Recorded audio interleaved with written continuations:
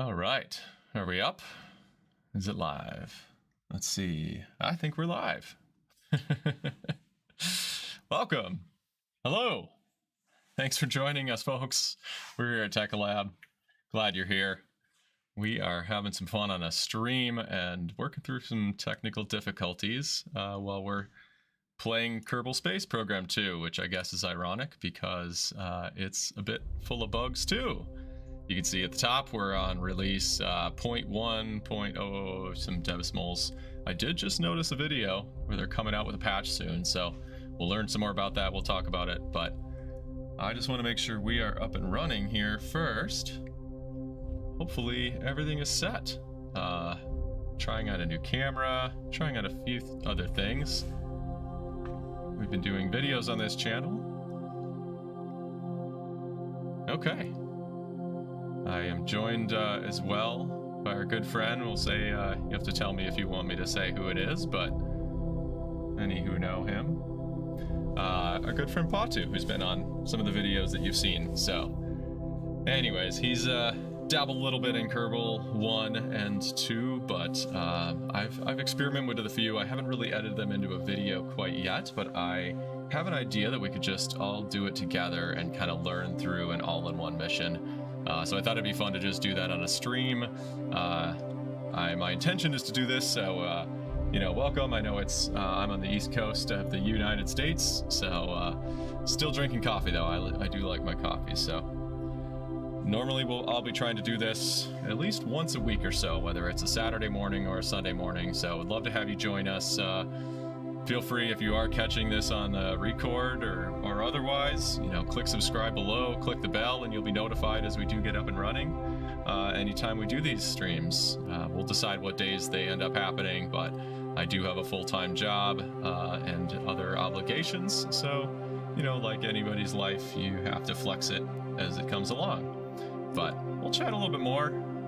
I'll talk through this, but let's start a campaign together, and you may tell by the thumbnail and the description, we're going to try to do a Duna mission. So, for those not familiar with Kerbal, that is a Mars analog. So you've got a thin atmosphere, you've got that dusty red planet look. It's a pretty cool place to travel to. I'll be honest, interplanetary travel in Kerbal 2 is supposedly pretty difficult, but let's just get started. So, a couple things. We'll start this off. I really don't know what either of these say, but I don't know quite which goes where or what it is supposed to be, but I'll do this. And we'll pick our flag. And we did go ahead and make ourselves a custom flag. That's going to be kind of fun. It's a pretty basic one to start, but gives us something to work with. I'm going to go ahead and match our favorite handshake colors. Kind of like those. We'll find as close as we can get. We'll go with that. Nice bright orange. Try a little lighter blue. See what that turns into. Sure. All right, set agency colors. Now I do need to, where do I go and change the settings? This part is important, and I make sure you note this because this is an error that I found on my past campaign. So first time user experience, I don't really want to click through that. We'll talk through it. Things just keep on popping up.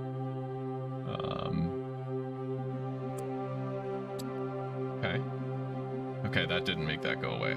I thought I wasn't able to select colors or something. But never mind. All right, so start campaign. Where did my settings go?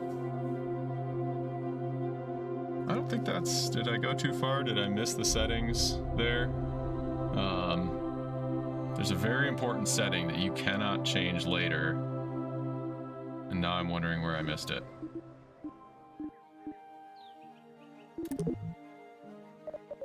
Boy. Okay, because I don't think... So what it is the ComNet.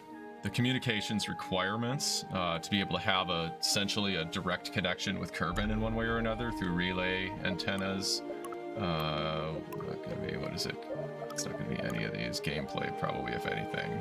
and it's not. So I don't want to deal with this. We'll go back. Sorry. Back to the main menu. We'll start this over. Exit without saving. Try it again. Okay, where did I miss this? So, start a new campaign. Okay, so you have to click the normal. Okay, here it is. This is what you want to make sure you turn off. Probes require ComNet for control. I highly recommend you turn off this setting right now. Until they have fixed a bug, and we'll talk through what happened to me.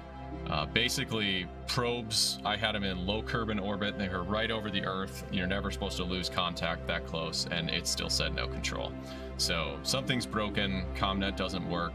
And then I actually had an unmanned lander with no Kerbals in it and no antennas, or I had one, but it was an undeployed antenna, and it was connected. So no rhyme or reason as far as what's connected and what isn't. Probably has to do with how it's built.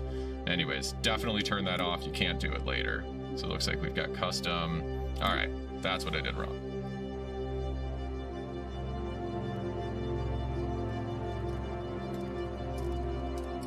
Try this again.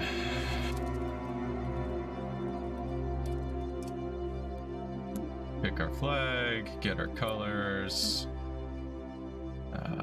That's the beauty of a live stream, and I can tell you that's not going to be the first thing we're going to have to work through, which makes live streaming a little bit of a risky thing here to do with Kerbal, but maybe it gives you the first time user experience. So hopefully this works out. I'd love to check out this chat display. We're trying a new thing on that as well. So I do want to see, I think I need to go a little brighter with this one. Yeah, we'll try that. Okay. Custom, that was really all I wanted to change.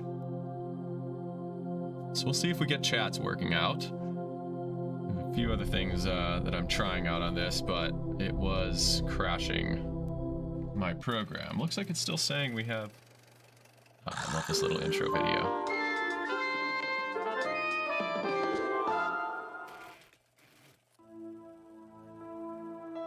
Your new space program, leaping forward into the cosmos. Since the dawn of Kerbal kind, we have looked to the sky and wondered what sublime mysteries lie hidden in the darkness, like jewels never beheld. These untold treasures may soon reveal themselves due to the efforts of recently founded Kerbals SpaceTwo. Oh my! I think that might have been the only copy of the orientation film. Hold on! Slides, somewhere. Welcome to your first day running the Kerbal Space Program. This campus hosts the greatest ever gathering of astronomers, astronauts, and engineers. After years of focused effort, this collection of geniuses has created several very impressive buildings. We believe we have all the necessary pieces to take our first steps off the ground. The best way to advance our technologies further is to get up there and learn by doing. All we need now is somebody to show us how to put all these parts together. Well, we also need somebody to help us out with the flying. We need a lot of help, actually. That's why you're here. My name is Paige, by the way. If you need any hints, feel free to visit me over at the training center. Everything in there is well padded, so it's a great place to get up and running. Welcome aboard! All right. Fun little video. We'll include that in. I liked that. I didn't want to interrupt it. I will say these things keep popping up, and I'm not going to read through them with you guys. I encourage you to play the game yourselves, and let's see if I can turn that back off now this first time user experience.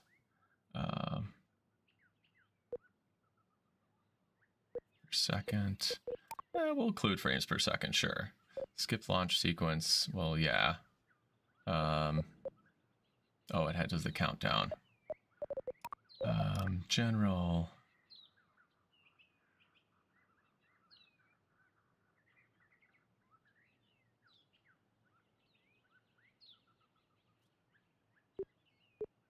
Oh, they did have this here. I don't know why I didn't notice this before. Okay. But of course now I can't turn off the beginner mode, where it's going to pop all of those up. We'll see how annoying that gets. That was what I just toggled off on the other one before. Anyways, let's begin. Jumping into our Mars mission. Always something we're going to learn together, like I said, on this. I haven't built any. We're going to do this craft together from scratch. These are the things we're just going to click through. Don't need it, don't need it. We'll talk through that. I'll explain everything that just was. Really. Is it...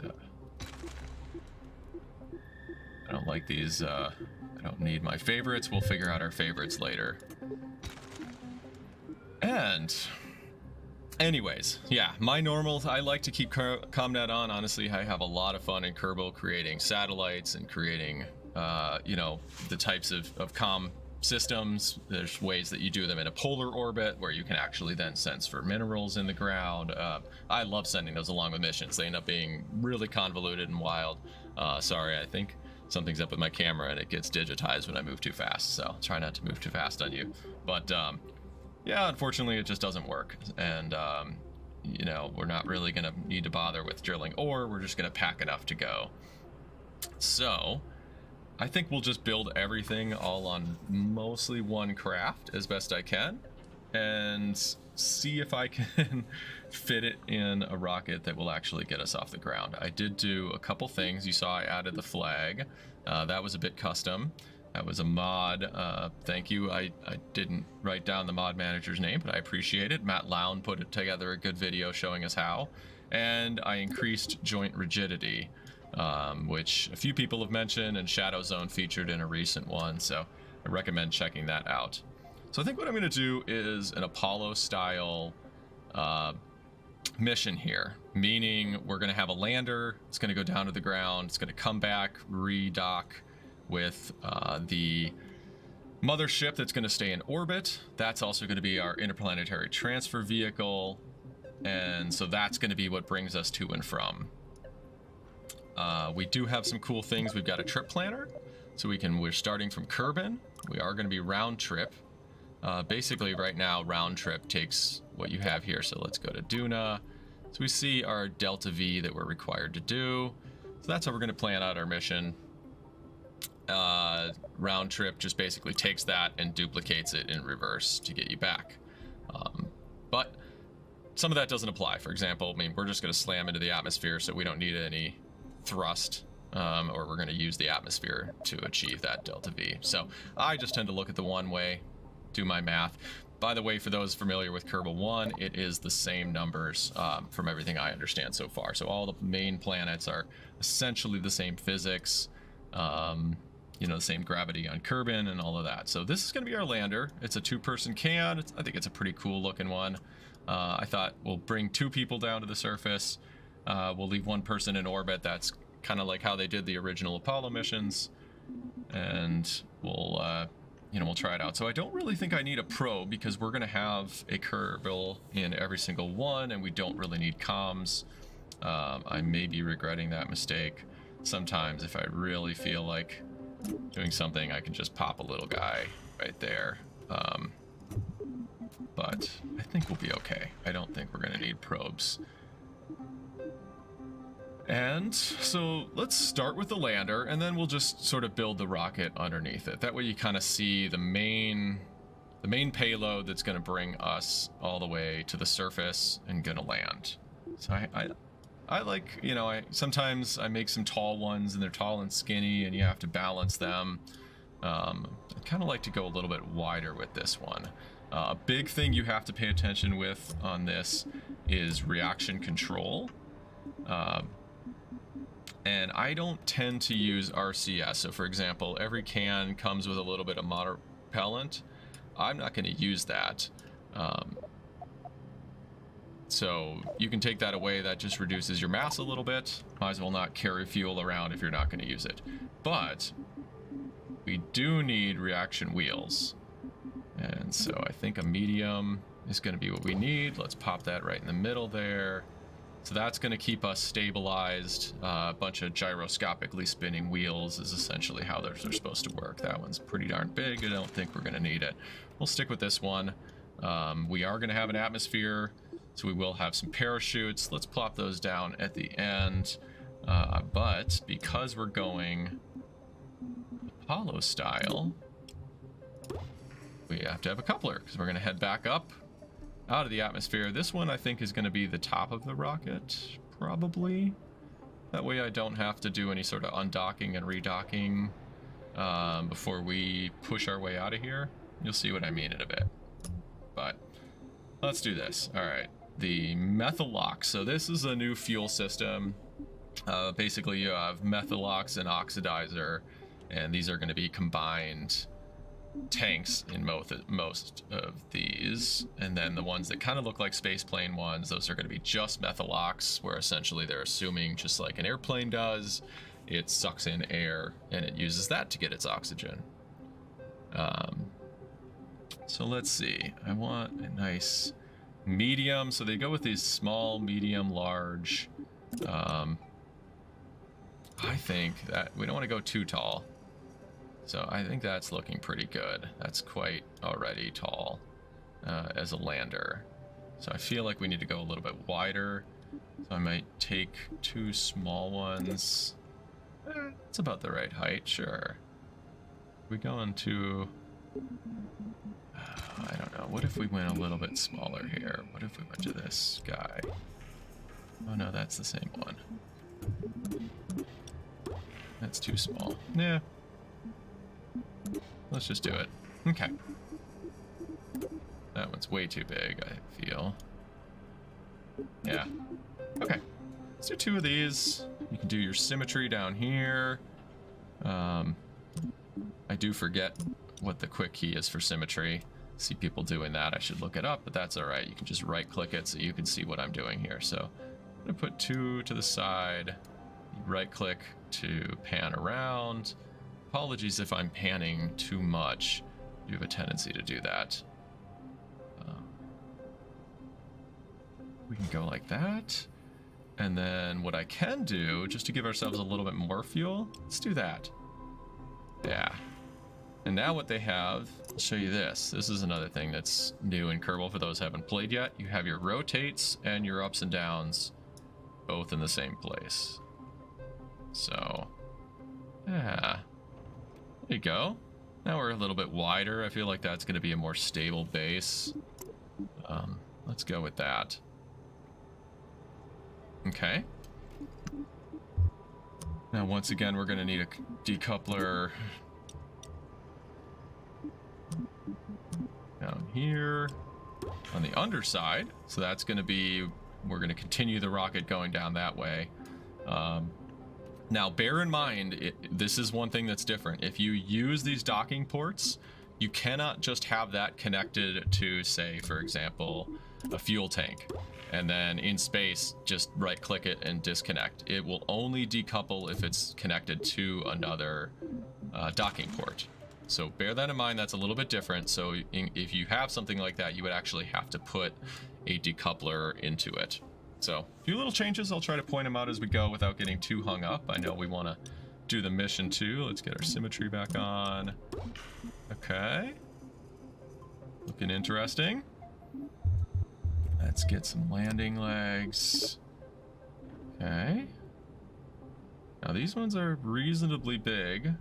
We can test them out later, but I guess let's start with that. Legs extended. How's that look? That looks well below the engine bells, but we're going to get a little bit of compression when we land. So that's probably a pretty good spot. Now I can't quite tell the snap. The symmetry is a little bit harder. Normally if you started to move something, it would move it to a good snap position. So for example, if we now try to put another one over here, you see it's not really snapping, even though I have the magnet on. So kind of have to eyeball it. And I'm pretty sure when we go to move it, yeah, it's not going to lock. It only snaps exactly from where you started it. So you kind of have to start it in the right place. Let's hope I did that correctly. We can extend them both. The parts manager, boy, it is a big one. I'll tell you what, that it definitely is. Sometimes you can move it down here. Even does that look? But great. I love it. How's the stream still doing? Do we have everything working out? Does it seem like... Alright, thank you. Yeah, I know, I'm moving fast in the beginning. Yeah, sorry everybody. I kind of have a tendency to fly through here, so... yeah, Pawtu, feel free to interrupt me if you feel like you want me to explain anything more, because I've talked through a lot. I know I talked through the reaction control here is probably a unique one where it's like, what the heck was that little thing? Basically, it's so that you don't have to use thrusters and things if you want to point in a certain direction. Other than that, if you're out in space, you're just gonna tumble wildly. So you kind of have to put that in there, because that's about the only way you can make sure you're pointing in the right direction, unless you're actually firing an engine that can make you move in that direction. So some of this I'm talking for people that have already done Kerbal before, and in other cases I want to make sure I'm explaining things for anybody that might be new to this whole series. So I know we have quite a lot of variety in here, and for those that are maybe just considering joining up with the Kerbal series, starting right with Kerbal 2, just know, and I joked in the beginning, it is very early access. So if you haven't watched other people's videos, there's a lot of bugs. I've made some mistakes of not quick saving, so make sure you're saving as you go. Save some older copies just in case you have an issue, and you have to revert back a little bit in time. Hopefully we don't have too many of those issues. But yeah, we're just gonna have to do this together here.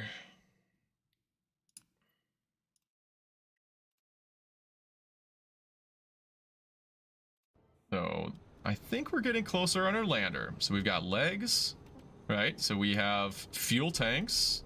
We've got one big fuel tank in the middle. We can see right now, this alone has 4,172. I am kind of in the way down here in the corner. Another thing that you can look at is we have our parts manager in the way, but right next to it is the engineer's report. There we have a few more things. Now, this is one thing I wasn't quite sure about, is thrust to weight ratio. And unfortunately, they haven't set that for Duna, so I don't know how powerful this thing is going to be on Duna.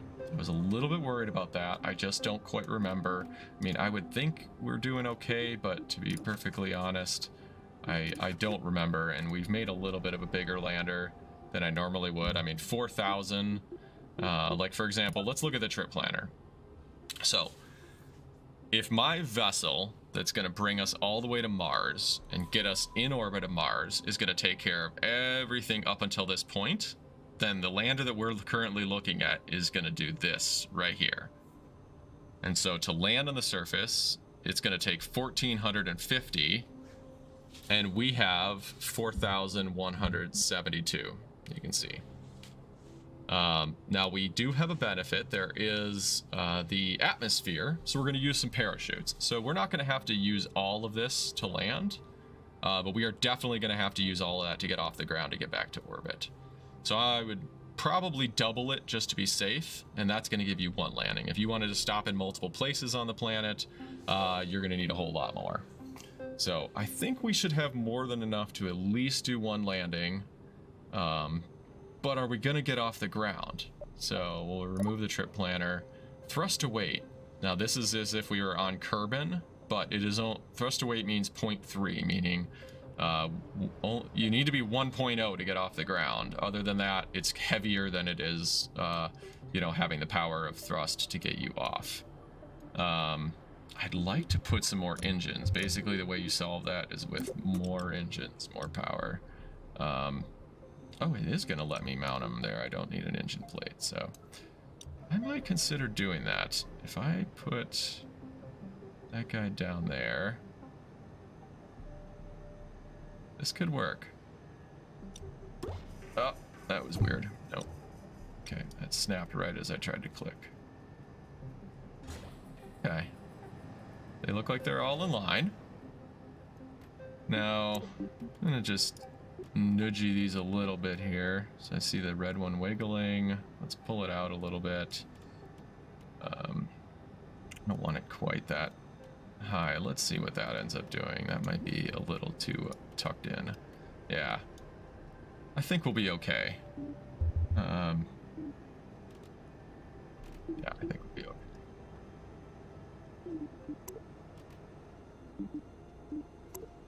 This guy, okay. That's another bug. Okay. So, you can see... Now that's interesting. Thrust to weight actually went down. Okay, that's another bug of some sort. If I move... Actually, see over here on the staging, right here? Let's drag these together. Okay, so now I drug them together. There we go. Now it's 0.6. Okay. So, there's always something. Some of it's a bug, some of it's something else. Let's save this guy. First, Duna, lander, and this is going to be the whole thing. There is a way to do sub-assemblies next to each other in here, which I think is pretty cool. I'm gonna call this one intentional save, but that's what goes in the description down here. I get really confused by these autosave workspaces, to be honest, and sometimes I accidentally have deleted my own craft because I'm trying to clear up all these things that are constantly saving. So I'm gonna go ahead and call it intentional save. When you have like a workspace name, I'll be honest, I don't know how a lot of this is working yet. Now we've got our craft, so a few things you need to be mindful of is you need electricity. You need electricity to run this little reaction control wheel system. That takes electricity. Several other things take electricity. Your pod, if you have a light on. So having some stored energy on board, I can't tell yet on these pods how much energy they actually store. So we'll just take a 400, a larger size battery here. The Z400 is pretty big. You can see electric charge is 400. I'm gonna put those here. I did not do any RCS. Personally, I'm not a big RCS user, so that was the question, is Pawtu here is what RCS, and if you want me to pull your voice up, I'm more than happy to, but anyways, you can do those. To me, it's a fuel. You run out of the fuel eventually anyways. Hopefully you have enough for the whole mission, but it's a whole nother system. Then you have to have little RCS engines, and that's why I stick with these wheels, because if you just have enough electricity, you can always recharge the electricity through your solar. So personally, I almost never use RCS. The main reason that you often will use RCS is when you're trying to dock in orbit, because you can do lateral movements, and you can do other things. Oh, looks like the camera got off. I'll just turn that until I fix it. It does lateral movements like left and right while you're facing in the same direction, which can be really helpful if you're trying to line up, two different docks and then bring them in together. Really, if you just have the wheels that we have, they kind of pitch and yaw. But I'll show you when we get to orbit. There's what they call the Lown lazy method. I'll give credit to some of the great content creators, and Matt Lown is the one that has been credited with this one, and I think it's a great one. And basically you just get one that points to another, and they'll always stay pointing at each other no matter what angle, and you don't need any RCS. They just find each other. The very top they're asking about, so that is a coupler that's the same as the bottom one here. And that is, you find it under this coupling here, and those are docking ports. So when you're watching like SpaceX, those are the things where they mate with the International Space Station, and then a little hatch internally opens up, and then that little hole in the middle of it, right in the center would open up, and technically then Kerbals could climb in between the two, or humans on our systems. So those can be disconnected and reconnected as many times as you want. Normally you want them on the nose of the craft because it's a lot harder to dock if the engines are facing the same direction. It just makes it very difficult because you can only go backwards away from what you're trying to dock towards. And so I almost always put one where the opposite side of my engines, so that the engines will push me towards what I'm trying to dock at. Now, you always want to do it really slowly, but at least you can just pulse them to get yourself just moving in the right direction. And I have one on the bottom because this is where we're going to have the continuation of this craft. And so I'm using that. Really, that once we disconnect this one, it's probably never going to get used again, but I do need it because of the new way that Kerbal 2 works. So, okay. We've got our batteries. Let's go back to the electricity and finish off what we're going to do with electrical. I'm a big fan, although there can be risky, of this type of solar panel here. It is the, you see it has like a little pod, and it looks, you know, it looks like it's in a little briefcase. That's the type that I really like, personally, and that's because it can survive going through the heat of the planet. And also, when you extend it, it sticks out nice and far. So let's say the sun was coming from this angle, and you can see, I can't even see that other solar panel.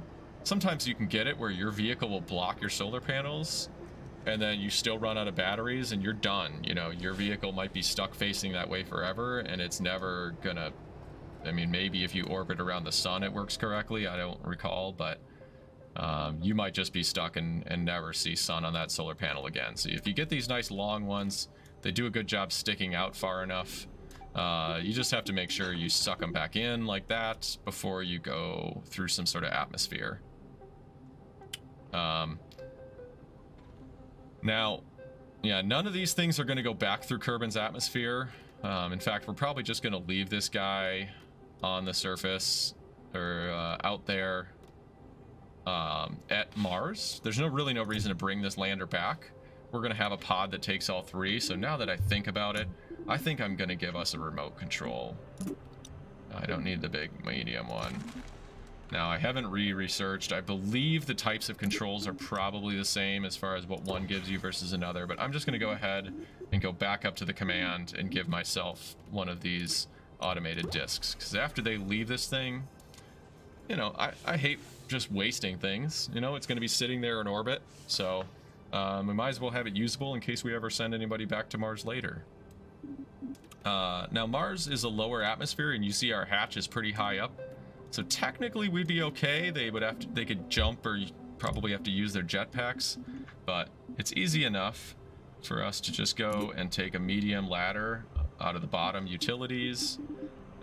We'll just do symmetry 1, and I'm just gonna pop this thing right underneath this ladder. Let's see how far it goes. Yeah, makes it basically all the way to the ground.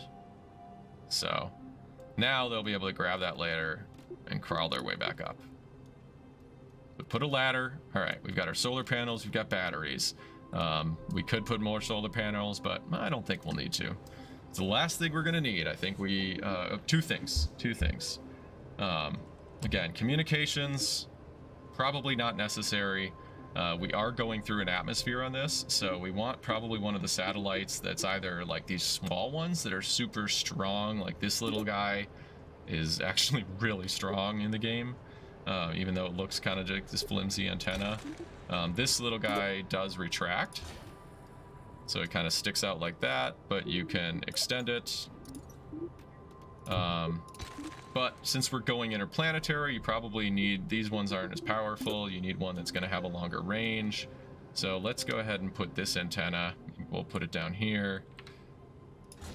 And you see how it's nice and tucked up neatly? That's going to let us go through the atmosphere, and then we'll extend it, and then that will be what it looks like when it needs to talk to anybody. So now we've got an antenna so we can communicate.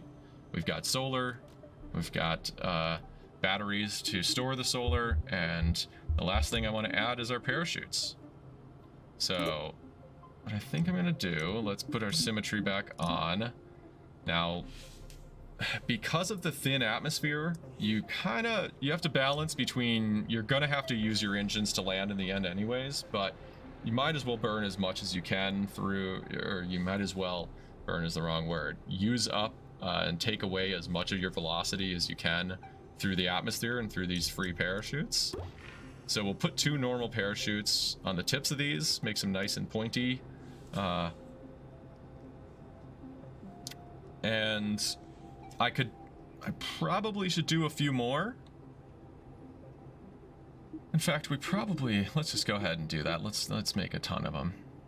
A fair amount, I should say.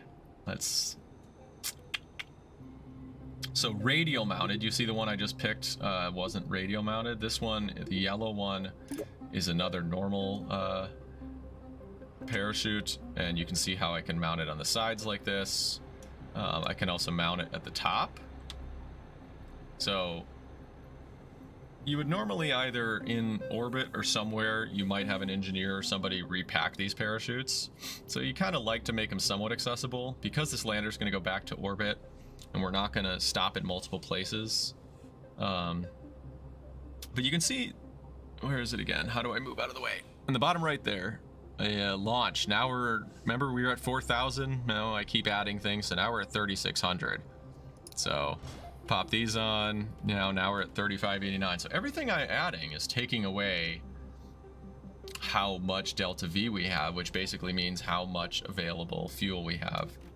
Oh, here's another thing before I forget. This is important. It does look like it's defaulted as on. Make sure you turn this off. Right click on these docking ports. I would just do it on all of them, and it has a fuel crossfeed. Turn that off. Fuel crossfeed, make sure that is off. We absolutely want that off. We'll deal with staging later. I'm not going to get distracted with staging. Make sure you have that turned off, because what I found was, in the old game, that was defaulted off. And what that means is you're going to use your base rocket to get you all the way to space in orbit. But for some reason, it's sitting here burning fuel from the lander that you don't want to have to be using until you get to Mars. So why would I want to use up the fuel that I so preciously stored here when I could just make my rocket bigger in the beginning and leave that in Earth? So if you turn off crossfeed, it's going to make sure all the fuel in here stays in here, which is what you want. Okay, so we've got our normal parachutes. The last thing I'm going to add is a drogue. Which is the red and white ones, and we can decide either we want to go with a radial one or not, because we don't have any more tips to point them on. I think we need this guy, and I you know, again, I'm kind of being really conservative with this. People are going to laugh when you play the, you know, people who've played this game before, but yeah, I'm just going to go ahead and put 4 drogue chutes on. So we have a ton of parachutes on this. The good news is, you know, yes, we just took away a fair amount of our delta V, but we really are going to be coming down to the ground maybe almost slow enough that we can actually just land with our parachutes, or maybe just give a little pulse at the end. So we're going to save some fuel by adding some weight. Hopefully the balance is right. That's why I tend to do it conservative, because it's Kerbal. Okay, that's it. Let's hit save. Hit save again. We've got all these other ones. Overwrite, sure. And that's our lander. So again, engines and fuel, that's your first. Where do the Kerbals go? We've got a little pod for 2 of them. Communications, we've got landing legs. It's Duna, so we've got parachutes, we've got solar. So good to do a double check all of that. And then command and control. I will tell you, things are not nearly, you know, as effective. Like these pods, I don't even know if they have normal built-in reaction wheels. So just bear that in mind. You have to add more of these reaction wheels than you ever were used to in the past. So, okay, that's going to be our lander. And we can pop out our wheels again just to show what that looks like. And then once we get to the ground, we'll pop our antenna back out. We'll pop our solar back out. And there she is. You know, so no, it's not gonna be mining any fuel or anything. That stuff is very heavy. So it's just a lander, just to get to the surface, plant a fig, check things out, smell the smells, see the sights, and then we'll move on. All right.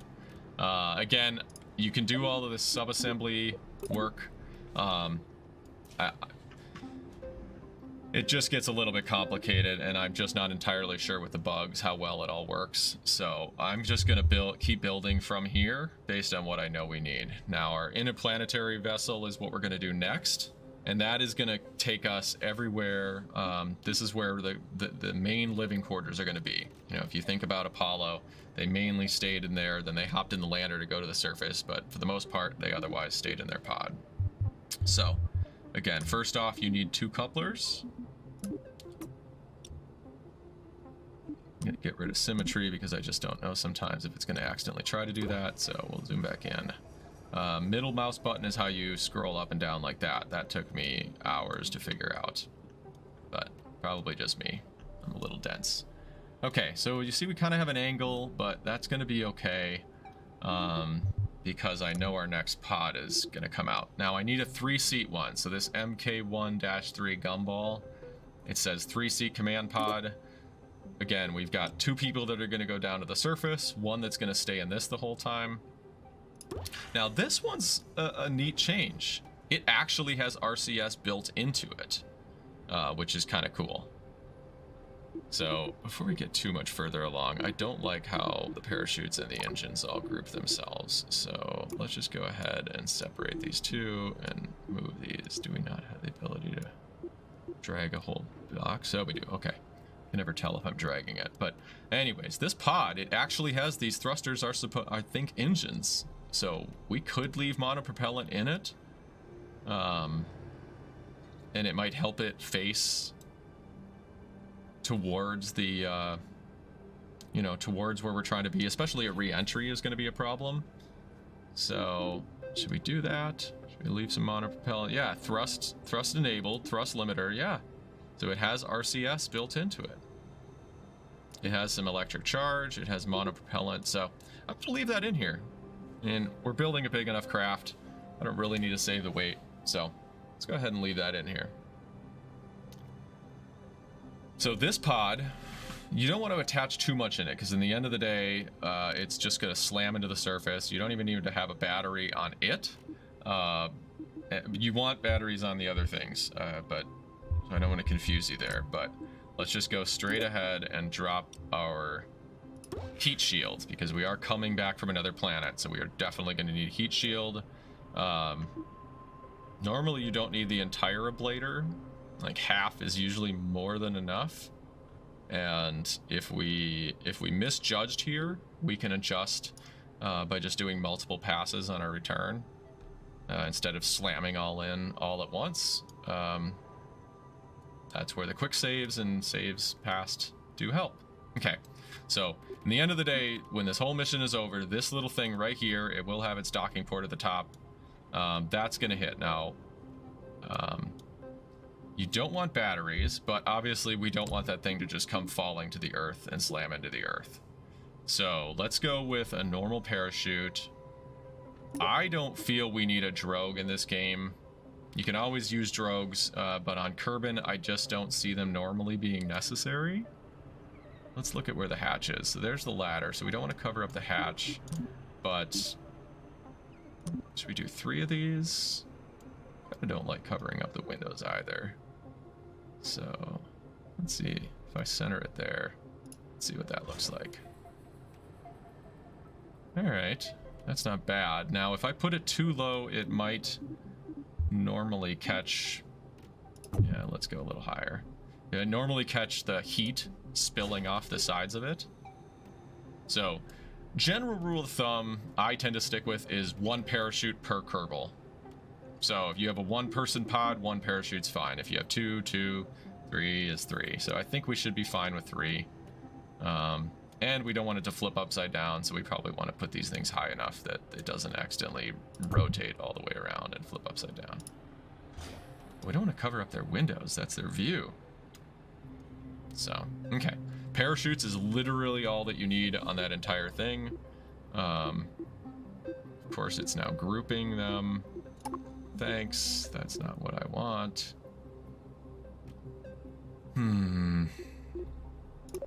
Guess we need to break them out. Let's see.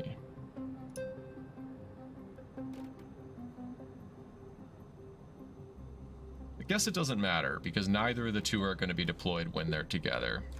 But I don't like that it grouped them. That is quite annoying. But I don't think it'll affect us. Moving on. Alright, so we've got our parachutes. That's literally all you need on a return vehicle. That's also going to be where they're going to be hanging out all the time on their way to Mars.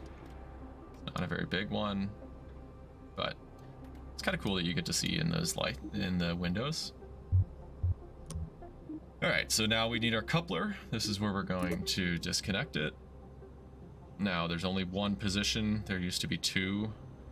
So you just pop it on, makes it look nice and clean. Now, this is really interesting. It completely ignored my color scheme. I'm just noticing. Strange. Now, let's play around with this. I actually haven't really used this color manager, so we're going to apply it to the whole color. Base. We like our orange. Oh, set as agency colors. Restore agency colors. I don't know what happened, so another glitch. Anyways, we lost our colors, but I guess that's that. Set as agency colors. And how do I set it? Apply. There we go. Alright. Now we have some cool colors. A little crazy looking, but at least it's not your boring generic things. Can I get rid of that? Oh, we go back here. Okay, so then that makes that go away. All right. I actually hadn't played with that before. I've seen it on the videos, so I was curious, but okay. Let's see what's next. We need to, I think we're just gonna go straight to our fuel tank. So for an interplanetary, I want to try out these new nuclear ones. I really am curious about them. So we'll go to fuel tanks. I'm gonna shrink all of these. And now here's a big question. Do we think we're going to be aerodynamic enough that I can skip? It's a good question. I think we're going to be okay. Yeah, okay. Sorry, I am just kind of talking out loud here, but what I'm trying to think of is, do I want the fairing, basically the clamshell that goes around this, because this is obviously not very aerodynamic, so that's not what it's going to look like when we're going up through the atmosphere. We're going to cover that in a nice clamshell. So do I want to start that right here and just cover up this guy? Or do I want to cover up the entire next vessel, which is pretty long? It's going to make it pretty tall. I'll just show you here what it looks like. It's going to be, I think we're going to use this tank. Turn off symmetry so it doesn't do something weird. It does look very strange. But I think from that point down, we'll be okay, and I'm using the large. Now, XL is massive, and we don't even have an XL, and then 2X is just ridiculous. So, obviously, you can make some really amazingly large vessels. Those are going to be a lot easier to do when they start building outposts and orbital assemblies, but anyways, so I'm just kind of play around and I visualize, and so I'm thinking out loud here that I think what I'm going to want to do is let's just cap off what we've got right there, and then we can make the rest of our vessel. And it actually is going to give us a nice little mounting point for a few things. So let's go into payloads. This one here, fairing, and you did see we were on large. We've been working with medium the whole time. You can see how large is there, and that kind of matches how big that other one was. So we don't need to build it, because now we have this nice little plate that we can actually use. And just for visuals, I'll put that tank back on there. And I've used this before on an interplanetary, and it seemed like it was quite effective. Again, we're kind of losing a lot of our stats at this point. Unfortunately, they don't really give you the ability to see your stats by stage or anything like the old game. So if you want to individually build these up as you go, and then you can either do merge, you can do, you know, some other things. I encourage you to try it if you want. I don't know how much of it will or won't glitch in terms of how things merge. I don't know if that's what was causing my issues with my satellites or what could have been doing that. But anyways, it's just something to think about as you kind of work these through. But now you can kind of see what that's going to do. That fairing is now from this point. We don't have this little thing that goes in and then out. We can just start to build a nice little rounded clamshell, and that's what it's going to look like. I'll show you what that looks like in a bit, but what I want to do first, oh, I didn't get a chance to tell everybody. I did go into the config file. I think I actually mentioned it now that I think about it, but you see I'm not making a ton of struts. They used to have in the old one auto strut, where you would just be able to click a part and say, you know, basically make it rigid as if you had struts. Unfortunately, they took that away. But I did go into config file and I increased joint rigidity. That seems to be people's way of getting around it. I've done the struts, don't get me wrong. Like it's, now why am I not, this is interesting. Okay, now we sail 4. I've done it, but of course now we have 4 more parts that I just added right there. So the more you keep adding parts, the more you add lag, and if you have to strut the heck out of everything, it's just no good for anybody. So I'll put 4 there because that just looks really flimsy. I don't know how well that joint's going to hold up, so we'll put 4 struts.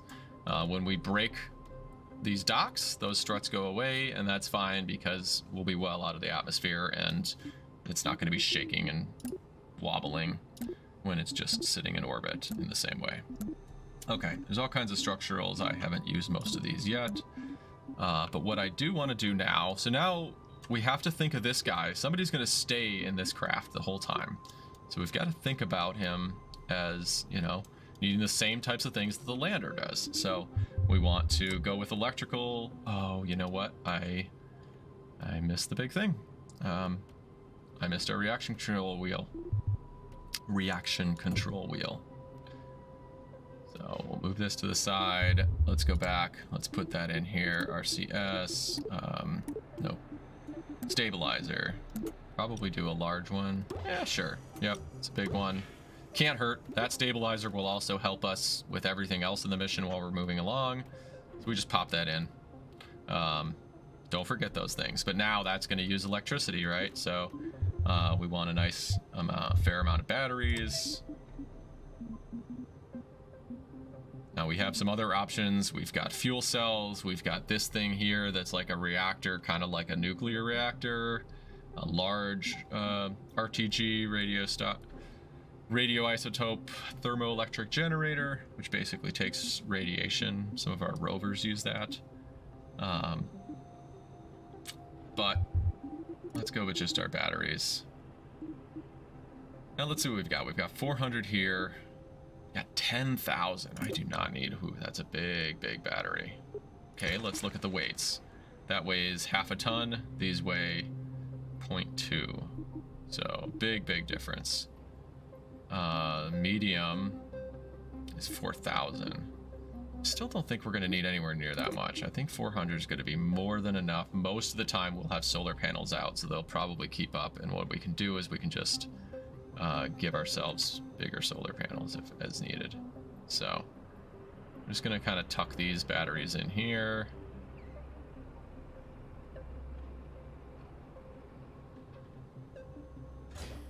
Okay. So that's 4 times 400. That's quite a lot. Still not as much as that, but the mass is only 0.8 instead of, or 0.08 instead of 2. So only blowing a 0.08. And then we need solar panels. Now, this guy is going to mostly stay in space. What is this Colossus? I actually haven't seen them. They look really cool. Let's see what they look like.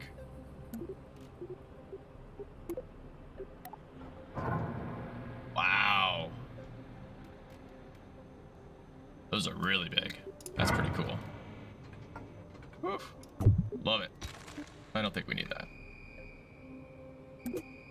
Let's just do 2 of these guys.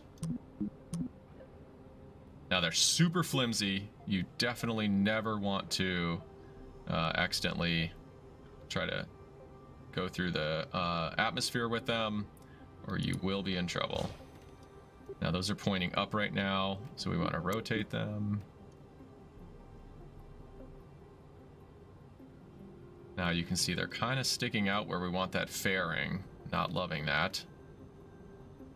But if I put them up higher, I mean, I can put them up higher. It's just they're going to be going onto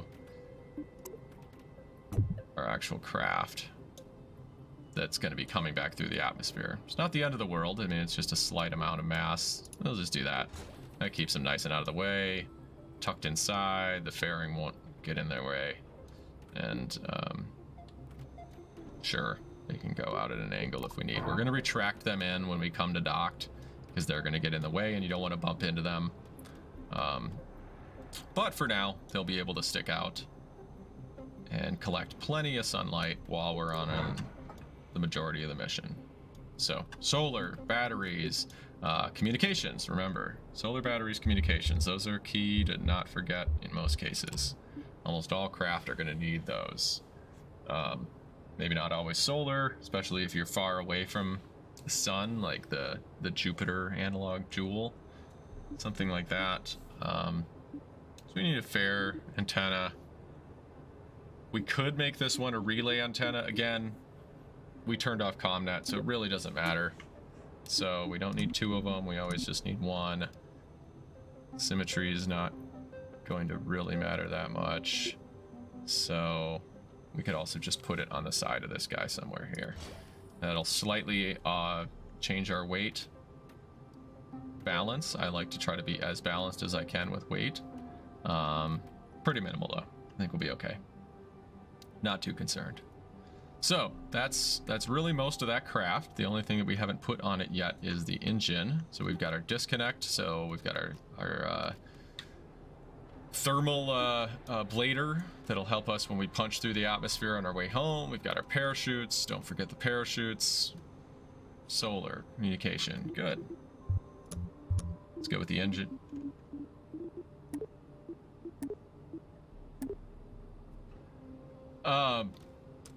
So between this large tank and the fairing itself is another one of those reaction wheel devices that takes electricity to keep you pointed in the right direction. So that is in the bottom here under utility and stabilizers, and I put a large one of those, large reaction wheel. So I would always make sure you have a reaction wheel on every one of your crafts that are going to be independent on their own. Pawtu, I can't hear you. I can turn you on, but are you playing alongside or are you just watching? Are you really? Oh, awesome. We could pull you up if you wanted.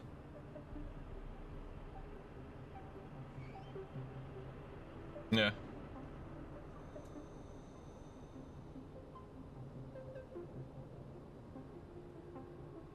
Yeah, I mean, feel free to pull it up even if we don't put it on the stream. I can give it a glance too. No, you want? Do you want me to pull your voice up? Yeah. Let's see. Still connected. Everything's looking good.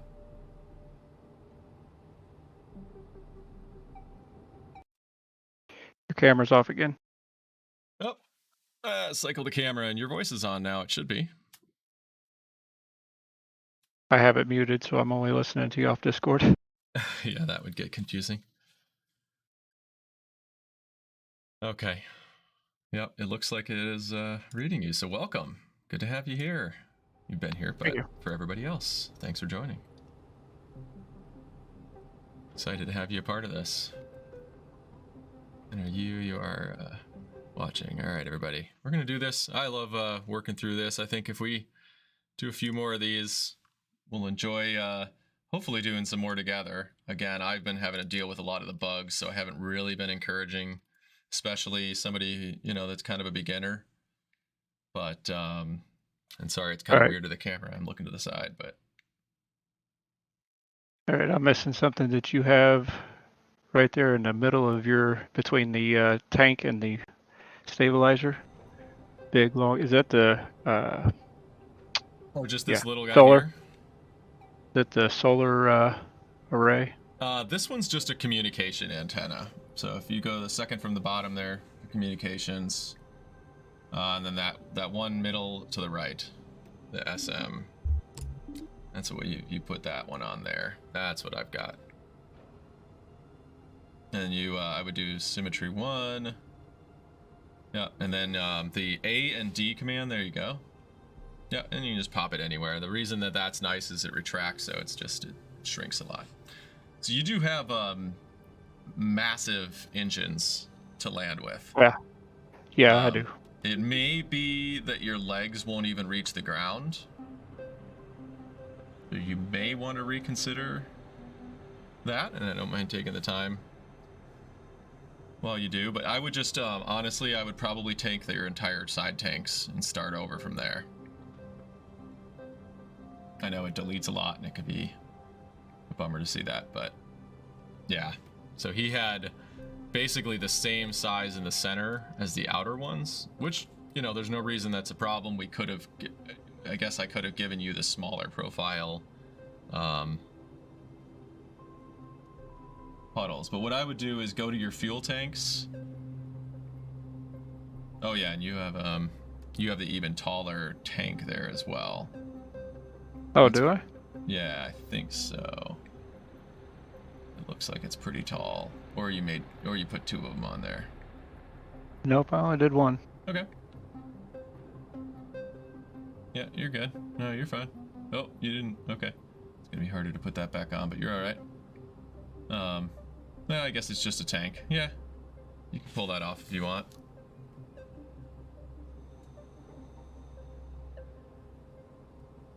We'll work you through it. So he has a really so which tall tank one did here. you use? So I would go with the medium, the one on the right-hand side. MD to the right. One more down.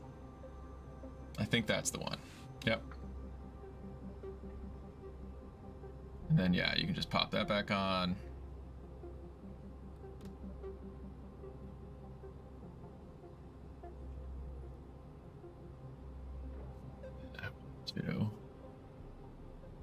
Flip over to your screen here.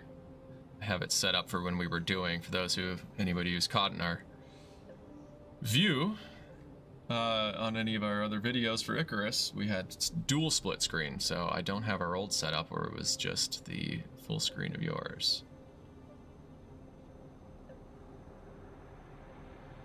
So if you do that guy, and then, yeah, small, the one on the right-hand side again. Yep. Yep. And then do that on the side.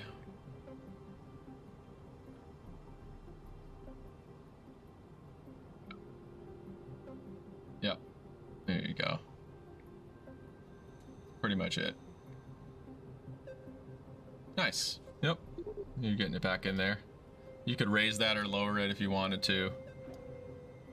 Pop your engines on there. I think while you're doing that, I may go ahead and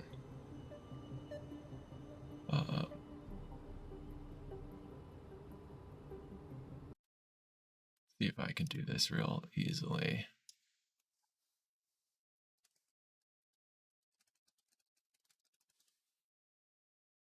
Right. And then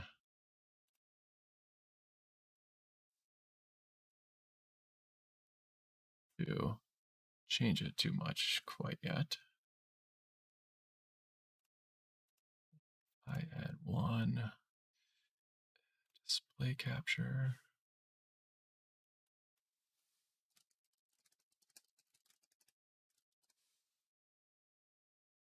Make source visible or make that not visible just to start. display here. Is it this one? Nope. This guy. All right. I think capture cursor, sure. Let's see if it's centered. Looks like it's pretty good. Okay. And then on this one, if I remove you and add you, now people can see what you're doing. All right, they can see what I'm messing up. That's awesome. But this is how we all learn together. So now we can talk through it and people know what we're talking about. So I kind of tried to explain, but you are whipping along, aren't you?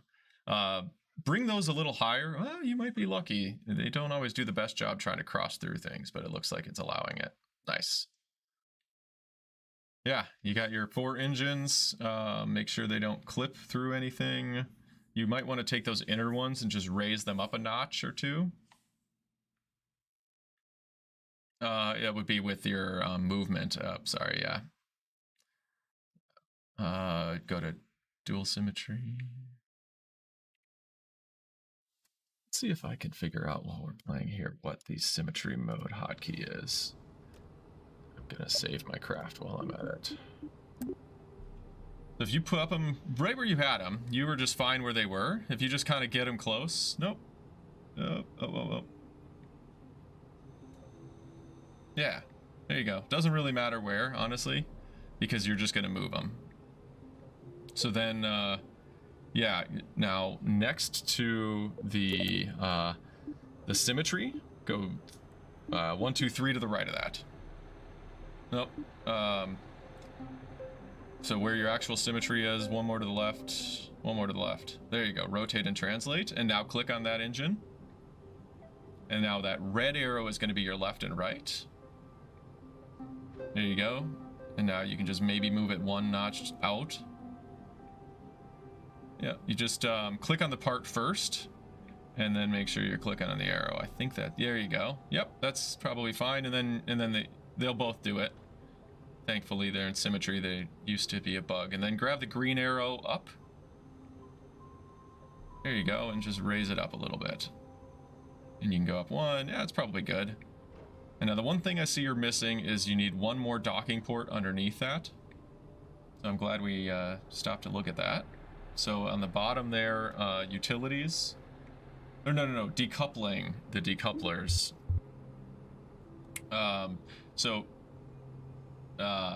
Just grab a new part on your left. Yep, that's the part you're wanting. You technically could hold Alt and click it and it would create a duplicate, but not necessarily how you have it there. So I would put that one back on the craft that you just had it on.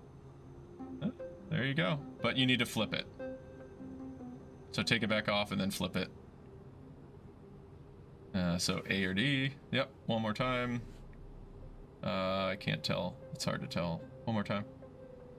Try to get it flat. Yeah, that looks good. Nice. Hey, you're moving fast on this. So, there you go. Yep, find the one that... There. Nice one. Okay, so all the stuff that we had you remove when you pulled off those side tanks, we'll want to make sure you add back on. Yeah, there you go. Yeah, good enough. Nice.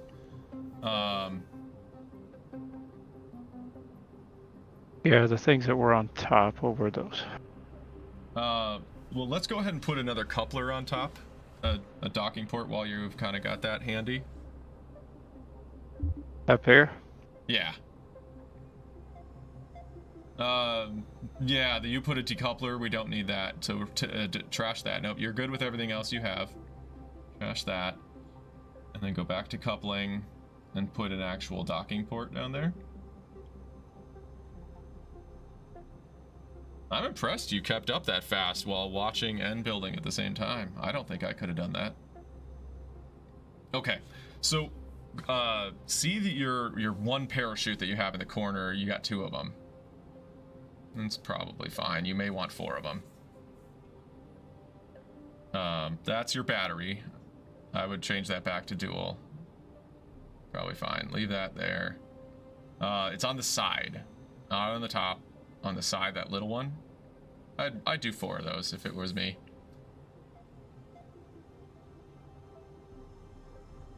One more over. Might not be symmetric. One more notch over. There you go. That's just me. That's my OCD. Okay. I see my shoulders disappearing in the reflection. All right, so then we just want to add those little pointy engine bells or fuel tanks that we had from before. There you go. So I would go small. Yep. Small size. Boom. Drop them in and then put on the tip another parachute on the tip of them. So parachutes are all the way at the bottom. Utility, that orange one, extra small. Yep. Yeah, as long as you have, yep, some, it's good to match. If it's two, it's two, you might as well. All right, so you've got your batteries. The last thing is your solar panels. We probably missed, those got removed too. So go to your electrical. And yeah, that little, not that one doesn't retract again. So do the one bottom left there, yep. And then we did them on the outside of those tanks. You could put them wherever you wanted, but, and then if you go a little bit higher, if you put them kind of past the rounded part, again, that's just how I operate. You don't necessarily need to. But what that does is it kind of keeps it out of the heat range. Oops.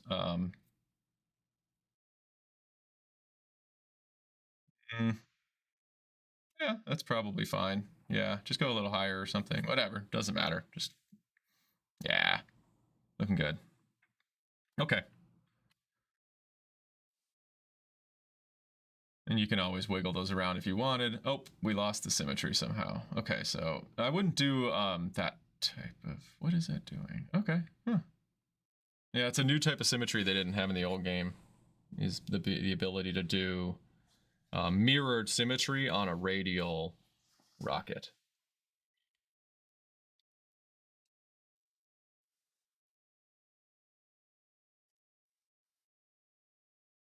Nice. I think you have everything on that one. Yeah. We'll have to do a ton of staging adjustment, but well done. Well done. I am very impressed. That was awesome. All right. And I didn't mention before, you do lose some of the little game audio when I have to alt-tab away. That's just a feature of this. So I'll go ahead and pull mine back up. Looks like we have another watcher. Awesome. Welcome. And now I guess I put you up on full, and so I lost some of my visibility here. I'm glad to have you here. Thanks for joining, everybody. For those who might come back later and watch the video, hopefully this has been helpful. You've got a couple different perspectives. Pawtu is a very, very fast learner. I clearly have too many hours in this game for how fast you were able to pick it up. But yeah, feel free to pop any questions in the chat. We can put them up if you'd like on the screen for anybody else. I'm happy to answer anything that you might like. We are doing a mission to Duna. We finished up our lander. We are about to finish our interplanetary travel vessel. And then the last thing we need to do is just make that big old rocket that gets us off the ground. That's just gonna be pretty dumb and full of fuel and engines, and that's gonna be it. We'll be about ready to launch. So make sure you save as you go. In this game, it's buggy. Don't forget to save. So engines. Now this is one we can just shrink everything down, go all the way down to the ones at the bottom, hydrogen, and this is a new engine, this Swerve, and I'm super excited about it. I really am excited to try it for two reasons. This is the one we had before, and if you, let's just look at the stats for a second here. What we've got is your ISP in vacuum, that bottom number is the one that's important. You want that to be as high as you can. So it's a mirror for me. I can't point all the way over there, but 900 in a vacuum there, but this new one is 1450. Basically, that's how fuel efficient it is. So that means you're going to get a lot more miles per gallon out of this new engine for the same amount of fuel. It's going to get a lot more. Now, secondly, is the thrust. So in a vacuum, this small one has 75 kilonewtons of thrust, and it weighs 3 tons. This one has 700, so almost 10 times the amount of thrust in a vacuum, and it weighs 10 tons, only about 3 times. So you're getting 10 times the thrust for about 3 times the mass, and you're getting more fuel efficiency. So this, and the other thing is it actually has a gimbal, which means it can help when the engine's running to keep you pointed in the right direction in addition to our RCS. So anyways, I'm super excited. Our craft is going to have this, so go ahead and grab it, pop that thing on the bottom, and that's going to just make this thing a beauty. I'm so excited to try that thing out. Haven't really been able to use it too much. I think I did a little bit of a testing, had some other issues, and then that's when I decided, you know what, let's just do this mission together. This is going to be a lot of fun. Okay. Now's when we get really big. So I'm already reaching the ground. We're gonna have to start raising this up. So make sure you grab whatever it is that highlights everything. Hopefully it's your initial pod that you started with. Grab it and just start shimmying it up. Shimmy, shimmy, shimmy. And when you do a right click and pan, it usually sort of recenters you. Unfortunately, the taller your rocket gets, more it is. But you know what? Before we get too far along, let's go ahead and build our fairing. Now that we think we're pretty much done, just gonna be overreactive with that. So the way you do that, you don't need to click anything yet. Just kind of hover near that fairing here, and you're gonna see this wrench icon. And this is a new way of building. So we'll click the wrench, and then you've got 2 arrows, and you see this plus, the green plus symbol while you're building it, and then eventually that plus goes away. That's how I realize you know if you're clipping into something. And so what you want to do is kind of start by as gradually as you can, getting yourself an angle. You can look at it from above that you feel like it's going to catch everything that you want within it. You can always retract it. So we're good. I'm going to try from there. And now from that plus, I'm going to go straight up. Let's see how that does. I'm still getting the plus all the way, so that's good.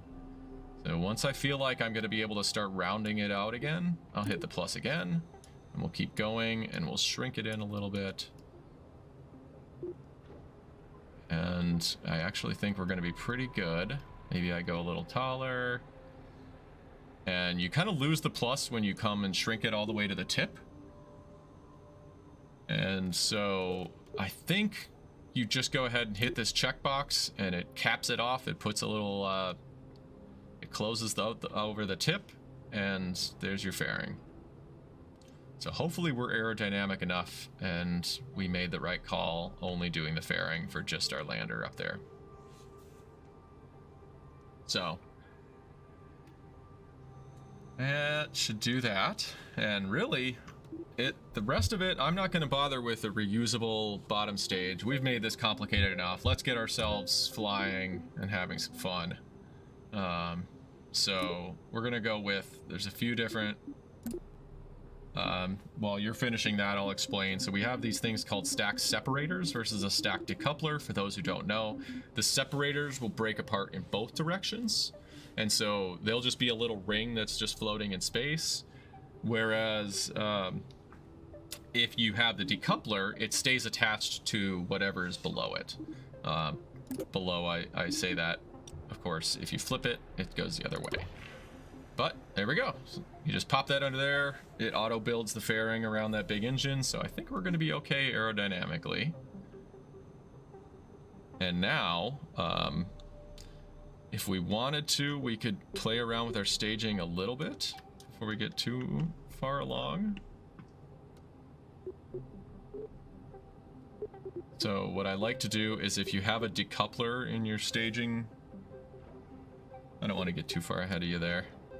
Maybe let's do just all how do I get staging the how do I get it to do the little point? I think it just stopped before it fully closed. Maybe try to shrink the red in a little bit more to the center. The arrow. Yeah, there you go. See how you lost that green plus symbol now? Now try to hit the green check mark at the bottom. There you go. Oh, okay. Yep. Sorry I didn't pull that up for everybody, but that's just a quick one. All right, well, let's do the staging all at once so we don't confuse ourselves. So go ahead and get yourself a decoupler, a large size decoupler. Stack decoupler is what you want, and pop that underneath that engine. That's it. All right, now we're just gonna go and get as big a fuel tank as we can. We really want to just get ourselves to the XL. That's what I've learned. We don't have an XL size engine yet, but I find I'm making rockets that are just too darn big that they don't get themselves off the ground.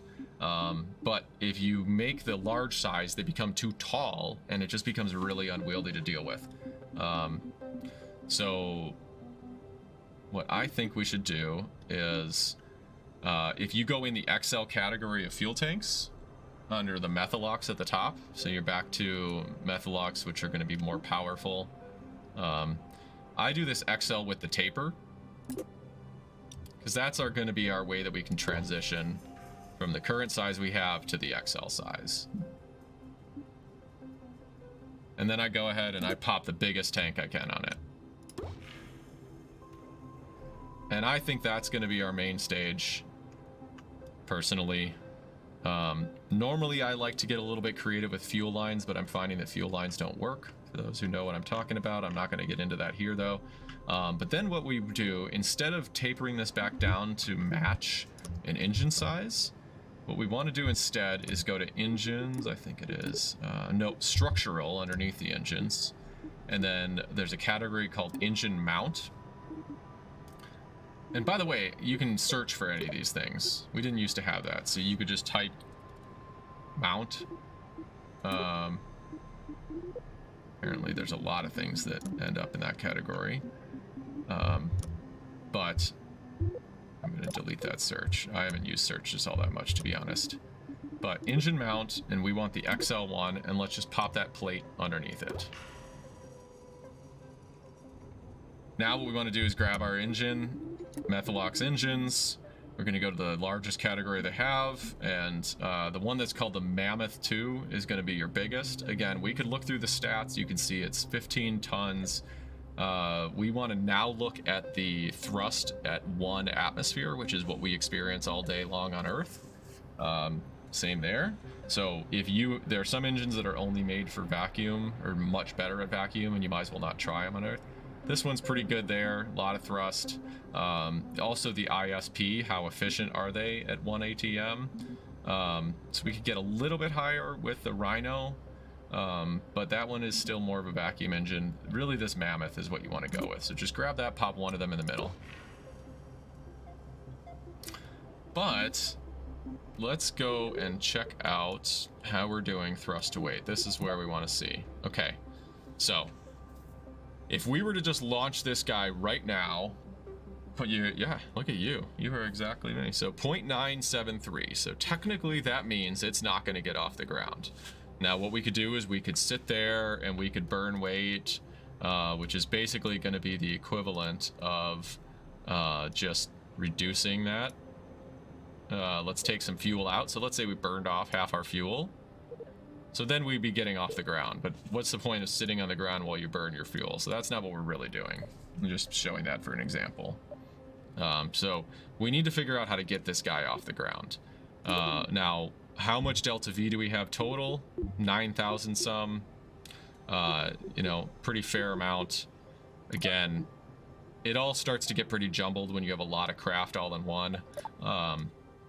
Pawtu, please don't remind me we want to not have fuel transfer from all the coupling points if I missed one or two, like this one right here. Actually, let's just go ahead and do that right now. So this one here, oh, fuel cross feed is turned off for that one. Oh, so that's what it was. Fuel cross feed on a docking port is defaulted on, but on a decoupler it's defaulted off, so that's good. And a different type of fuel tank. So anyways, we need to figure out how to get ourselves off the ground. And I think we're still going to be a bit low on thrust. So my feeling is, let's take these vectors are really, really powerful engines. These small vectors. I don't think we need an enormous amount of them. I want to go with 2 of them. I think 4 might be a bit much. especially because we're already nearly at 0.1. And if we can sneak that in right next to it there, that way we have one on either side. You can kind of see them sort of tucked in like that. I think that's going to help us. Obviously, our numbers got thrown off, if you can see on the right hand. Do dual symmetry. Yeah. Yeah, try to put them on the plate itself. It's like you can only see the edge of the plate, but sometimes it's easier to do it on the side that you're already on if you like square yourself right to it. I'm gonna go ahead and put you back on full screen.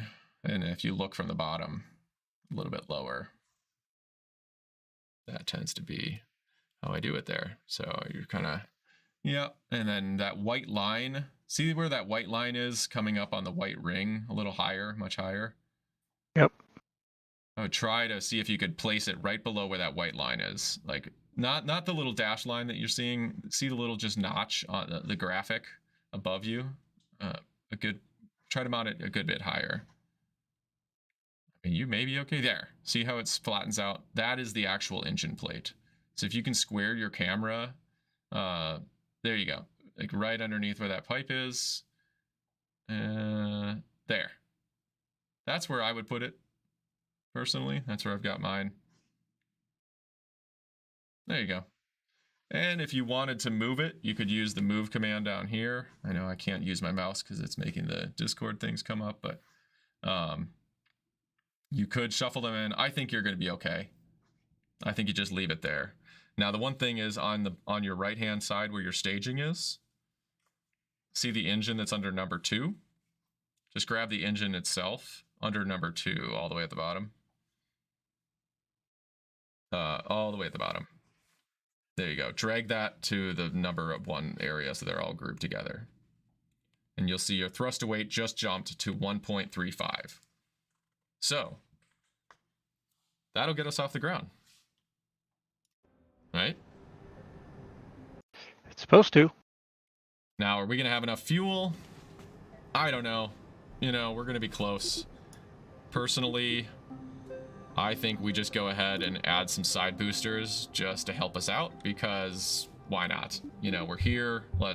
We've already got this big rocket. Let's keep as much of this fuel, and these things are pretty easy to take. And then we get to show everybody how to do a booster. So, one more time, we'll go to coupling. Now, I like to use these medium ones because they push them a little bit further away from the structure. Maybe we do 4 of them.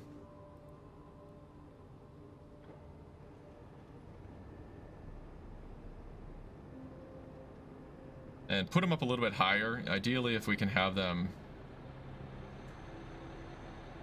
up high, I think that's going to do us the best good.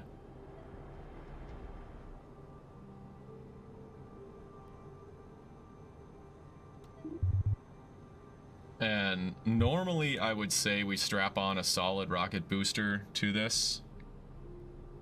Yeah, wherever you feel like. But here's why I'll show you I don't like these solid rocket boosters right now.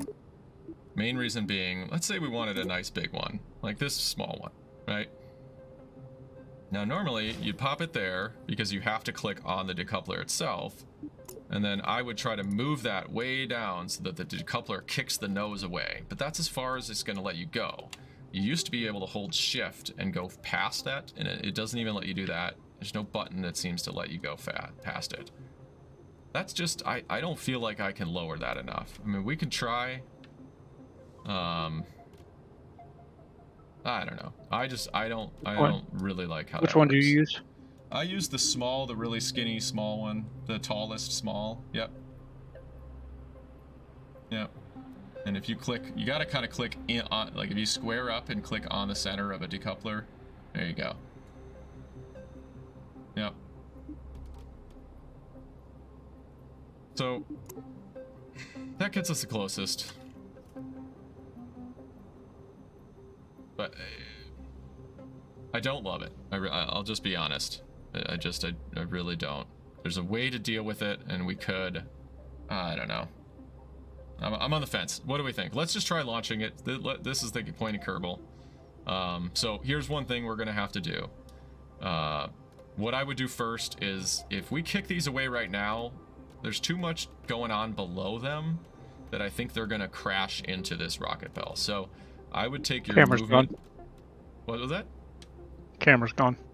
Oh, that's all right. I probably should just turn that thing off at some point, but as long as it's still working and not glitching, I suppose I'll just do the whole cycling. I have it on power save, should not be turning off, but it's a real old camera, so. All right, so if you click the move command on the decoupler itself, then we can move all of them, including the decoupler. And I say we go as below. I mean, you could go even crazy below her, but I think we lower it at least as far down. That way, by the time they start, you know, flying all over the place, they've gotten out of the way. Now, the one other thing, again, you normally don't have to do, except in this case, I think we will, is get at an angle right about like this, where you're squared up and zoomed in, looking at the top of this engine bell here. Okay. Now, you and get on the place instead of the movement command. Yep. One more. They rotate one more to the left. There you go. And try to look like I am at the actual top ring here. There you go. And you may want to zoom in, but what we're going to do here is, there you go. Good enough. Just try to square yourself up. Not being too picky, but it's just going to make your life easier. So then go ahead and grab that extra small solid rocket one that you see on your left. And if you place it towards the inner ring on top of that plate, yeah, just hanging off the edge a little bit if you can. That is going to be a rocket that's going to kick that nose away from everything else. And yeah, you can move it out if you want. It probably doesn't matter. It's not going to get in the way. Oh, again, aerodynamics, thankfully, are also not an issue in this game really yet. So you can kind of take liberty with a lot of things. So while you still kind of have that memory, let's go to staging now and fix it. So we have a few things to do. So these 4 engines, we can just hover around until you see the 4 engines we just placed. Right? And then find the decouplers that are highlighted below them. And we want to group those two together. We want those engines to fire off exactly when the other ones do. So I would grab the engines and drag them onto the decouplers, and that way they both fire at the exact same time. The other thing we want to do is these 4 solid rocket, the big boosters, when they're highlighted. We've got these 4. They're in the number 1 for you. I would drag those with those other engines that are currently in the number 3 for you also. And so one thing that has changed, what is in number 4 there? Did you already move that? 1, 2, 3, 1, 2. Yep, you're looking good. Okay, you've got that. I'm gonna save. Why is it showing 0 thrust weight? For mine? It's showing it on mine too. Actually, yeah, it is. It is, isn't it? Because the stage. You got to do the opposite. So now drag your category 1 above your number 2, because yeah, there you go. Exactly. Yep, I've got to do the same. There we go. All right, so now we've got nearly 2, so it's gonna just jump off the ground. 2 basically means you are falling. You're gonna rise as fast as you normally would if you were in free fall in the opposite direction. So that's pretty good. Lastly, if we want to, we could put a little aerodynamic tip over the top of them. That's under the aerodynamic wing looking section, and I think it's under small, and you can pop those on. It hides your engine. It makes it look nice and clean. Okay. We're doing. We'll see how far we get with this. Hopefully we can get ourselves at least into orbit. Maybe we can even get an interplanetary. Probably got maybe another hour and a half that we can keep at this personally. So hopefully we get pretty far. Now, we have joint rigidity on, but personally, these things look like they're kind of hanging off the edge. I think we should add some struts to them. So, they're kind of tricky, but I like to just try to find somewhere in this edge of them like that, and then just try to attach them. You could do 2 of them if you wanted.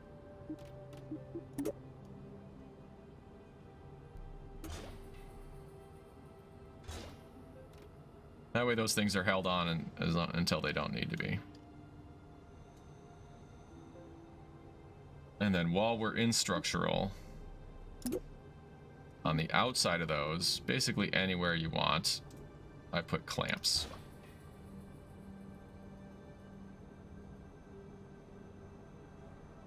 So that should help. And that's going to hold our rocket in place until we want to launch.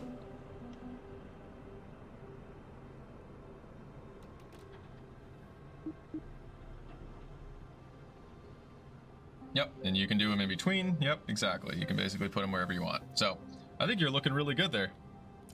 Everybody check out Pawtu's. So cool.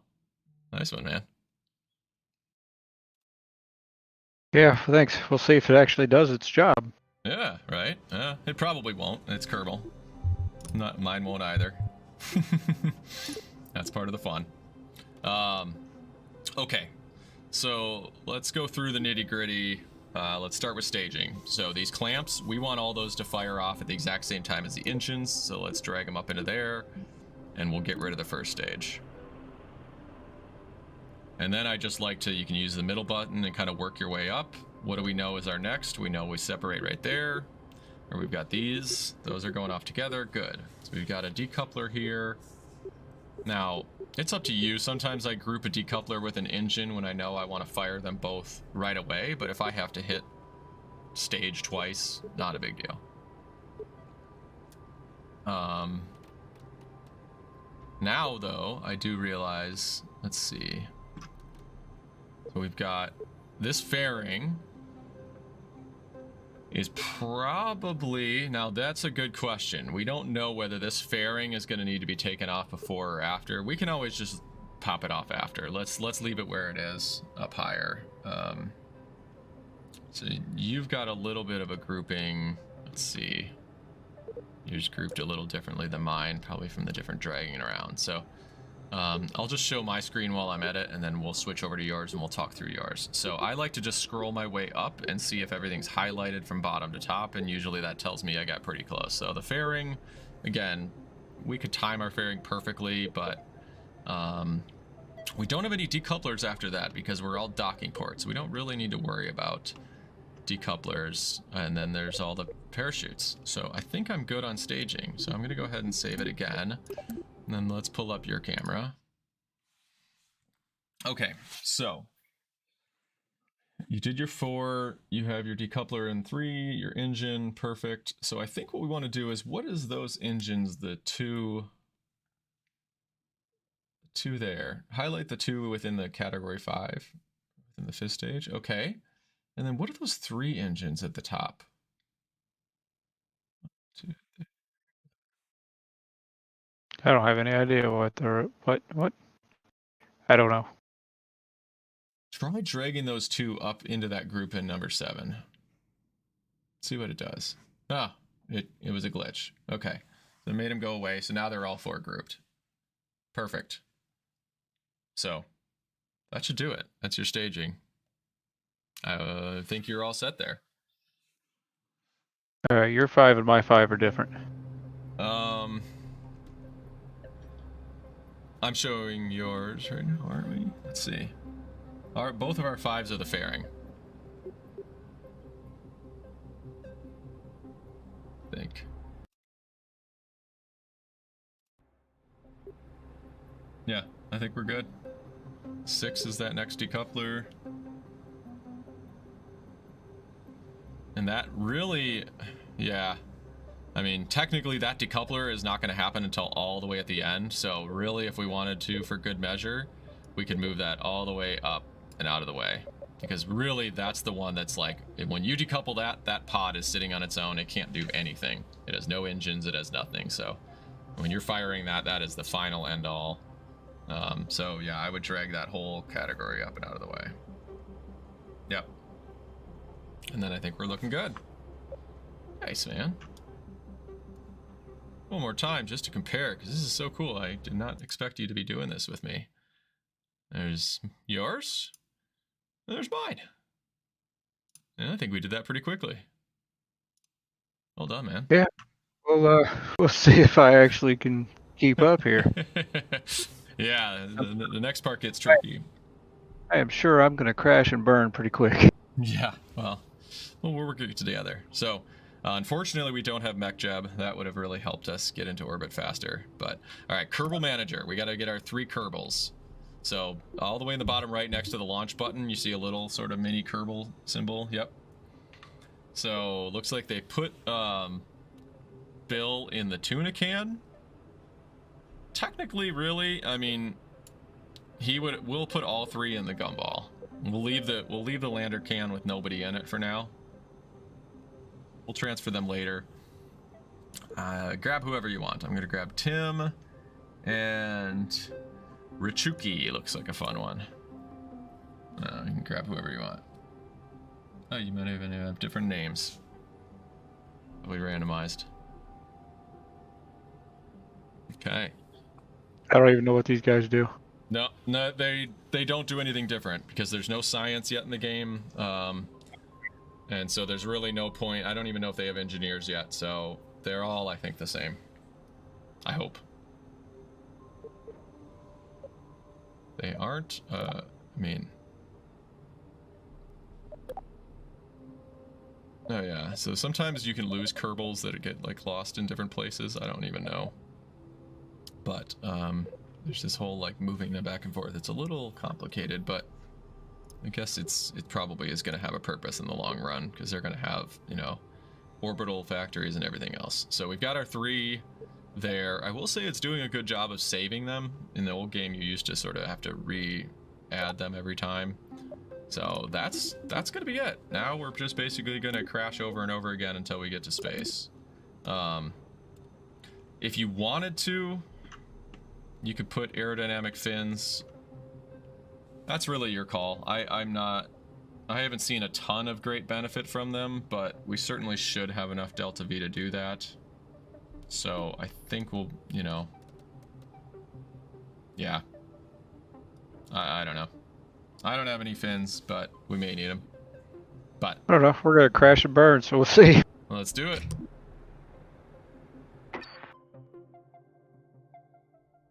Oh boy, okay, so mine is shaking already. Oh, it's stabilized a little bit. Good, kind of. We'll see.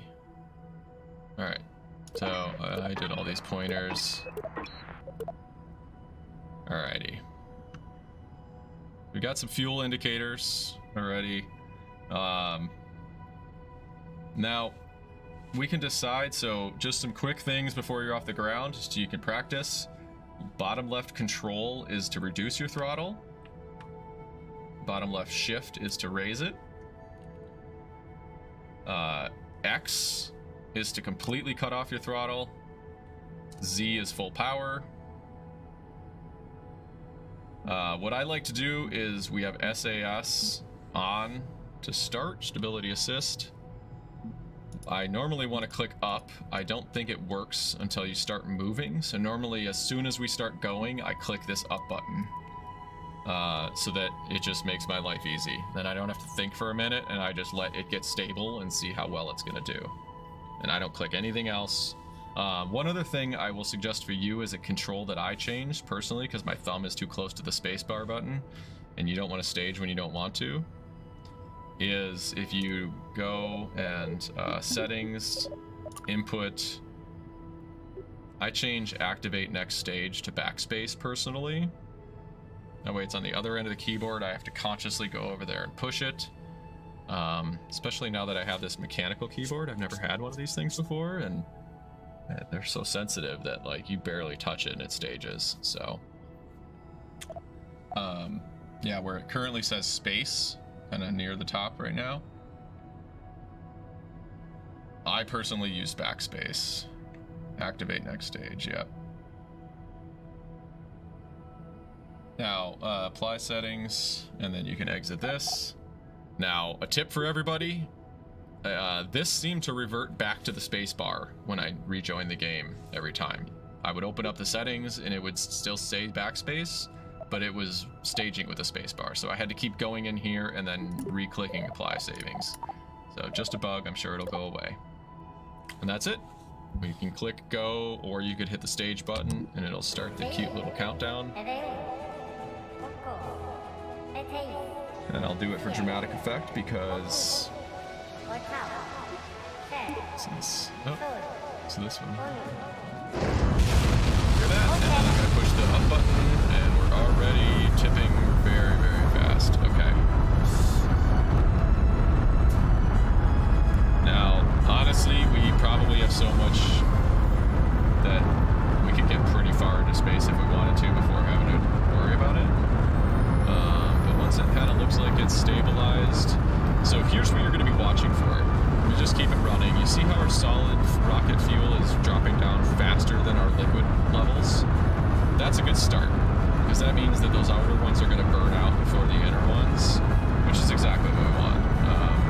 It is really getting wobbly. I don't know why I fixed that. It is really getting, why is it getting so wobbly? Wow, what is happening? Mine's working. Yeah, yours is working really well. Okay. Alright, well, wow. Mine is just going outrageously out of control. Okay.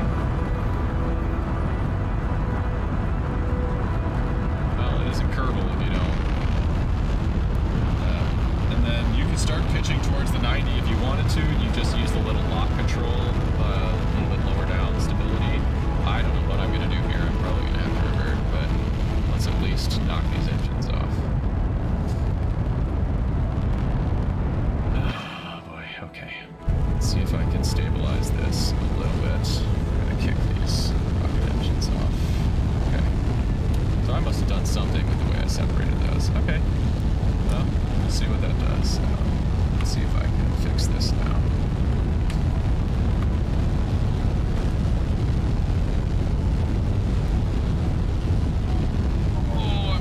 So much. I went way too hard.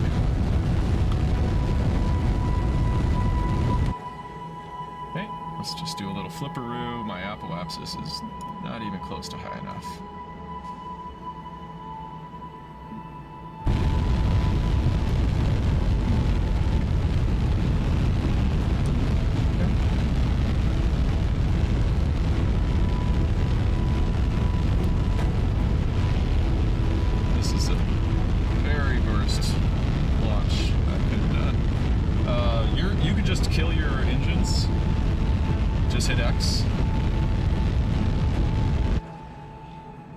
You are going to be well out of the atmosphere, and hit prograde top right. There you go, and just point that way.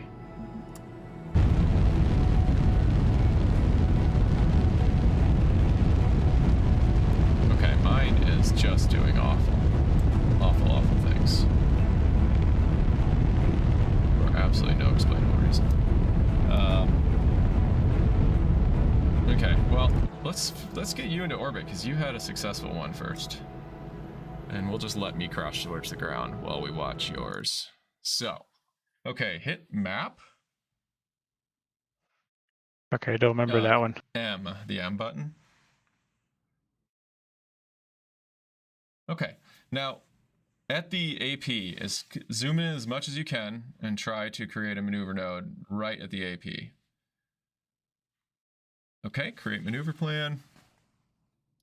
Now, granted, you are actually on more of a polar orbit than on your 90, so you may not be able to use this one now that I think about it, but we might be able to.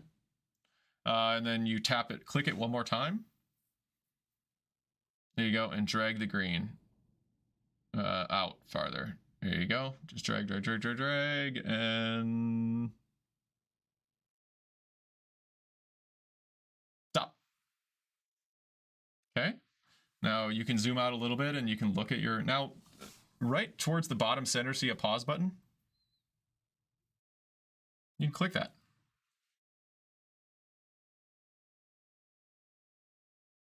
That did not used to exist in the old game. Oh, Awesome that's new nice. feature. Awesome new feature. Yeah. So exciting. So now you can probably click your maneuver node and kind of tweak it and fix it a little bit if you want.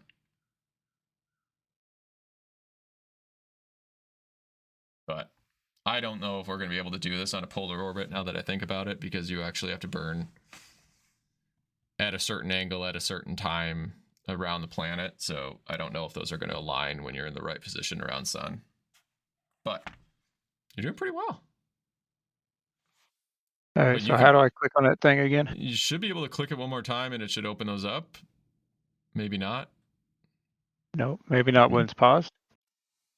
I found it was, yeah, I feel like other people were showing that in video that you could edit it or saying that you could, but I did actually find, like, I knew you couldn't create the maneuver mode for some reason, but it did seem as though you were able to, I thought you were able to edit it. Can't do it while it's paused. Nope, not while it's paused. Okay. Yeah, so they punished you. They don't make it quite as easy as we'd like. Came Okay, a little hot. Yeah. So we both probably revert to launch and try it again. And try your best to stay along the 90-degree radial as much as you can. Which is going to be your green marker is going to tell you not just the way that your white one is pointing, but the way that the green is. So, stay. Alright, I'm a little more stable this time. Now, it could be the way, I'm hearing people saying that SAS is just not doing a great job. It is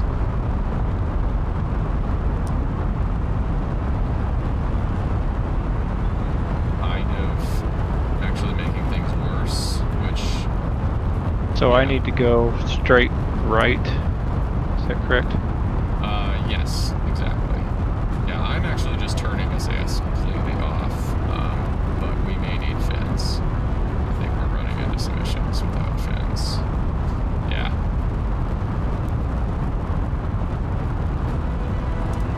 Yeah, I think I'm going to revert to the AB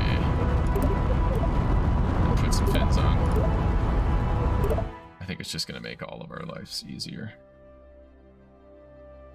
Well, if you are, then I am, because we both know you're better at this than me. I'm kind of an automation guy, so as soon as I could turn on Mech Job, I just was like, I don't really like the button mashing part of the game, personally. So let's just go ahead and do that, and then we get a chance to play around with the procedural fins. So we'll go down to aerodynamics and not wings, but stabilizers. We might as well just do the large ones because they're huge. Pop them in the center there. Good enough. That is massive. But it works. How many did you put on? I did 4, just so they fit in between the boosters.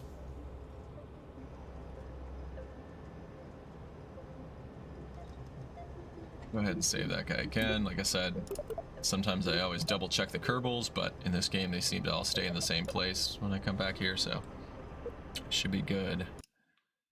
Go back to the game. Yeah, you're showing my screen. Yeah. So, all right, back to launch. Let's try it again.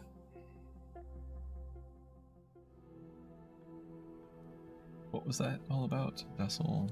I didn't see. Some sort of error. Oh well. I'm sure it's good. Let's launch. Let's go. We're already pitching over. Not a good start.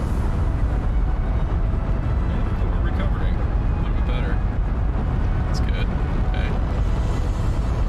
Man, doesn't want to tip, and I don't know why. It really does. I like the way it kind of has the gear coming off the fins like that.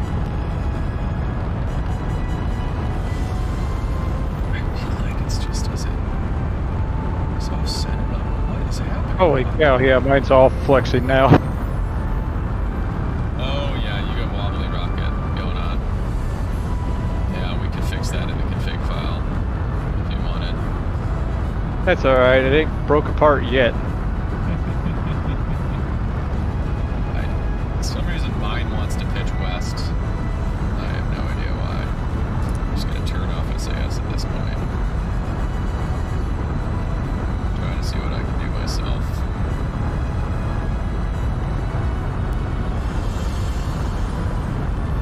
Sorry, I should have time warped till the light was up. This is no fun for everybody. Oh, and that's another interesting fact is time passes while you're in the construction building. Uh-oh. Yeah. Mine's not happy. Oh, actually, you're doing really well. Just keep going. Just point straight where you are. Just do it. The aerodynamics are not that bad in this game, so if it was me, I would just keep going. Okay, pop those off. Don't crash into anything. All right, good. See, I'm going very vertical, which tends to be the way I play this game. Oh, come back. Oh, okay, saved. Maybe.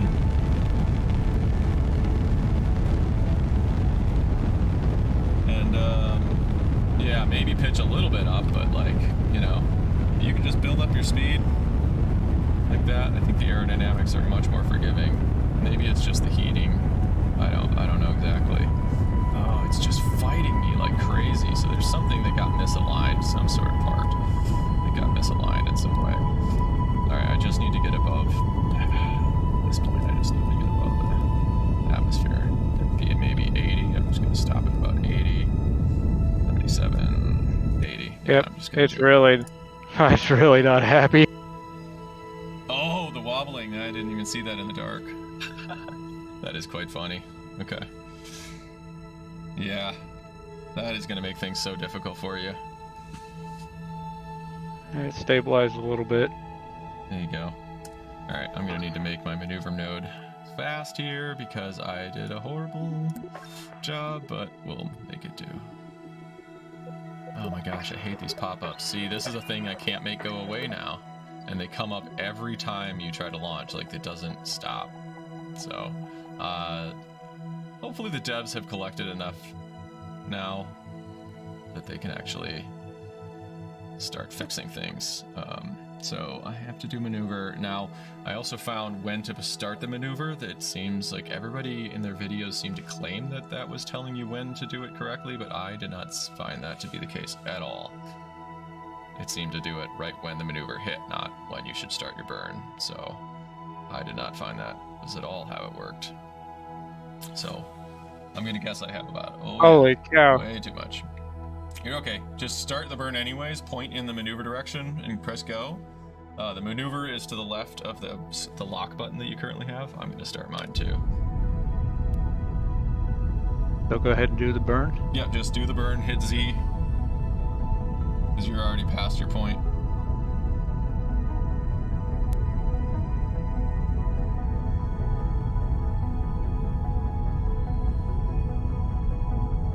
How long do I do it for? You can kind of see the little bar ticking. It's very hard to read, but underneath the burn timer, you can kind of see it coming down. You should do it for about that long. Since your circle is that big, you could probably watch it and not go with that highly elliptical of an orbit and just sort of hit X when you're close enough. Like now, hit X. Yeah, nicely done, man. Okay, I'm gonna stop mine because now I have a maneuver and apoapse that's a little bit further along. I don't know. It's so close to it. Let's just.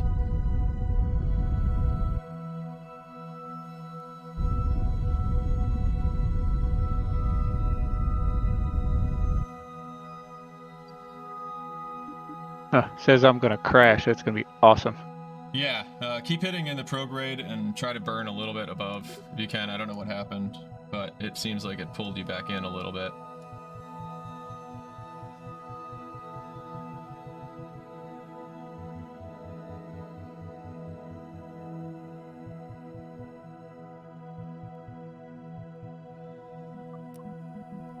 Okay, 37 seconds until it wants me to do it. It's only that much. Yeah, there you go. Doing good. Nice. Yep, out of fuel. Okay, that's fine. Stage. Press backspace. And press it once. Or you're good, actually. You should be able to burn. There you go.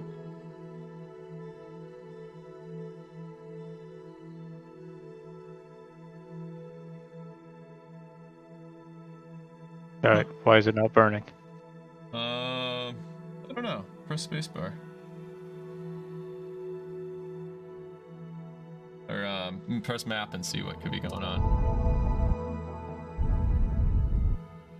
Okay. I think I made it into orbit. I did. Okay. Let's see what's going on with you now here. Alrighty. I probably am going to need to get my solar panels out here soon, but that's alright. Just I had to push go. Yeah, Really? hit the trash can next to yours and see what happened. Yeah, your periapse is still way down. Yeah, you're just. Oh yeah, you're still like way in the atmosphere. I didn't notice. Yeah. That's a glitch of something that happened with your maneuver node. Sorry, it made it really confusing and made it look like you're definitely gonna crash. Yeah, you don't have a chance. You're at 15,000 feet. You're like below where a jetliner would be flying right now. Sorry, man. I totally gave you the wrong direction there. But I'm not going to redo it on mine just because why? And I did mostly use that bottom stage, so in a way we kind of sized this somewhat correctly. Let's see if I can get this thing to jettison, so I can jettison that. That's cool. Alright. And there went the fairing. Cool. And then they do have a button for solar now, which I love, because I used to reassign those to lights. So now I've got all my solar out. Alright.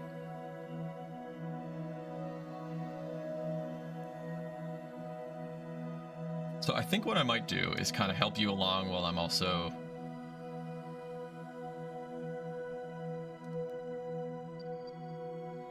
Let's see if we can't fix this. Yeah, sorry about that. Sometimes what happens is when you pass a maneuver node, it gets really confused and it just gives you totally the wrong direction about like what's actually happening with your maneuver, and it's a bit annoying there. So now what I need to do, we're gonna zoom out. Let's look where Mars is. Let's make a save. Always forget that. Save game. Save. In LKO. Re-eject. Re-warp. Okay.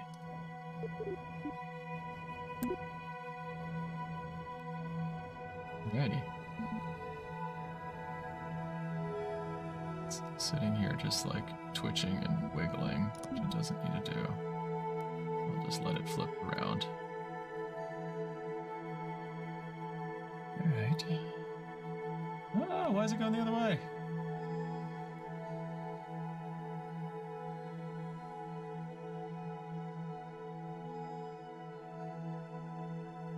That's alright, you can recover. Good job. Nice one.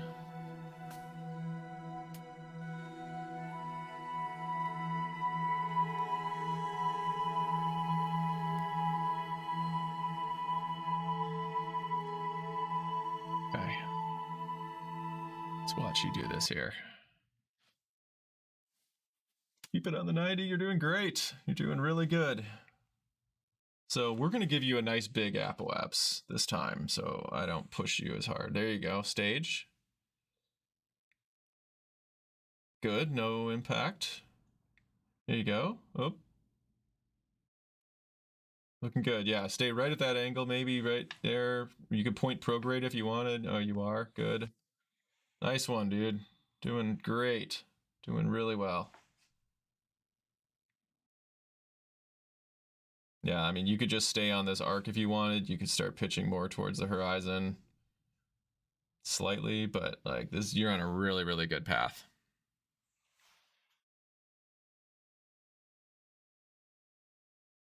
Yep. Really, really nicely done. And so your apoapse, you can see on the bottom, it's kind of the pink number. You're at 55. It's going to start climbing pretty fast soon, which is fine. I would run it to about 100 if you can. So I'll watch it for you. You can just watch your flying, and I'll tell you when to hit X. You're getting close. You can pitch more towards the horizon if you wanted, or you could hit X now. Nice. Now pitch prograde and just let her coast. And let's get your map and do your maneuver as fast as you can. But look at that. See how far away that is from you now? That just get all the time you're gonna have now. Nice. There you go. Now zoom out as much as you can. That's the other way. Go forward, pull the green the other way. There you go. And what you want to do is when the AP and the PE flip. Yep, go back a little bit. Yeah, a little bit more. And I would probably, yeah, right about there is probably perfect. There you go. And now you're going to coast yourself. What's your height? 67. So let's go ahead and go back to your craft. How soon is your 2 minutes? Look at you have a ton of time. So highlight your fairing at the top if you can. Somewhat, whatever. If you can kind of, there you go. And right click. It'll take a sec. That's the right clicking on those is, yeah, you're fine. And that's fine. We'll just find it. Let's find your fairing. Search up and down. Structural probably. Or payload, sorry, payload. It is stayed under the payload category at the bottom. There you go. And then go down. Arrow, there you go.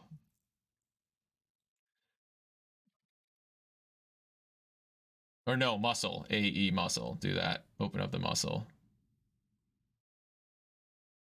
Under payload. There you go, and click the black button next to jettison.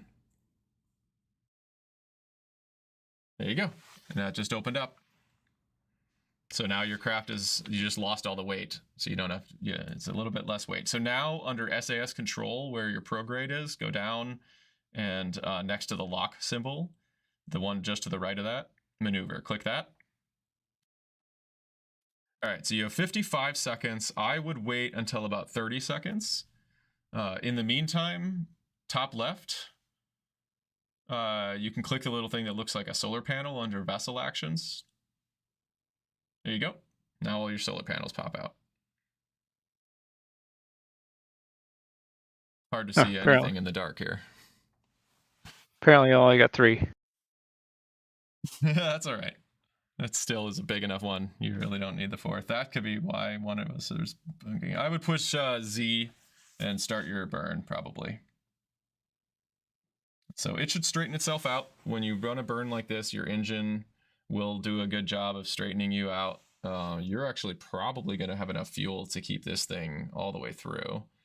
And just get ready to hit X when that bar hits the bottom. 6, 5, it's 4. Or no, that's a different countdown, sorry. Yeah, try hitting X. Do a little bit, no, the reason I say this, now look at your bottom left. You're great, but look at your bottom left where you see the PE button. Yep. It says 68.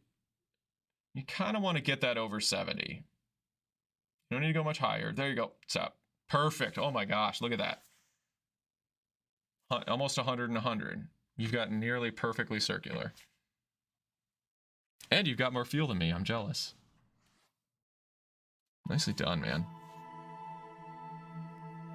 And you have a higher orbit than me with more fuel.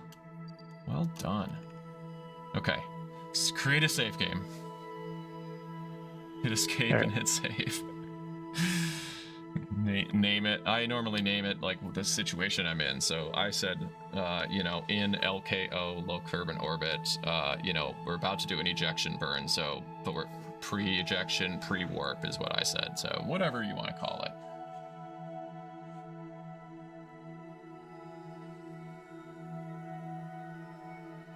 Ah, I'm so excited. Dude, that was awesome. I'm so stoked. We're going to Mars. All right, you guys. Well, we're gonna try. Yeah, it's saved. Yeah. See, I mean, now we can always revert to here. So, can't screw up too much more than this. I don't think. Probably can, but look at those visuals. That is just so cool with the sun coming over the horizon like that. Like this game, they did a really up to you in my camera. Look at that. Like, man. The visuals are, I'm so excited when the rest of the game actually works because the visuals are just so awesome. So cool. And there's our little lander right at the top of that big rocket. Sorry, I get excited about weird things. Okay, so how do we get to Mars? Well, you can't fire your way to Mars at any time, so go to the map. You want to do it when the planets are in the right alignment. So go to the map, try to look at it exactly from above, and just start zooming out until you can see your whole solar system. I actually zoomed out much further. Let's see if they gave us anything else yet. No, they haven't. Okay. So there you go. You just left. See the red one? That's where we're going. So what we want to do, and this gets tricky because it's going to start zipping fast. Let me see if I can quickly. Can I get a? I'm going to try to do this real fast. Pull up a web page. Would it be easier if I paused it? No, because we're going to time warp forward, so it really doesn't. We're going to be sitting here in orbit for a long time, so it really kind of doesn't matter. Let's do this. I'm going to pull up a web page.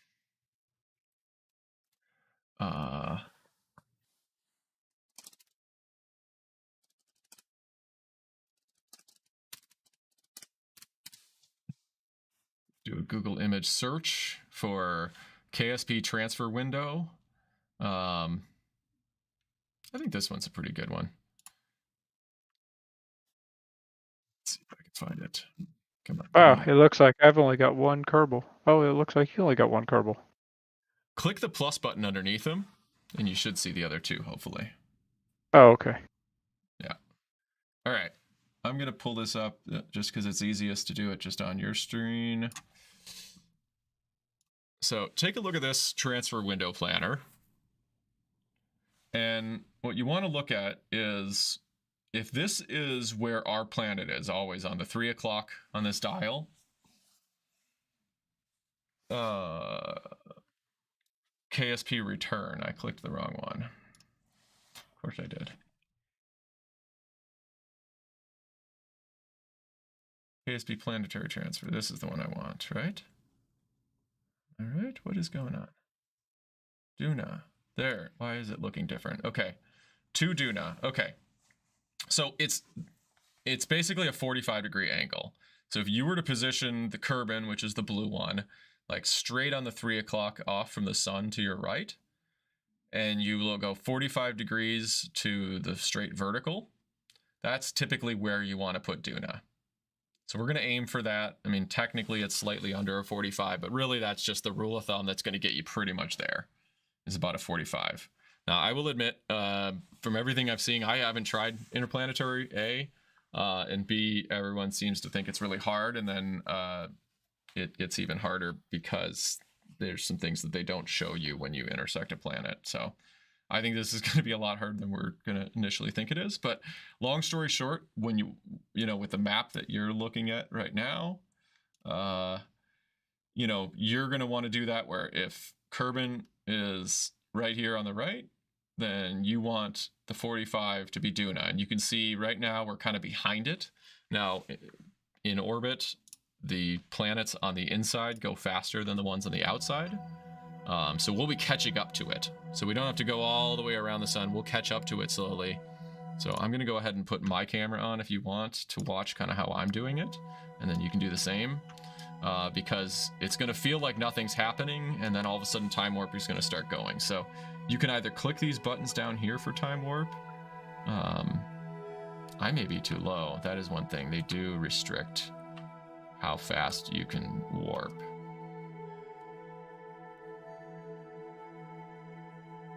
Yeah. What is your time warp limit? And you're at...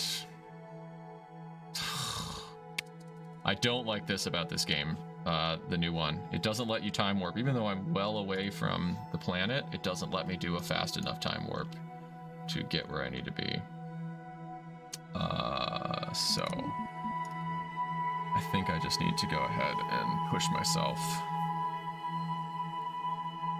So go ahead and point prograde again, turn on your SAS and point prograde and delete your maneuver node. Push the trash can next to your maneuver node, burn timer at the bottom. Yep, and then wait for your guy to start to point prograde. Now, click where the pink ground, we want to change that to sea level anyways. What does yours say for sea? So yours says 102 and it still won't let you. Okay, scratch that. Scratch that. What we're gonna do is, let's go press escape, and I'm gonna go to the tracking station. And we're gonna do the same thing at the tracking station, and I think we'll be... Oh, come on!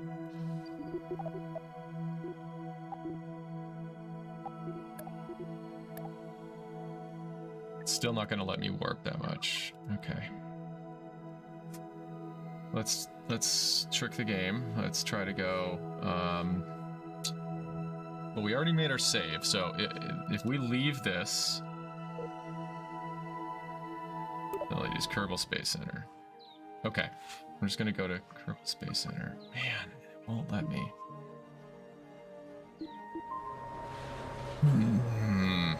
Now I understand why I think I heard somebody said we should have done this before we... No, they said we should do it in orbit. I was the one who did it before I launched. Okay, let's... Wanted to let go of my craft. Because it's not... You see how it's grayed out on the time warp? That's my problem down here. I'm really annoyed about that. So... Let's try this. If I just launch a new craft, just whatever, launch, maybe that will reset it all. Yep. Now I have full time warp. All right, now how'd you go to that? So I just hit escape and went to vehicle assembly building, if you want.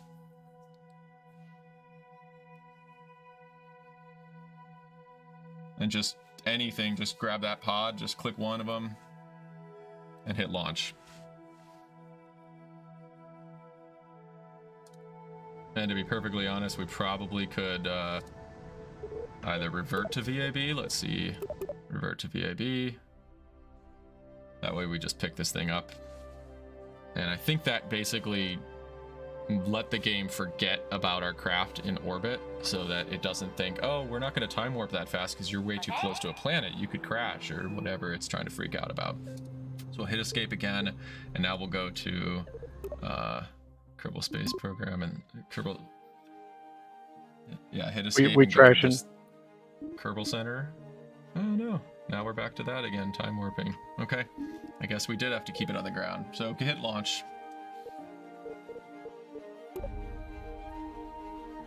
I guess that's gonna be the only way. This is silliness. Okay, now we'll go to the map. Zoom out, and you can watch what I'm doing first again. So, sorry for the massive spinning here, guys. It's a little tricky when you're viewing exactly from the top. Okay. Anyways, now I finally can time warp a lot further. I'm much happier about. Okay, you see it doesn't even look like it's moving, and then all of a sudden it's like, okay, this one moves, the next one... Okay, now I feel like I'm starting to see some movement in the planets. The next one's like, okay, now they're really moving. The next one goes way too fast. So I kind of, just be careful because all of a sudden time warp can start going crazy. And it's hard to visualize, so I sort of try to recenter it.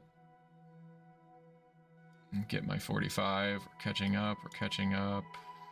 Are we close? We're not quite at 45. We're going to be getting there soon. I feel like we're about where I want to be. I think that's about where I want to be. And there's that glitch again. Okay. I might have even gone slightly too far, but probably about right. Hard to tell, but I think I'm pretty close.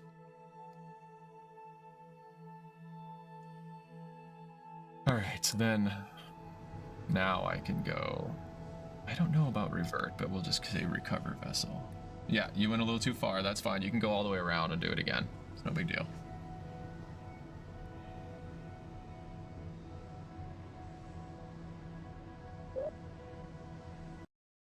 watch your view while I am just working through this. And stop. Probably pretty close. Now spin it so you can see what your angle looks like. You're pretty darn close. You might want to go a little bit more, but I don't know. You know, I'd say you're doing really good. Well done, pilot. Revert tracking station. Yeah, a bunch of...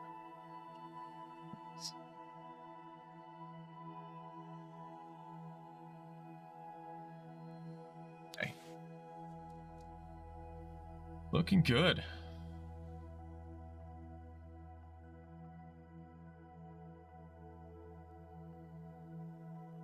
Let's see if we can get this thing rolling. I think we are set. Now I'm probably gonna do a save also here.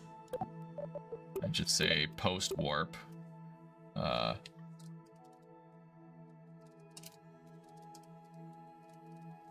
Pre-eject is what I am gonna say. I do. Okay. Okay, so now we need to go find our vessel. Kerbin, let's see. First doing a lander mission. So we can kind of go to the tracking station is what I would do. What do you have? Yeah, you're on the guy. You can always recover that later.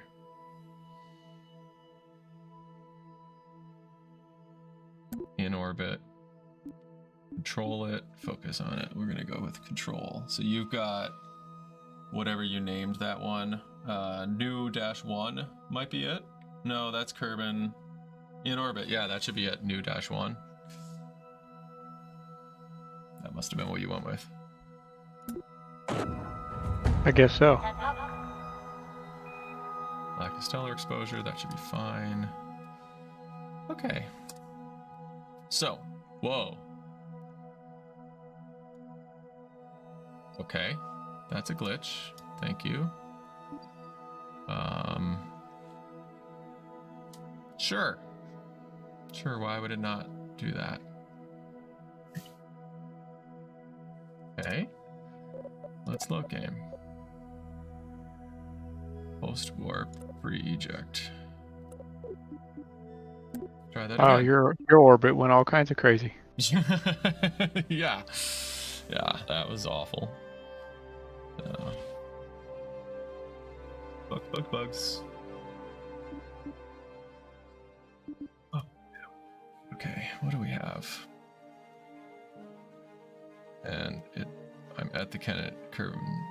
I am flying some kind of vessel. Okay. Tracking station. Okay, well one of them looks like it actually has an orbit now. We'll click on him and see what we can get. Let's try that again.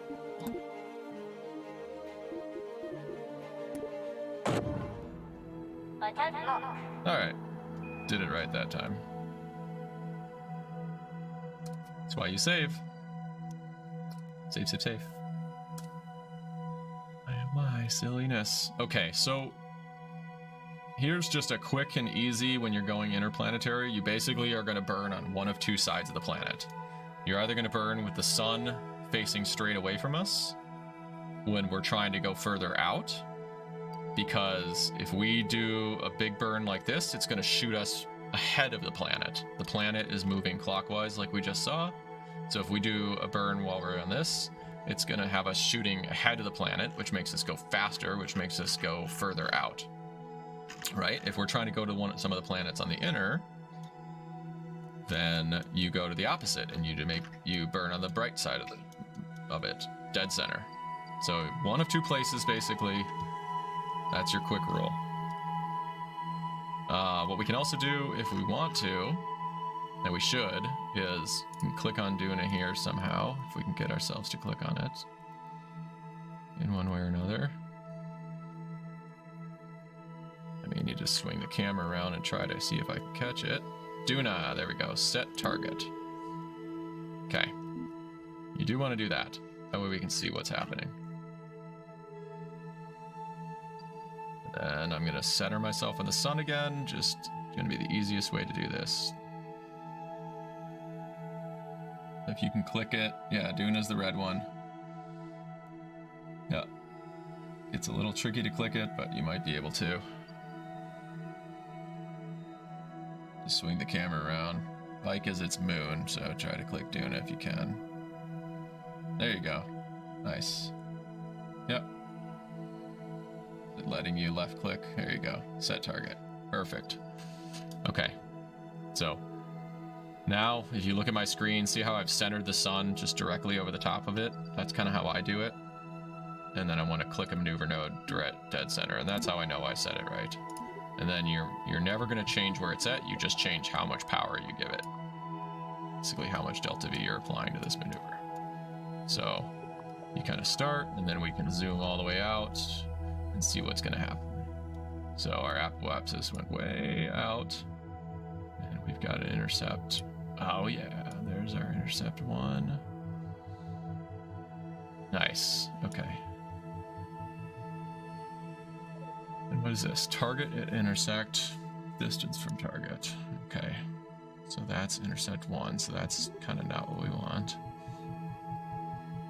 And then they get together, and then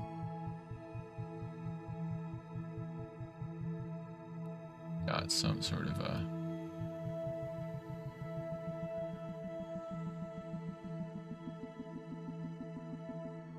we did get an intercept there, but so wasn't really clean. And we're going to be coming in really fast, I think, so I don't like that. I think I'm going to aim for... All right, so I'm getting pretty close. Should we get you set? Yeah. Then we'll catch you up. Okay, so go back to Kerbin like you are. Now, new 1, you want to click the green control button on the top right. Yep. Okay. So now hit your map again. Maybe you already were in there. Maybe I missed that. Okay. Now, I think you did it correctly where that... Oh, no. Set Duna as target again. I think you were in the tracking station when that happened. Yep. So do that once more. That's what the confusion was. So that's totally understandable. And then, yeah.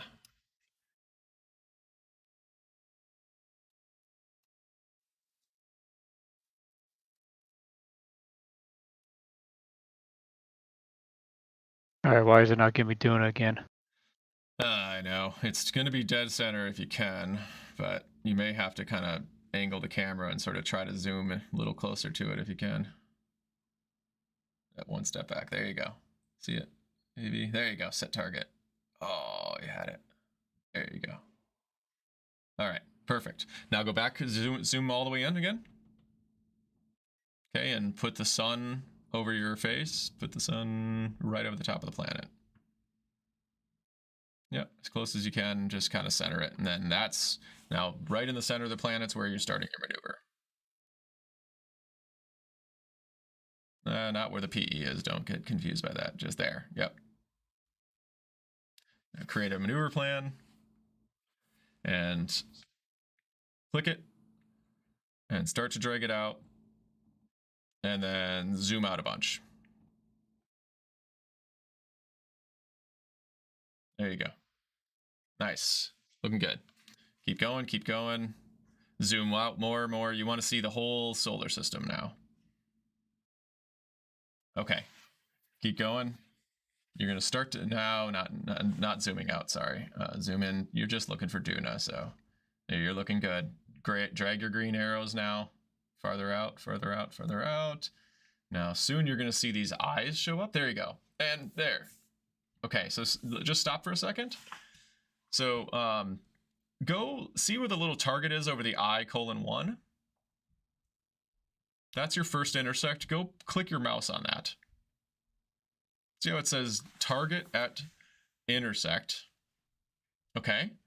And so you have 2 dots, and then you have another one that's I:1. So if you think about it, what that means is you are the one that's not the target, and then the planet's going to be the target, which means when those 2 are coming that close, you're going to be slightly ahead of it. So go back to your maneuver. Just click the white part anywhere you can. Try to click on the edge. There you go. And then drag it out a little more, and you just kind of see how those eyes are going. Yeah, they might get closer to each other. And then normally when you have an intersect, it just goes real wonky for a second. There you go. See them getting closer? They should just go real wonky. Now, try zooming out a second. Yeah, intersect 2 is not going to be it. So you're going to be pretty good. Try dragging it around. Let's see if we can get one. Just drag it up and back and forth a little bit. Okay. Try going back the other way.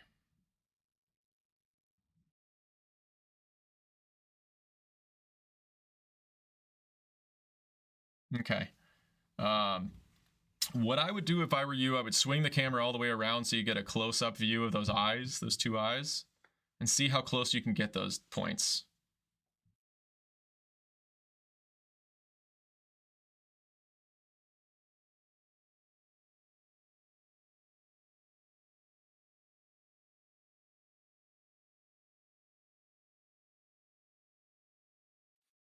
Yeah, let's see what that looks like.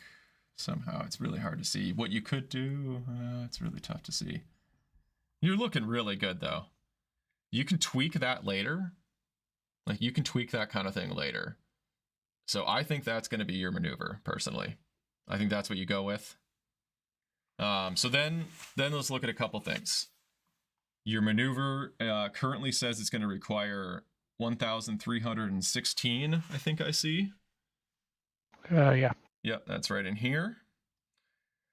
And now we look here on this current stage and you have 966. So your current stage is going to get you most of the way there. It's a pretty powerful one, and your fuel tanks are almost empty, which means those engines are going to be just as powerful, not pushing a lot of weight. So they're going to push through all of that remaining fuel quite fast. So point being, you know, roughly speaking, I'd guess you've got maybe a 45-second burn or so, maybe a minute. So unfortunately, it doesn't do the timer correctly, but I would aim for maybe 45 seconds to a minute before your burn, and that's when you're going to start it. You can probably turn your SAS back on and just start your craft pointing towards the maneuver at this point.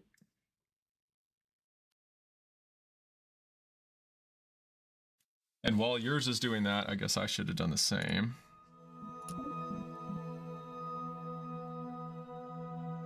I think I have an intersect. No, I didn't finish it. Do I go to target or maneuver? Yeah, maneuver. You want to be at maneuver. Okay. Yep. Target would be when you're closer to the target. There we go. Now I gotta fix my maneuver. Now my I1s are not close enough, so I must have been at a different orbital period. But my I2s do actually intersect. So you can see, unfortunately, this is something you're not able to see, and we're gonna have to fix it later. But just watch, let me switch back to my screen. So watch my screen, and you see how when I'm watching one, see how my I1s are way too far apart. And then...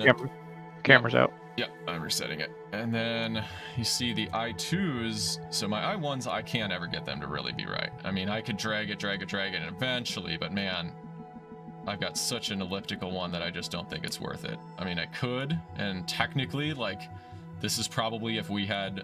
So think about this.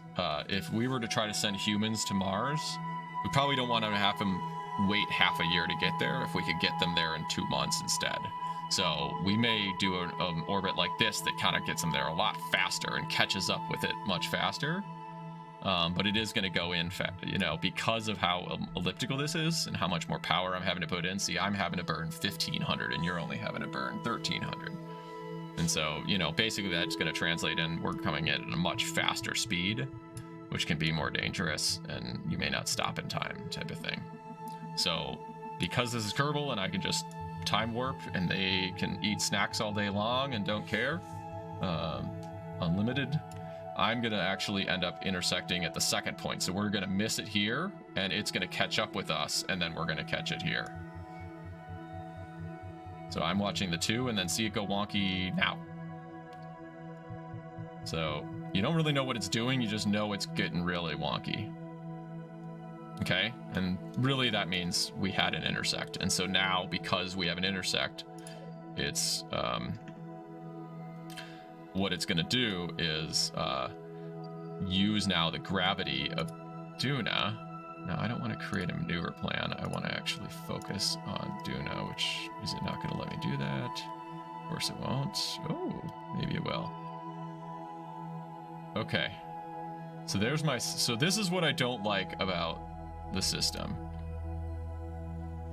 In the old game, you would actually see the whole path that you're taking. In this case, all we see is we enter the sphere of influence here, we exit it here. Which I don't really like, right? So, is there any way I can get a view of Duna?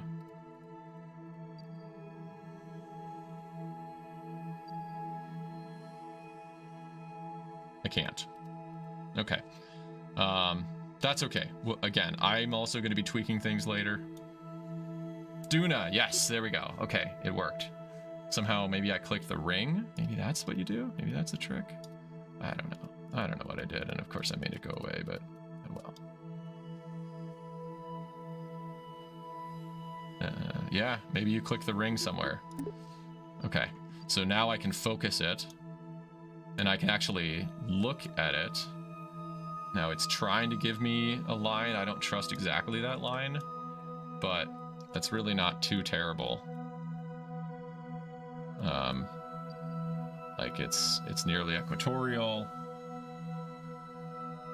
Yeah, so you can focus, and because you don't have an intersect, you're not going to see what's happening because you're only getting close, but we're going to use that later. But if I really felt like I was feeling brave, which I just don't know that I... See, I can't even grab the handles right, and if I grab the wrong one, it's going to... See if I can. This is where I liked... We used to have a maneuver editor down here, and we just don't. So...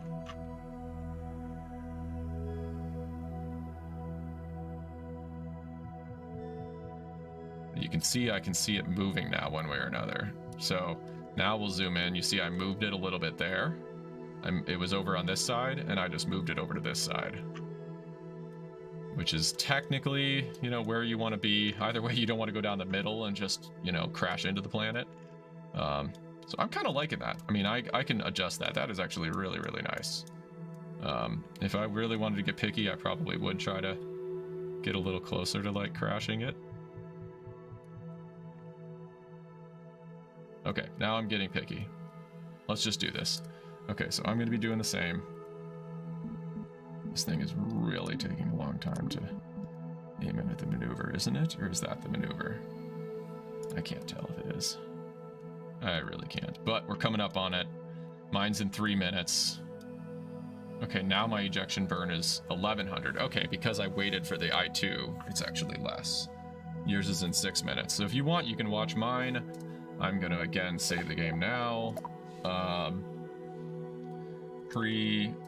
First. Duna pre-eject maneuver set. Okay. We're facing it.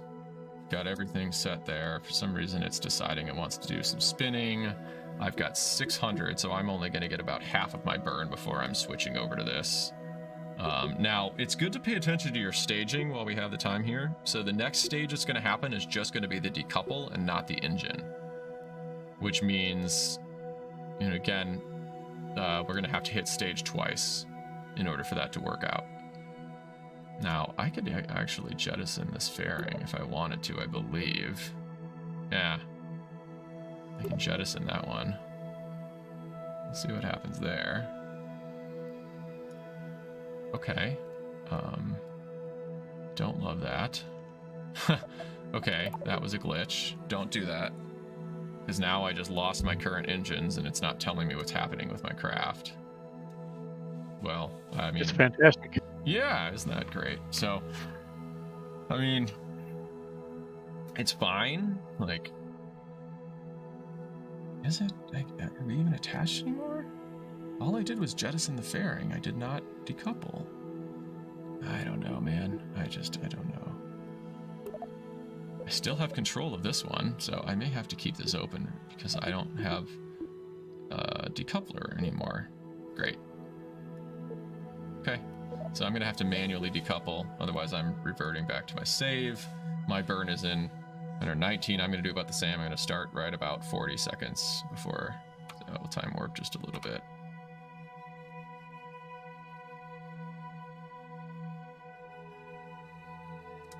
Okay. Oh, I don't want to pause. Let's go. 2, 1. Okay. Oh, yeah, see, it just disconnected even though I didn't decouple. Yeah.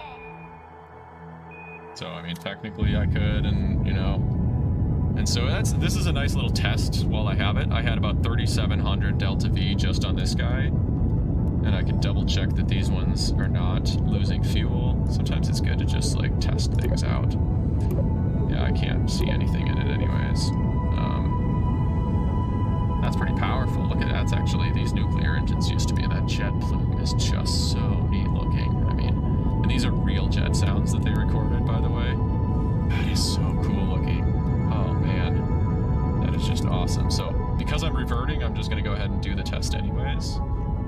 Oh, I think I went too far, did I? Yeah, I got distracted too far. Yeah, look at how far I'm going. Whoops. So, pay attention. Okay, pre-eject maneuver set. Let's go back to that. And let's hope it didn't screw everything up.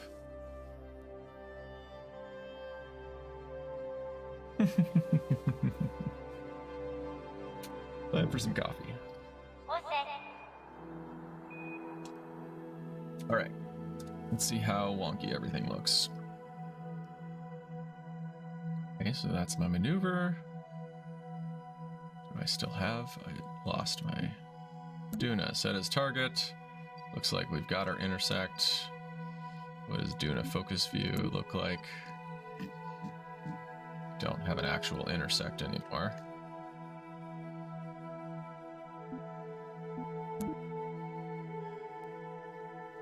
Okay, let's fix that.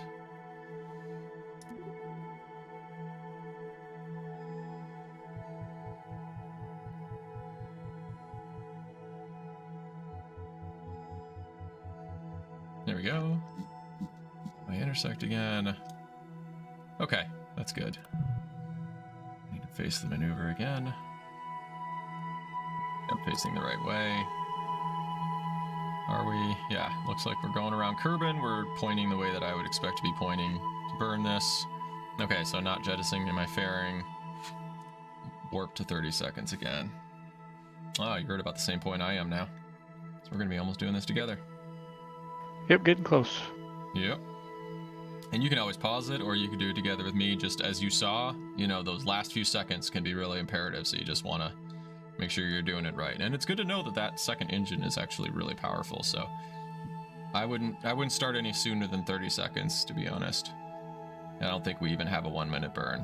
I think we've got less than that. I'm probably going to start at about 20 seconds, actually. At 20 seconds to go? Yeah. Again, everybody keeps saying that it's correct telling you when to start, but I think that's the intention. That's not what's working right now. Okay, so I need to be ready to stage it pretty quickly. So, let's see, 13, 12, let's see how well I guessed that. Okay. 5, 4, 3. That was a pretty good guess, yep. 20 seconds, you could probably even, yeah, you do 18 seconds or whatever you wanted. Okay, I am going to do this from the map view at this point. And it doesn't at all give you an accurate... It's not at all where I2 is going to be. What the heck just happened? I don't know. I don't know what I'm watching. I don't know. This is crazy.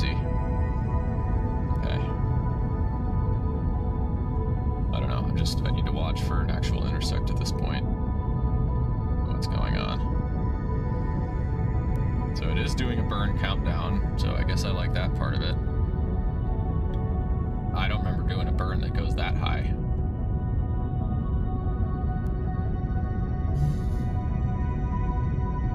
That is not correct.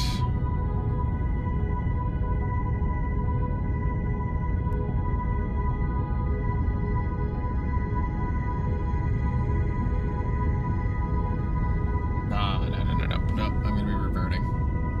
You're Yeah, fine. mine Just, did. yeah, I mean, I don't know.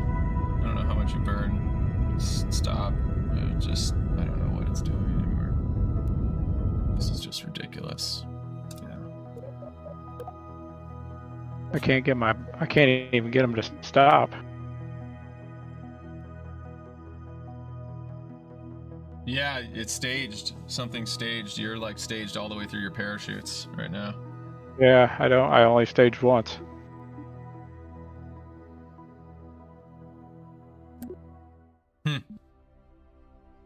Yeah. So what's happening is that's not actually talking to your ship. No, it's just pushing my ship now. Exactly. It just happens to be lined up behind it, and it's just going to keep burning till it's out of fuel.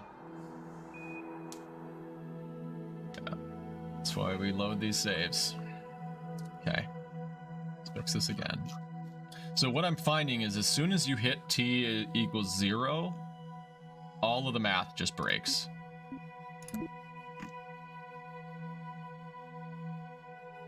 So this is, I guess, why nobody's going interplanetary.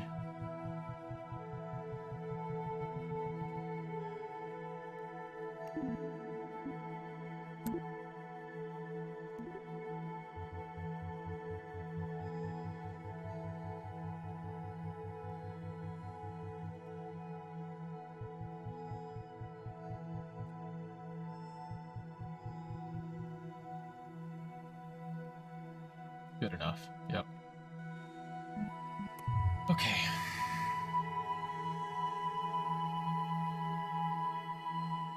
All right, so yours is set. So you have to go back, right-click on Duna, set as target. Maybe wiggle the arrow a little bit on yours and see how it's going. Did it actually set it as the target? I didn't see it turn white. No, you've got Ike. Clear target. Make sure it's Duna. It says Duna, which for some reason it just should when you're trying to go that far away, but yeah. Annoying. Try clicking like the outer edge, maybe? I'm trying to debate what I need to do here.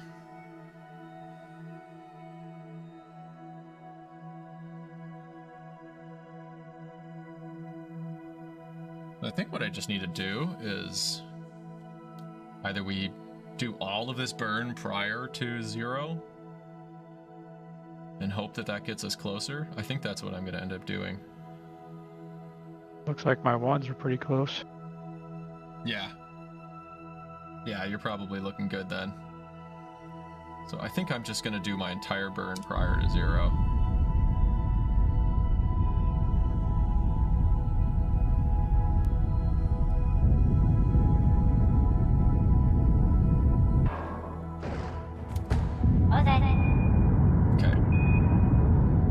I have a countdown that's going to do me some good here.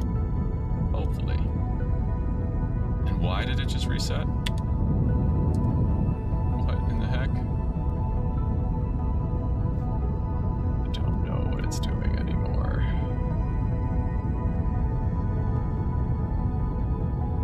It's my actual orbit. This is outrageous. Okay.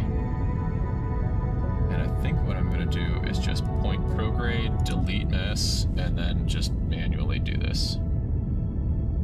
Let's see if that works. You know, the first one I didn't like. Wait for it to go wonky.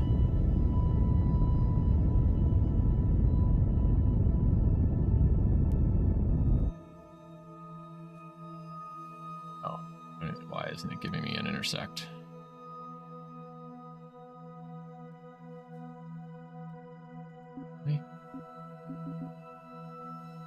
Not even giving me an intersect? Alright. Well, let's see what happened. Let's just time warp out of the solar system then, or out of our planetary sphere of influence.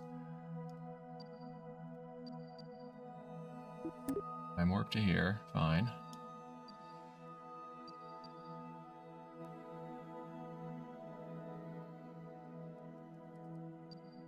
Okay, so we crossed.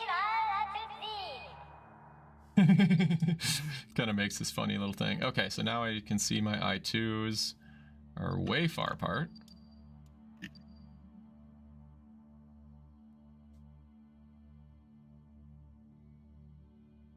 Okay. Let's load that again. Try it again. I'm just trying to figure out what the right answer is here. And I've only got a little bit more time, but if we can get this eject going and get ourselves both on a course, then maybe we can actually do our Mars second half next weekend. Perhaps? Yeah, probably. Okay. I'm probably going to go watch some people's videos on what they're doing to get around this interplanetary. I'll admit, I hadn't been watching as many people's videos past the first weekend when most people were just trying to figure out how to get crafts off the ground. They weren't even bothering going interplanetary. Okay. Go back here. I don't want Ike. Duna, set as target. Great. I2. Gotta mess around. Get it wonky. Okay. Let's Duna, focus. Honestly, don't even think I care. As long as I'm touching.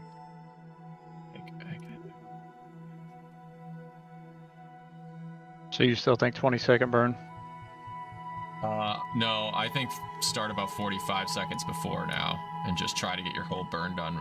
Or no, I would say 20 and then delete your maneuver node and just point prograde. That's what I would do. And then I would just watch the map the whole time. If this thing will freaking stage like it's supposed to. Yeah, that too. Okay. Which is full throttle? X? Yep.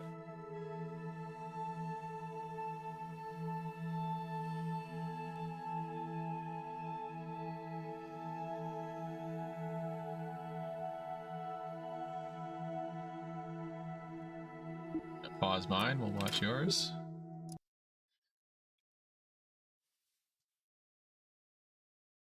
Nice. Good. Crawling down. No, I would delete your maneuver node. If I were you, I'd point prograde on your SAS. Delete the maneuver node. I would delete it now. That way you can just see your arc. Up stage.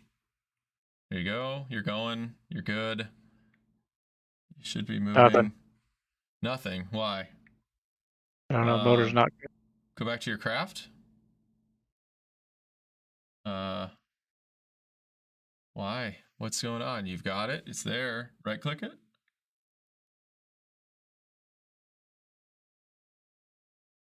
That makes 0 sense to me. Swerve. Independent. Activate. Just click the activate button next to it. That's dumb.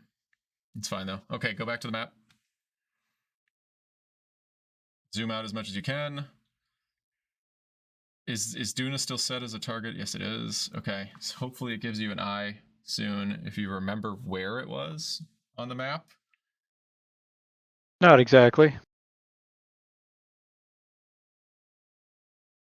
Okay, well, we kind of remember you had a pretty decent one. It's interesting. It's got a periaps below.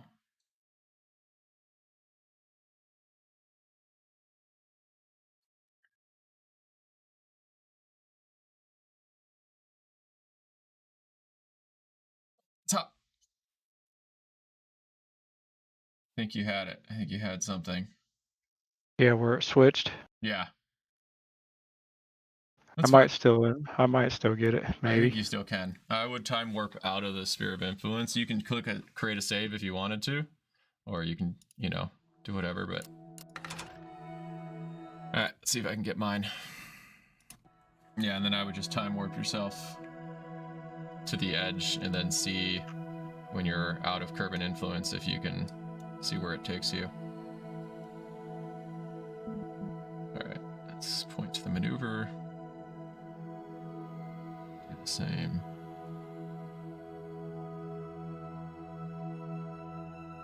Okay, good enough. Yep. Now it's just all paused. Okay. Oh! Don't click pause because you're on like full time warp right now. Okay.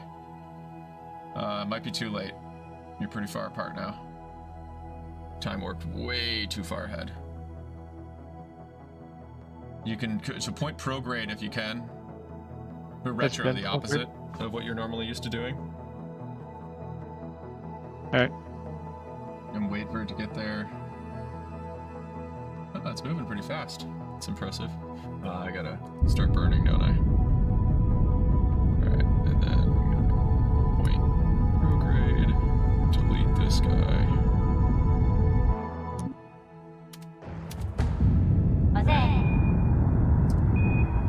Do the same. Let's see if I remember where I was. I was trying to do this. Target. And then you need to try to burn retrograde and see if you can get those eyes closer to each other.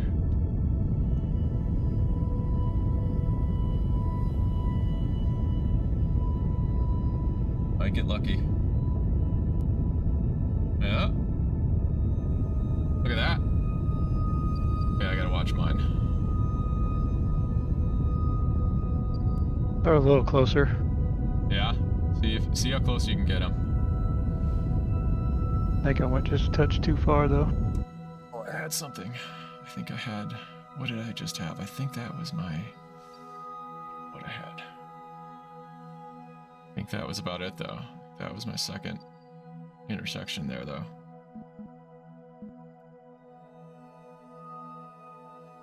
Yeah, and that's fine. Okay, so no, you're gonna be a little bit ahead of it. I would keep going. I would keep burning retro. Keep burning retro? I think so. Because that's when they switched. Yeah, but I don't know. I mean, you're in the middle of space, so you can always go back and forth at this point. I think they switched because of the I2. Oh, that might have been, which is actually fine. Doesn't matter which of the two. Those two are both kind of approaching each other. Okay. Because the I2 is close. Yeah. You're either way, those are probably going to come pretty. They're almost going to intersect. All four of those dots are going to intersect. Let's make sure I still have my 3 Kerbins. All right. I don't even have an I2 now. Yeah. Oh. And you don't need to do full power if you don't want to. Yeah, I think you're right. I think it's going too far apart. You're right. Never mind. Go prograde, and what you're going to end up doing is go on the outside and let it catch up with you.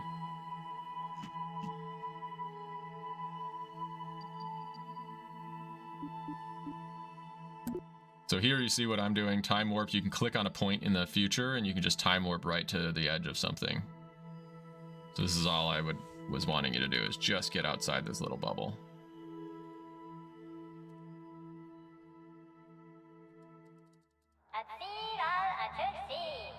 Okay, and now I can play with mine. Let's see what I can make happen. So, yeah, I think I'm gonna have to go to the I2 because I can't get I1 to get close. Yep, exactly, and yep, that's what you'll aim for. So just do a little bit of prograde, just like hit shift and then hit X. That's normally what I do, is like tap shift once and then be ready to hit X right away.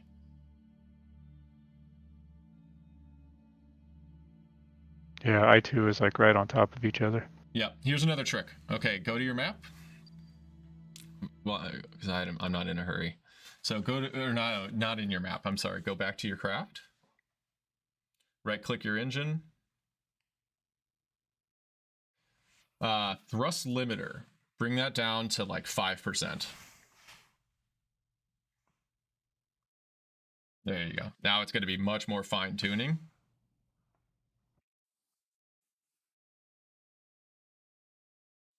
Okay, now what I would do if I were you is go back to the map and focus on Duna. What the heck? I can't even get out of my... Why am I on my craft? It is. Just zoom out. Oh, there we go. Yep. No. Yep. Focus. There you go. And now, see if you can't get your eyes kind of in the horizon so you can sort of see. And you just want to see, like, zoom in even more on Duna. There you go. There you go. Not quite that much, but just enough. Zoom back out. A little more. You just see that sphere that we kind of dove into. Go back out. There. See that little sphere? You're going to look for some blue watermarks kind of showing up on there. So, you know, burn a little bit in one direction and see if it gets you there. And you don't have to do... There you go. Look at that. There's your intersection. Nice. Very nice. So if you can, try to make it so that they are just dead center. So play around with that. See if you can get them to wiggle a little bit so they're just as much dead center as you can. And now what you can do is even up and down, you can use the purple ones up and down, and you can make those adjustments too. So dead center on the line?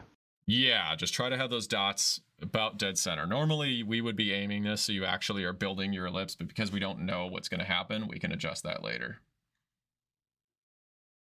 So just so they're kind of like, if you were to shoot an arrow right through that basketball, you want it to just try to shoot right through the middle. Technically, ideally, you want to go maybe slightly to your left, but really center is going to be the easiest, and then you can correct it all later. Ah, yes, we're figuring it out. I'm so stoked. This has been ridiculous. But we are slaying the Kraken. Okay, now for me to do the same. Let's see what I can't figure out. So my I2s I don't like. What does that mean? So my target's going to be ahead of me.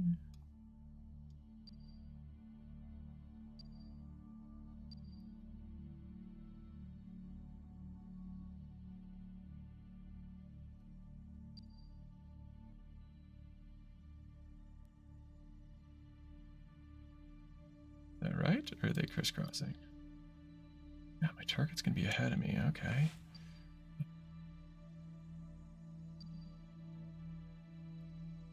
Yeah, it's not showing. I can't seem to get them. I mean, I can get them pretty centered on the circle, but not on the line. 3, 2. Come on, give me an intersect. Yes. Okay, I got an intersect. Okay.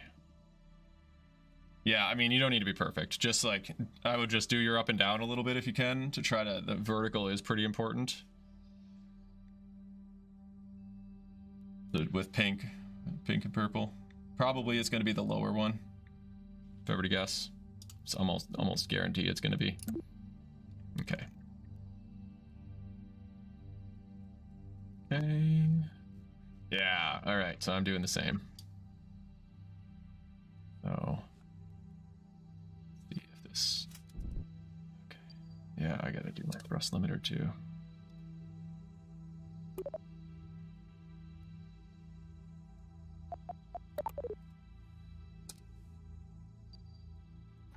Yeah, that might be close, but I can't, like I said, I can't get it to rotate to the line, but... Yeah. Yeah, if you can look through the center of it. Again, the vertical now at this point is a little more important than the horizontal, just because that's going to tell you whether you have a... We can fix that later, but yeah, you're pretty much there. I would save that. Okay. Get mine. Let's see how I'm doing. Okay, I think I went a little too far, didn't I? Yes, I did. Okay. I need to go back prograde. I hate that. As my craft spins, it thinks my orbit's going to be different. That should not be the case. Yeah, you're looking really, really good, man. Okay. And so, do you see how mine is if you look over at my screen? Now I'm kind of lining it up in the center here, but I'm stuck down below it, right? Yeah. The place that you always want to fix that is where you see this kind of a dotted line, and you see a descent. It's called a descending node. You can click it, maybe, or have it show up somehow, maybe. anyways, there's a little dotted line where it's like a dashed line that shows that's where the two, there's going to be a slight angle variation between the two. That's always where you want to fix it. So I really don't like these maneuver nodes out here, but technically speaking, I don't even think I'm going to mess with it. I think I'm just going to save time warp to that. Good. Are you time warping to the intersection? Not quite yet. I'm going to time warp to do my purple. I am so not technical with it, but the vertical up and down adjustments, I need to make those still. Post with pre-inclination. Okay. So now I'm going to click here and say time warp to this point. I want to get to that, see that 0.0. Whoa, whoa, whoa, whoa! Why did it just time warp way past that point? Hey, what, this game? Well, like mine has to do a spiral all the way around again to get to where I need to be. And that might have been what yours is doing. Oh. Of course it is. See, because if you look at mine, you can see the two different blue lines. I think I have to go all the way around my orbit again. No. Actually, what that's telling you is if you were to do a flyby of it right now, that's where your follow-up orbit's going to be. It's a good question, though. Oh, okay. Yep. So I can start working this. Because I'm close enough. It time warped past it, which is kind of baloney, but that's all right.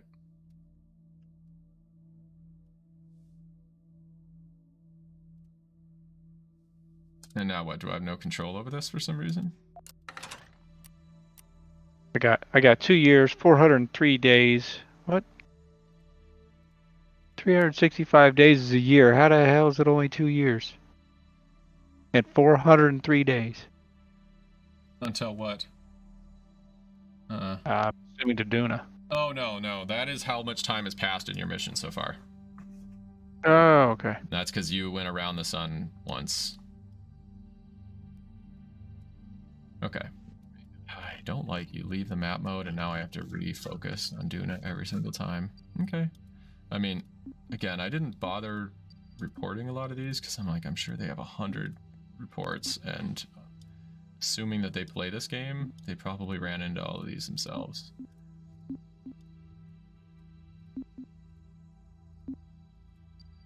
Again, why would I set a focus on a moon before I get to the planet? There we go, focus.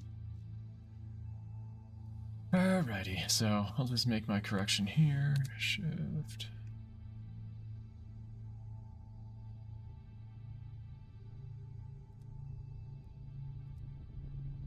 There we go.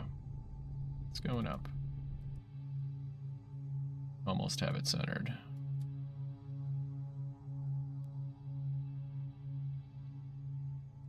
Okay. I think I'm good. That's trippy looking. Okay. So I think you and I are both centered up. Alright, so are we gonna try this? I think we should try for the landing at least. I think we should take this. I think we should go all the way to landing. Let's make sure we're doing lots of saves on the way. So I time warped a little bit farther, so I'm a little closer. Yep, we're good. So what we can do, I am not going to do that whole time warp to this point anymore because that also didn't seem to work. Or maybe I must have clicked the other orbit is what I probably did. I was like, mine worked fine. I don't know what your problem is. Yeah, I probably just clicked the wrong orbit, but that's fine. I'm just going to do it manually. So I know, see, here's my first intersection and I'm a ways away.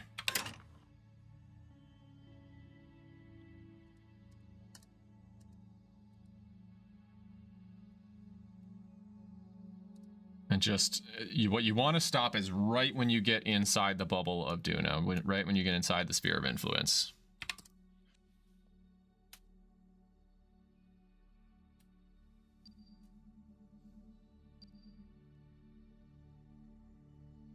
Okay, so see, now I'm on the outside of it. Yeah, my sphere of influence is over clear over here past the I-1, so that must have been where I-2 was.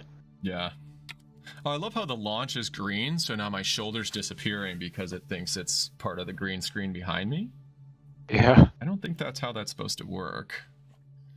Or at this point, I have enough reflection off of me. So funny. Gotta love it. Oh, looked. Do we Alright, have... so should I time warp to the SOI? We've got somebody watching us as well here. How's it going? We are struggling through the Kraken, but we are about to enter Duna. It's an exciting time. You came at the right time here. Feel free to ask any questions if you want. Feel free to rewatch the video. I am going to have to rewatch it too and watch some other creators. This is fun. Here we come. Oh, don't click the wrong button. Okay, so my little entry and exit points are still looking okay. We're getting closer and closer. I kind of want to zoom out. Let's see if I can see the planet yet. All right, so there's... Oh, yeah, the sun's going to be kind of blocking me, but assuming if I point myself prograde... Okay, I got to... Let's not time warp too far forward. I'm not even paying attention. Okay, we still have plenty of time. I always get freaked out by the time warp. But yeah, it's going to kind of catch up, and we're just going to get slungshot through it. So... All right, so I haven't seen where you're at. I have time warped clear to the planet's right there behind me. Oh, nice. Okay. I gotta get mine back. Okay. Just not sure how much farther I need to go. Yeah, let me, I just want to get this screen over here. Sorry. Maneuvering all kinds of things all over the place. So you see me looking in all kinds of different directions. But, okay. Just so you're inside. So, yeah, you're probably getting pretty close, but as soon as basically you enter it, just like we're doing here. So we're going to watch it here. We'll just be blinded by Kerbin anyways, so just see us get closer, closer, closer. And as soon as we get on the inside, get back to 0, because we're going to have to do some fixing. Okay, so I don't know how close I need to be. Entering SOI. See that little dot? That technically is going to tell you at the point where you enter it. So when you intersect with that pink dot, that's going to be the time.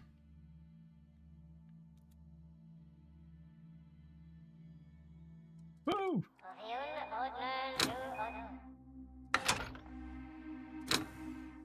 Okay. I love how it does that. And there we go. Time warp 1. Okay. We're here. And there's Duna! There it is in the distance. Okay. Sea level ground, orbit, surface. That's not... No, target. No, orbit. Make sure you set an orbit and sea level. Okay. So now we should be able to see an arc past Duna. Look at that. Okay. I don't even see Duna. You're not quite inside of it. I'm going to save this because I don't like... I'm way too low, but I might be able to fix this still. I think I can still fix this.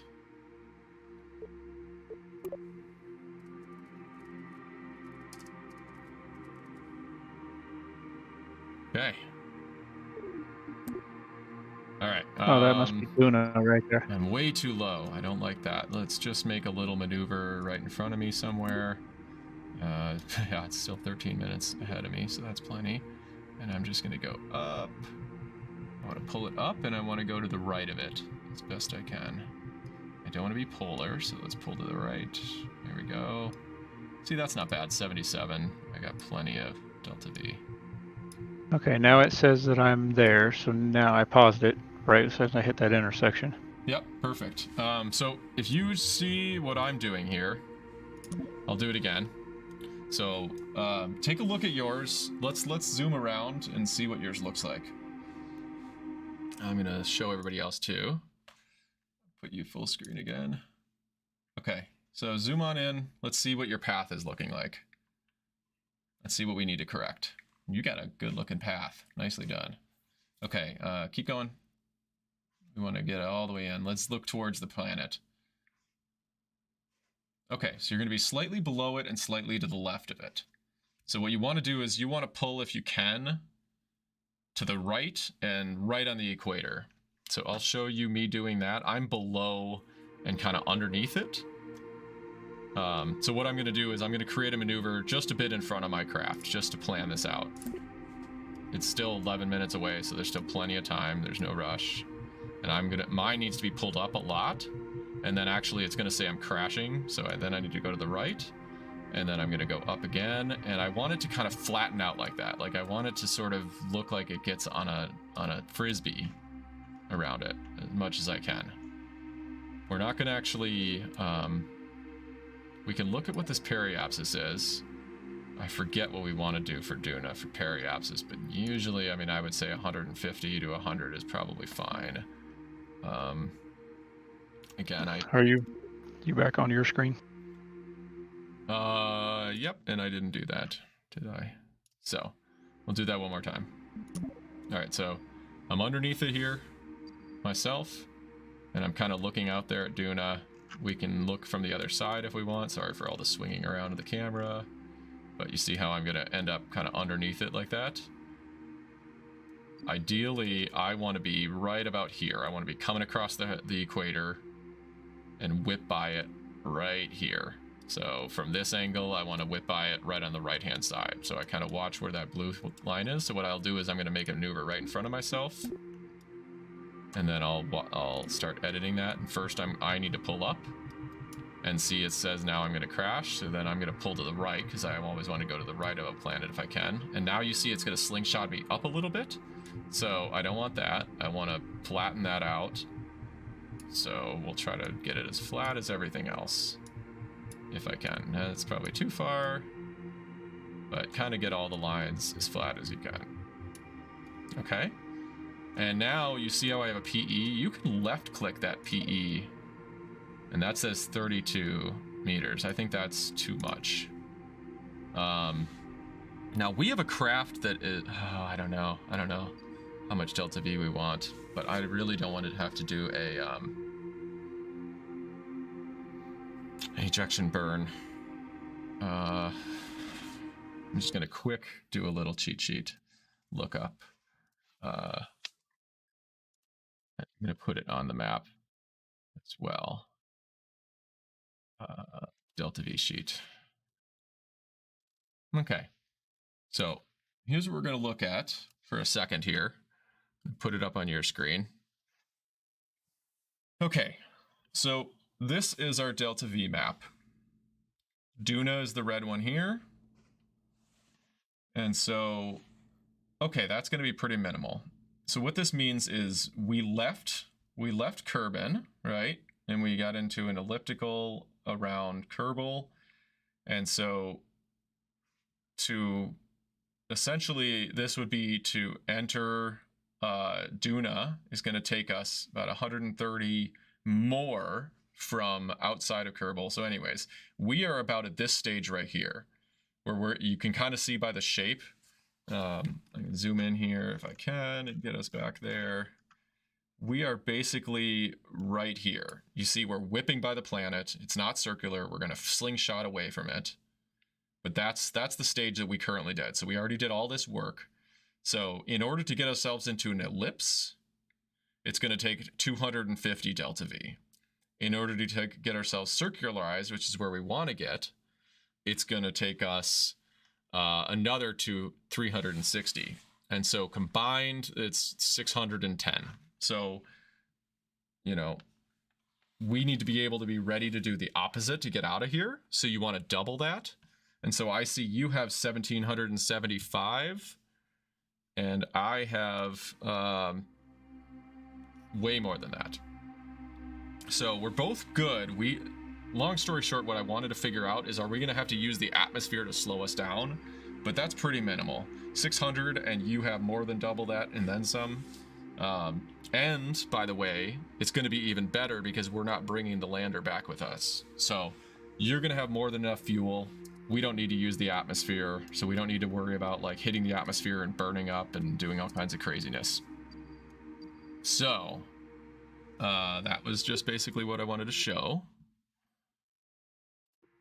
And therefore, when we're planning for what we're going to do, let's plan to actually, you know, do it all with our engines. So I made my little adjustment. Now you can kind of see my path from the other angle here and see how that's the path you want. You want to whip around to the right. That is actually with the rotation of the planet. That's how you normally want to enter a planet. I'm doing pretty good. I'm pretty happy with that. If I were to get really nitpicky, I'd probably go back down a little bit, because I wanna enter at the equator. Everything else we can correct later. And then I think my periapsis is a little bit low, and that's what I was making sure of. So what I want to do is pull myself to the right and get away from that planet a little bit. And I'm just going to be really conservative because of how much fuel I have, and probably say like, you know, 120. So you can click the PE. There's 140. Yeah, 120. So now I have my maneuver set for the plan that I want to intersect the planet with. And all I have to do is get my craft starting to point towards that. And we'll be ready for the next maneuver. So I'm going to minimize that. And we can watch yours now too.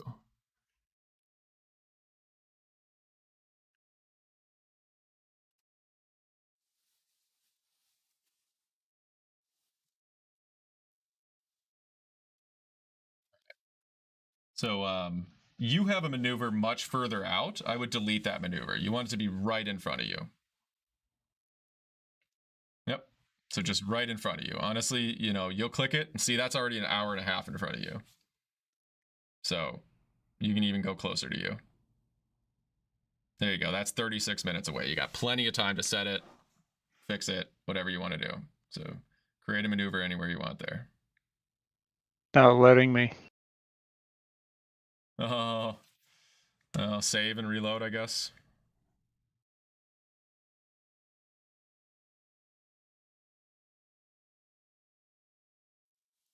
And then I think it's like F5 and F9 for save and reload.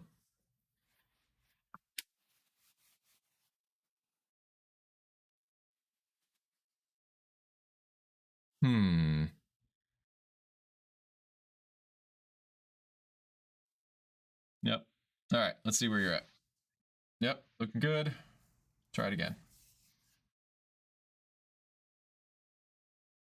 Zoom out when it's doing that. Something's popping in the top left. Yeah, just click it up there. Yeah, I don't know why it's doing that, but there you go. That was weird. So right, many now what do I get? glitches. Oh, all right, what do I need to do here? Make this an ellipse? Yeah. Fix the lighting as we get a little darker here.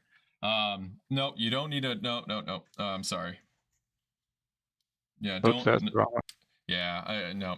Don't touch. You're not going to touch any of the green arrows on this one. You're going to do everything but that. So what you want to do, I'm trying to remember where you were at, but let's pan the camera so you're in the distance and the planet's what you're looking at. So put the planet between the camera and you. There you go. Okay, so perfect. So you want to drag yourself left so that you're on the opposite side of that planet.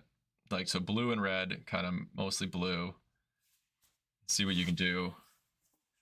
There you go. And you might want to zoom in a little bit because you really want to see what's happening at the planet. There you go. Keep going with the blue. Looking good. Keep going. You want to get all the way to the other side of the planet.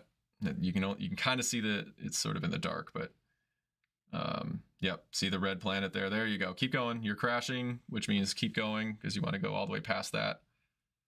So if you stopped right now, obviously, and you did that one, you would just go straight into the center of the planet. And now you're on the other side of it right now. Boom.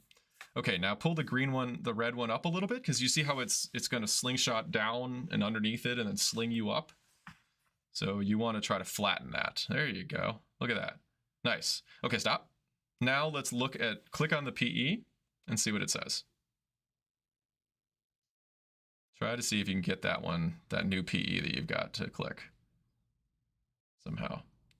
If you can get it somehow to tell you. No, just click away.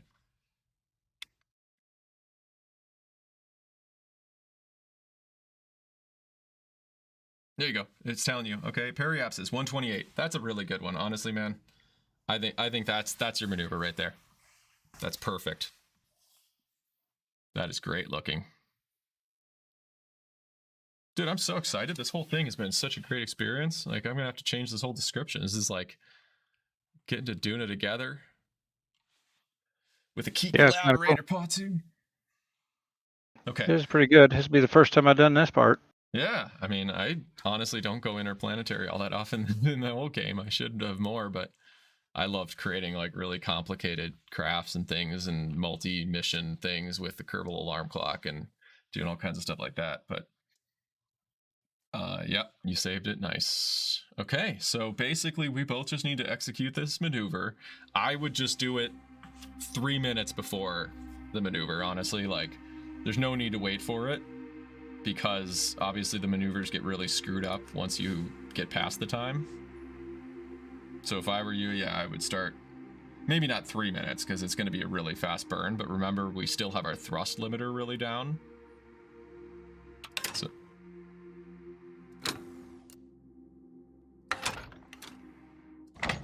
yeah, we've only got 4 minutes.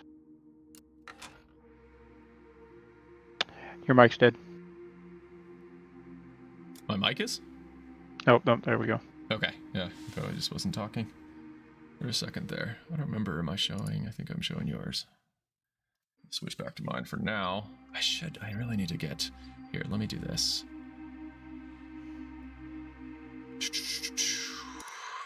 I want to add one more. Oh, it would be elbow. Oh yeah? Yeah. What's up, elbow? What do you mean what do you mean I should blow up? That ain't even funny. Full screen guest 1.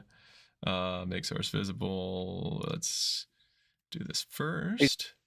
He's gonna fix it so we can see it. Yeah, I'm getting you up. So we're gonna click that one. There we go. Should have done this a lot earlier. Where's a good spot for it? Put you right over my head. Just cover me up. Cool. All right, so now we can kind of see you. Make it a bit bigger here. Nice. All righty. We're having some fun.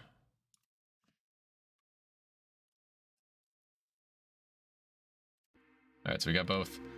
So I have my maneuver coming up soon. No, I don't like, okay. There we go. It's got that glitch where it says it's unpaused and paused at the wrong time. All right.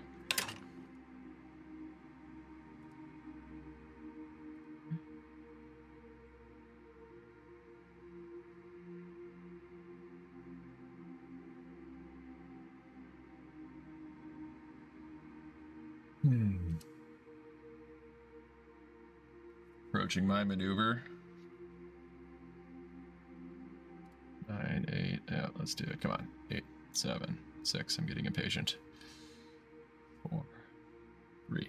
Yeah, I was thinking about doing the same thing. Yeah. All right. Close enough. Good. Game paused. It's not paused though. At least it shouldn't be. Well, I don't know if it is or isn't anymore. There we go. Now it's unpaused.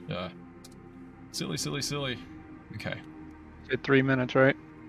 I did 1.5 minutes, but honestly, there's so little delta V. We're gonna. I mean, it could be done in about 2 seconds. So I think it's gonna be, even with our low power, I think we'll be just fine. So I'm just gonna start burning. Yep. I can see the arrow going. I can see. We'll look at it from this angle. Yeah, I can see myself pulling up right now. I pointed at the maneuver where I wanted to be. Make sure your SAS is pointed at the maneuver. That's an easy mistake to make.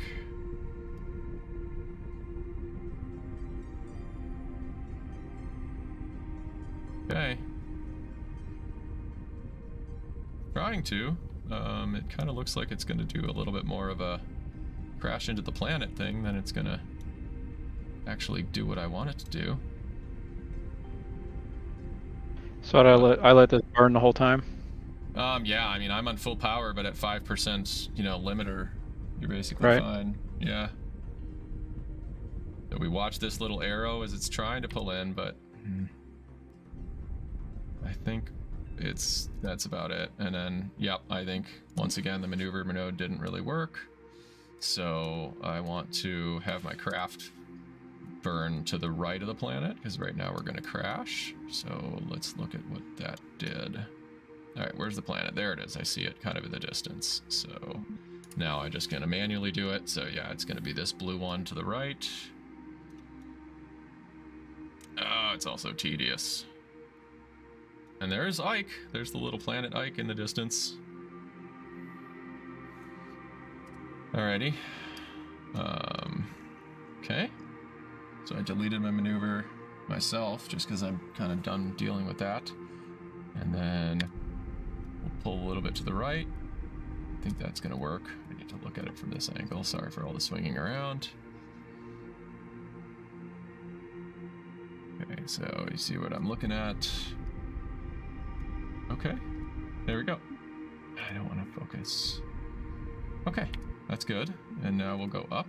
I'm just gonna have to manually do these back and forth now. So, but you kind of understand what we were doing with the maneuver, and then I'm just doing that now with the burning. Yep, now it's saying I'm gonna crash. Yeah, so these maneuvers are just not doing it. But doing basically the same thing, try to flatten it, and we'll see what that does. That's essentially gonna get me what I want. Let's see what that periapsis, 90? Is 90 enough? I think 90 should be enough, but I'm gonna take it out just to be safe. Alright, so you saying, oh yeah, see mine went way off the maneuver. Yeah, these maneuvers are just not working the way they should. 95, I'm just gonna go about 1. Yeah, that's good. Okay. So, I mean, it's not as flat as I would want, not a huge deal. We can always level it out. Okay. See what I'm thinking there, see what everybody says. 116 is what I was able to get. We can give full screen on yours to see you finishing that up. Finish crashing into the planet. No, right? Just don't time warp.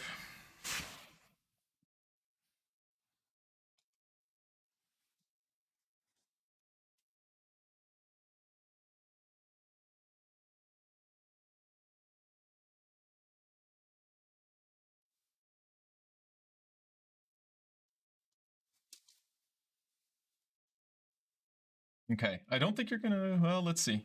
I think you're high enough. I think you're already on the top edge of the planet now. So I think you want to take the blue one to your right. Radial out. I think that's what you're going to want to pull.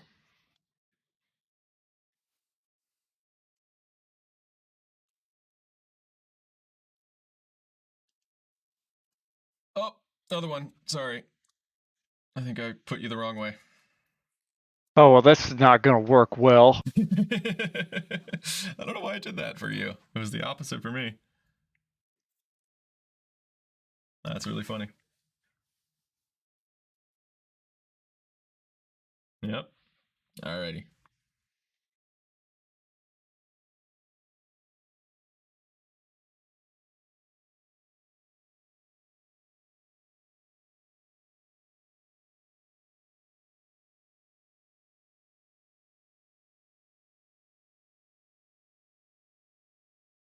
Oh. What the heck is wrong with this stupid thing? Yeah, stop for a sec. Stop burning and stop. And yeah, it clicked around. So you know why it did that is because your orbit is the opposite. So anyways, I think you're still okay. Now go radial out. The other blue. That's why.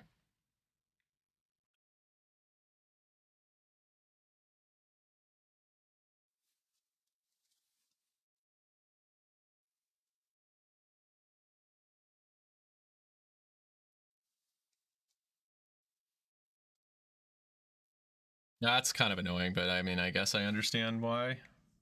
But there you go. See, now, Now you can probably go a little further, but you're going to pull the pink one down to flatten yourself out. I love my terms. I'm no Scott Manley, that's for sure. What is this one called? Anti-normal.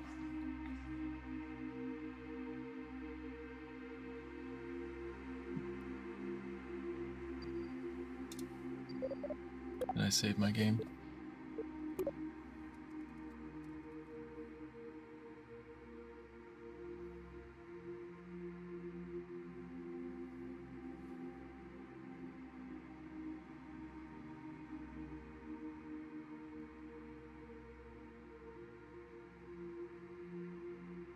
All right, now, should I Okay. create a maneuver again?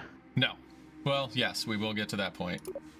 Just see what your PE says. Go a little further out. You want that to be about 100 maybe or so. I should know better, but let's just say 100 to 120. You've got a lot of fuel, so. Yep.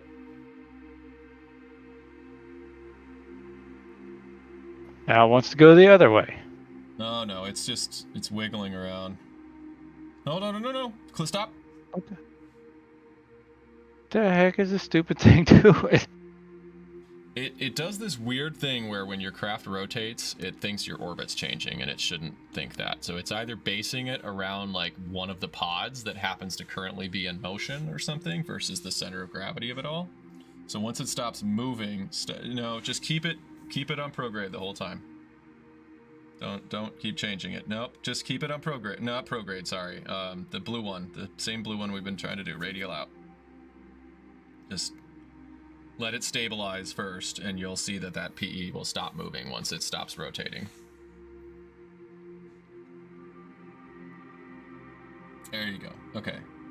See, now it stabilizes. So you want to pull that out to about 120-ish. So burn. Yep. There you go. Nice. And then you're looking pretty flat, do you think? Or do you want to make any tweaks up and down? Yeah, looks really good. Okay. I'm making a save myself at that point. Pre-circ. We're just doing pre-circ. Okay. So. Duna, I'm going to focus it right on Duna now.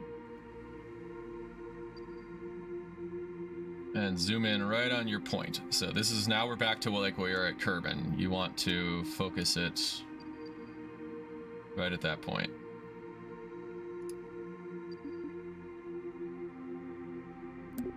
And I think we're going to need to make this easy on ourselves. So we're going to do this in 2 stages. I know that makes it seem like we're just making it harder, but it's actually going to make it easier. So click on the PE. Am I showing mine? Let's go back to showing mine. And we've got yours up too. So I've got to click on the PE, and then you're going to pull back. Reduce your velocity while there. And just pull until we stay inside the Mars. There we go. We don't need to go very far. We don't need to go right at the edge. Just something sort of happy medium there.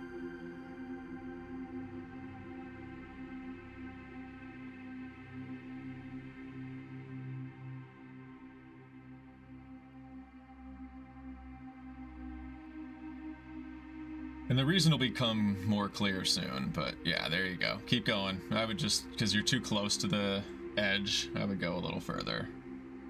Now we do have to be careful because Ike has a high center of gravity, so that can be problematic.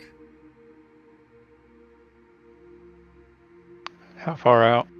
I mean, it's pretty good what you did. What I've got too. It's about the same. Yeah. So that's probably what we want to stick with. The reason why is we really want to be as equatorial as we can, and that way when we land, you always know that the craft you're going to have to re-intersect with is going to be right on top of you. It's just so much easier down the road if you know that you don't have to wait for it to orbit just perfectly and exit at this exact like 3-degree angle. So it just is a thing.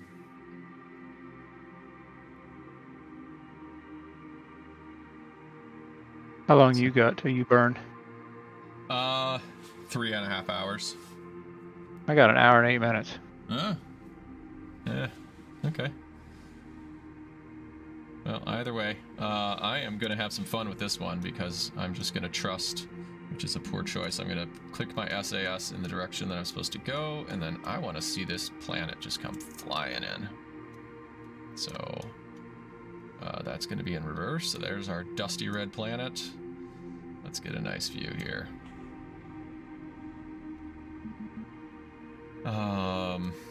And you know what? I am going to increase my thrust limiter at this point because we are back to the point where we want to do it as much right at that point as we can. So come here, dusty red planet. Yeah. Whoosh. Doesn't that look cool? I love it. Oh, that is pretty looking. Look at that. Exciting. It's like lighting my face red because my screen's so red.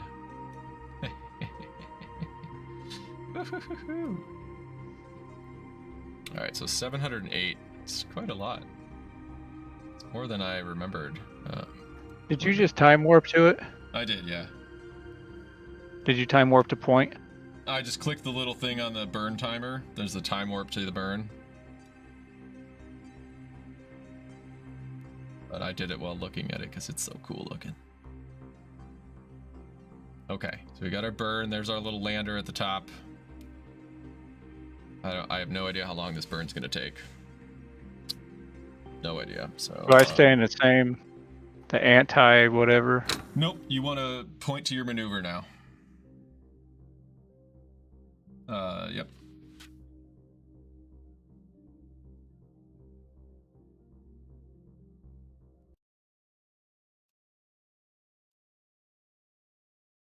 Right.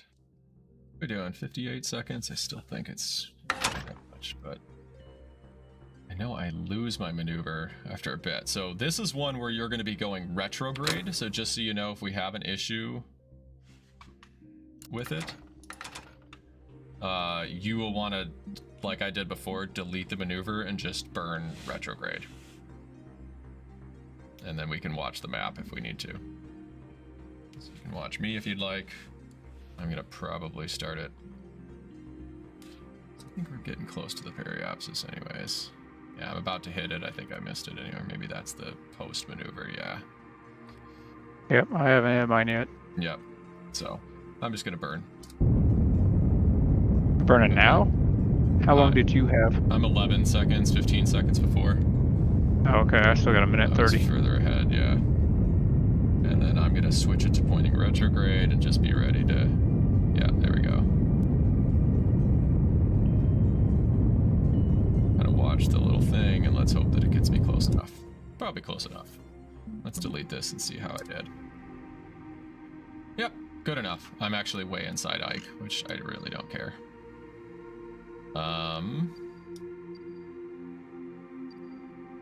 Now, is Ike on a perfect...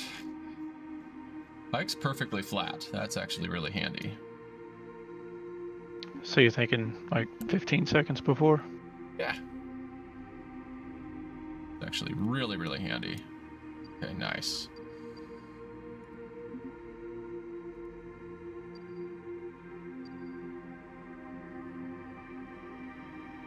Let's watch your burn.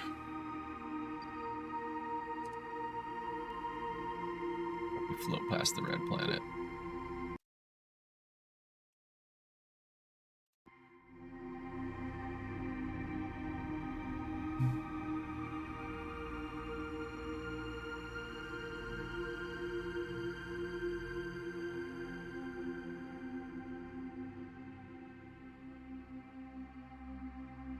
Good, looking good. If I were you, I would switch to retrograde, just because the maneuver planner seems to be messed up. And stop. Oh, you're still burning. You can keep going. Keep going. Still burning? Yep. Watch the arrow thing and let it go all the way to the end. If it starts moving the other direction, then stop. Stop. Probably good enough. And delete it and check the map.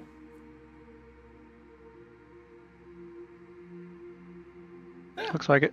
Good enough. Now check this out. Now right-click on Ike. Set as target. Yep, I'm gonna hit him.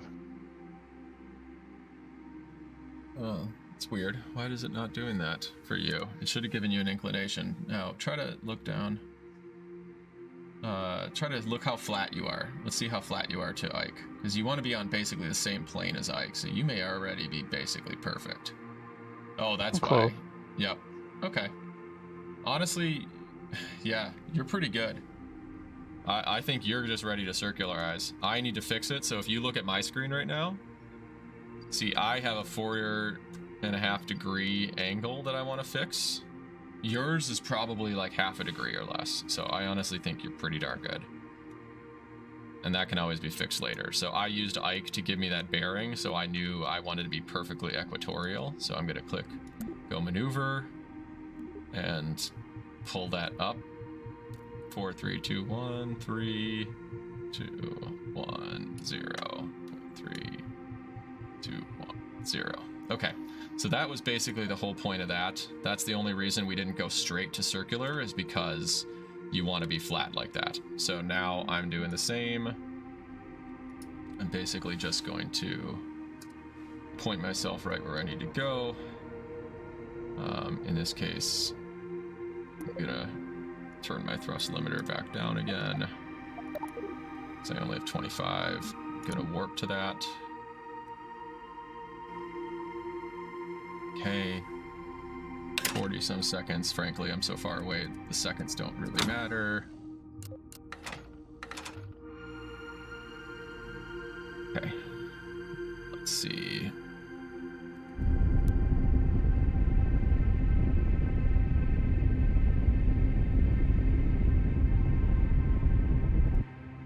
Okay, that probably did it. Good, 0, nice. Okay, so that was my whole point. So you're gonna do now the same thing as me. You can either right-click Duna and focus on it if it's easiest for you, and we're gonna circularize at the PE, so click directly on it as best you can, create a maneuver, go away.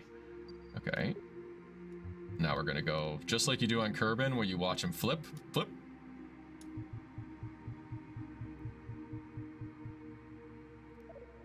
Okay, that's our next maneuver. Save again.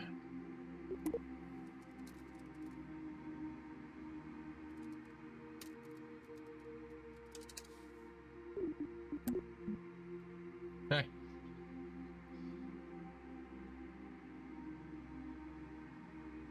I didn't flip.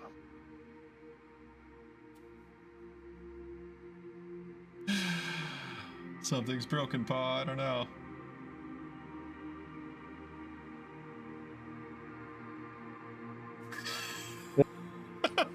Why?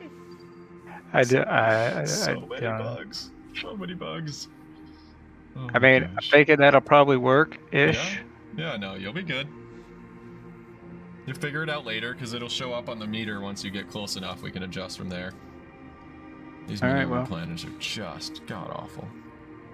But supposedly they're doing all of this so that they can, you know, do things like multiplayer and other things that were way more complicated than the past. Kerbal could And do. I'm gonna fast forward to this burn. Yep. I'm gonna do the same. Hey. Which, should I have my burn at 100%? Or my thrust? You can be, yeah, I mean, you don't have to, this is a pretty powerful engine. If you wanted to do 50, you know, whatever you want. If you were really precise, yeah, you would do it like instantaneous if you were really trying to conserve fuel. But we're also like not that close to the atmosphere. We're obviously, if you can tell, we're pretty high up. So we played a lot of things fairly conservatively. How long do you think it should burn? What is yours? It's about the same as mine. I think it's going to be a 20-second burn at the most. So you can start at 10 seconds if you want, and then be ready to switch to retrograde again. Oh, mine is on retrograde. Oh, switch to maneuver if you can. I mean, it's basically going to be the same, but you might as well.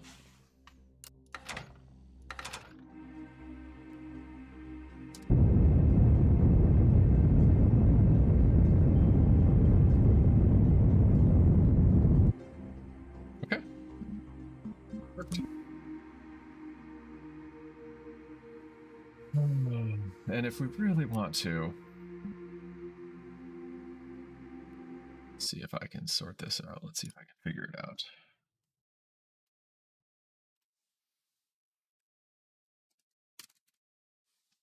I think actually I have. It tells us.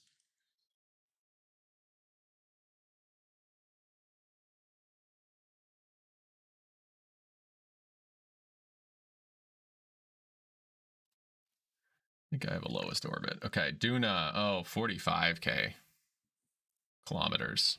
Atmosphere begins at 41. So, I mean, we could drop this a lot lower. So I'm actually going to do that. I mean, we don't need to be that low, but I'm going to drop it down to about 80, I think. 10 seconds. Yep. And, yeah. Watch your periapsis in the bottom left. And let's take that. Yeah. See if you can take your periapsis down to 80.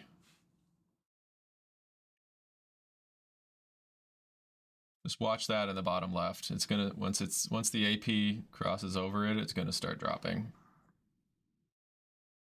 Keep going. Retrograde, retrograde. There you go. Nice. Keep going.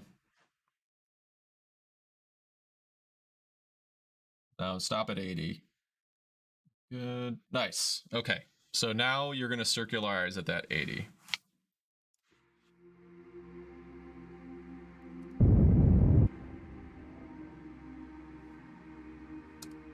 I get myself.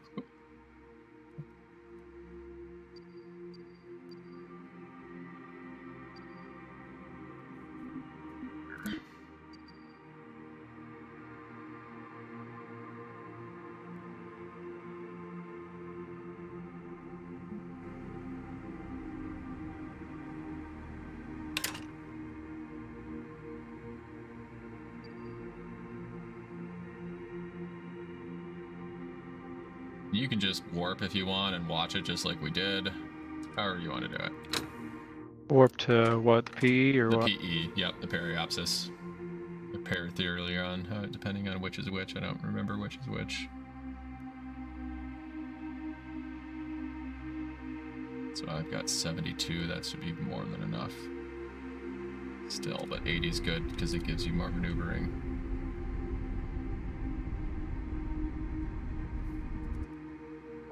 Yeah, bummer. I didn't mean to do that. I'll just swing it around and pop back up a little bit.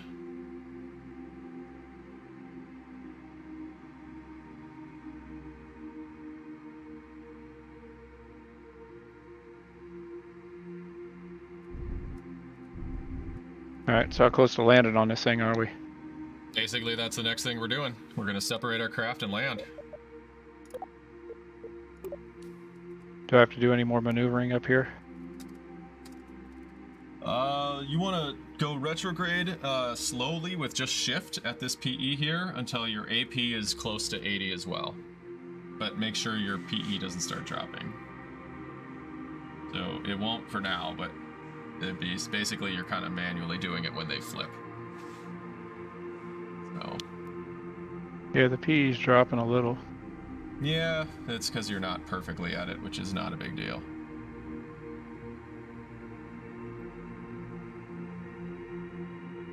As long as you're there, good enough, good enough. Perfect. Save it. All right, we ready to land? Yep, let's do that. Let's do it. Okay. So a few things we're gonna do. We got all their Kerbals. They've been hanging out for a year. They got a big smile on their face. I'll show my camera here too. I'm just looking at them in the window. I love that they have these windows now. I think that's so cool. Little Kerbal sitting here, just loving life. Just having a blast. And anyways, so what we want to do is transfer them a little bit. So let's open up this little Kerbal thing up here. And I don't want to EVA. I want to... Can I transfer Kerbals? Does it let me transfer them? Control orientation. Okay, I don't know. Is there something else I can do with them? There isn't. All right, pick one of the ones. Oh boy, you haven't done have you done an EVA before? No. Okay, so watch me. Okay, and I'm gonna shuffle this a little bit. Because apparently we can't transfer, or there's a way to transfer, and I don't know how to do it. Because this is only the EVA.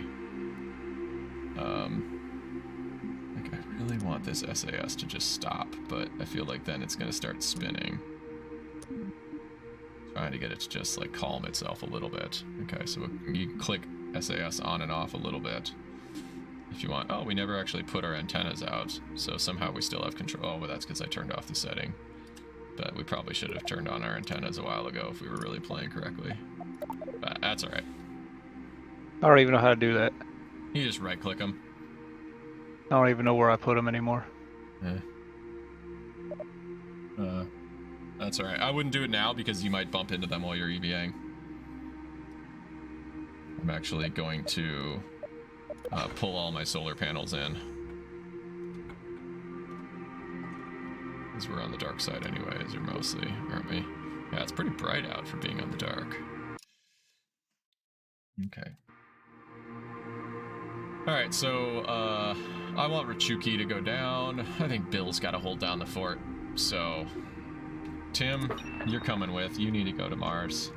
Alright, so you click EVA, and they first jump out like this. I'm glad that we didn't block that port, because that would have been bad. Your vehicle is out of fuel. What are you talking about? Another error. And now you can go up and down and grab. You see up here, like F, I believe it is grab. And then when you get near a door, you can hit B to board. Basically, you want to be ready to hit F to grab. But right now I hit space. And so he's just hanging out right now. He's technically not connected. So then what we're going to do is turn on RCS. And that basically puts his jetpack on. You can also do that now in the top left here, jetpack. So he will always face away from the camera. He will adjust and turn himself so that he's facing. So you have left, right, forward, and backwards. Those are pretty straightforward. And then shift and control are up and down. So what I normally do is kind of try to get ourselves... So I go shift. You never want to do any of them for more than just a split second of a tap. Oh, that's right. I want to be on this side. So I kind of let him change the orientation if I want. I need to get control. I have a little too much momentum. And then now that I'm getting close to this door, this hatch back here, I'm ready to hit F. And I grab it. There we go. And I hit B to board. And now I just moved him over to his other seat. So I need to do that one more time with Rachuki.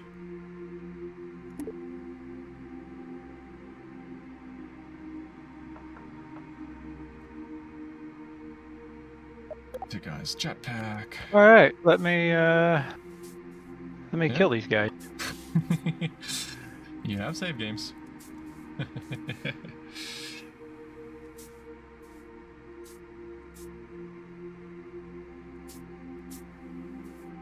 There we go. And board. And I'll put my solar panels back out.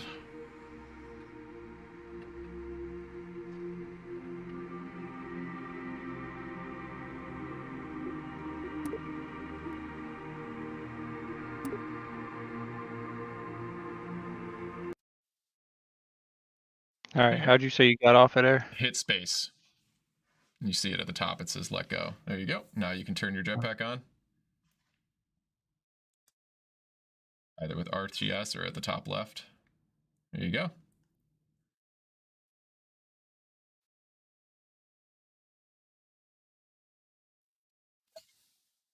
Probably bumping into it, so that gets confusing. You probably want to back up a little bit.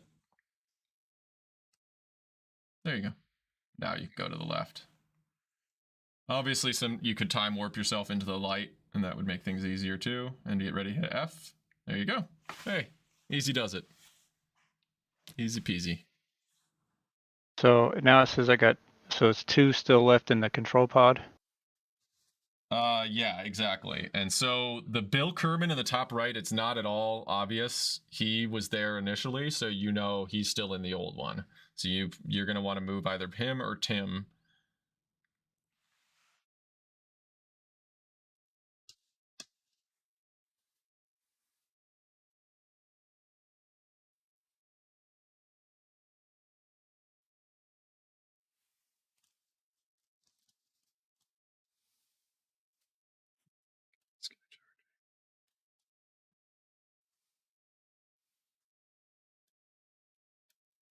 Okay, now they're both in. All right, nicely done. Okay, so now you can keep your solar panels out for a bit if you want. I put them, you can keep them tucked away. What we should do is let's just disconnect these things. So you can, I'm gonna do one more save.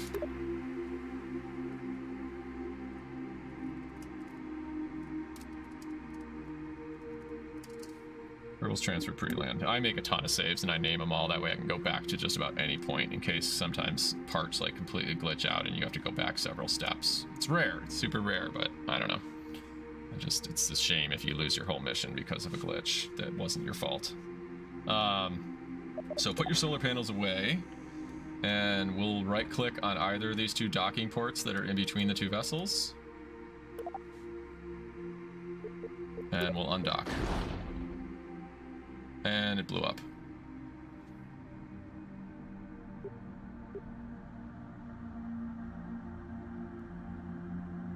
Sweet.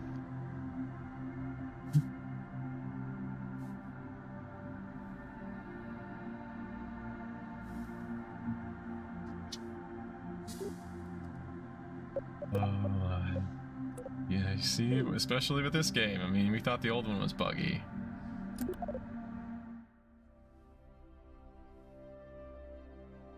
Try it again. Let's hope we don't have a completely glitched out thing. Doing it every time. Yep, did that time. Well, this might be a rescue mission then.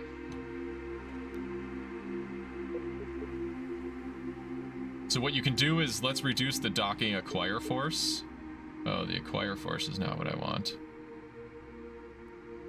I really hope fuel crossfeed didn't end up. But I'll try it, and then let's see if I can do that. Nope, this completely destroys it. Okay.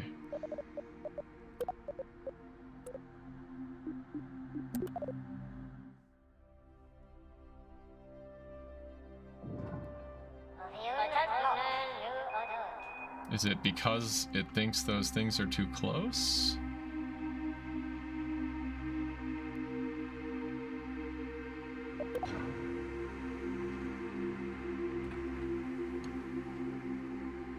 What if I undock a thing that doesn't even have... Okay, I'm gonna change the acquire first on both of the 2 down to 0. All Clampotrons need 0 acquire force, because what could be happening is it's somehow reacquiring immediately on both of the 2.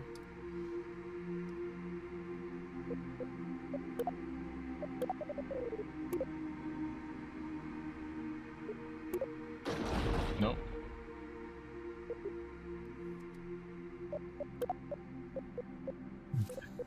So there's something I did wrong.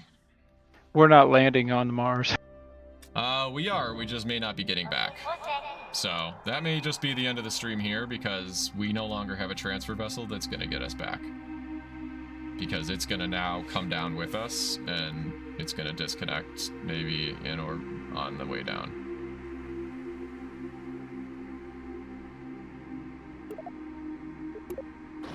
Yeah, it's just happening over and over again. Okay. I'm doing this. We're making it.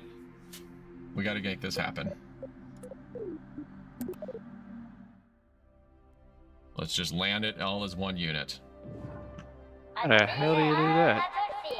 We just land it as a chunk. I mean, that's all we can do.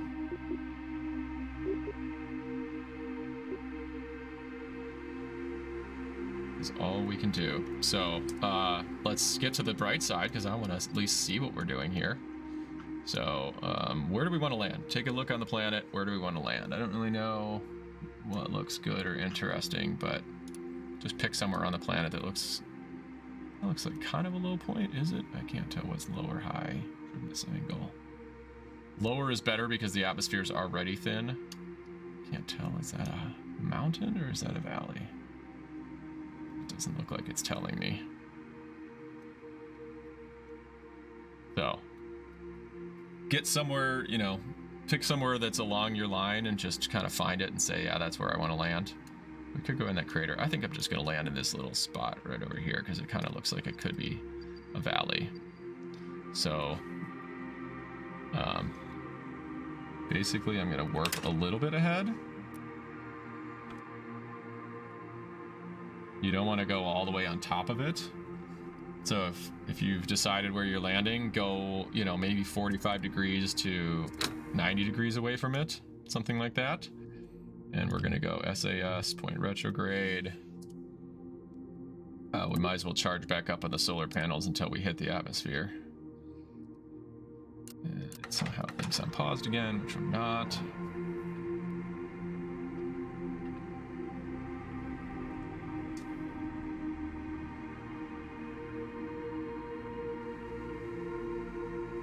Okay, well, I guess instead of this being a two-parter, this is going to be the grand finale, and we have no idea if this is going to land. I mean, we should have enough engines and everything to do some damage.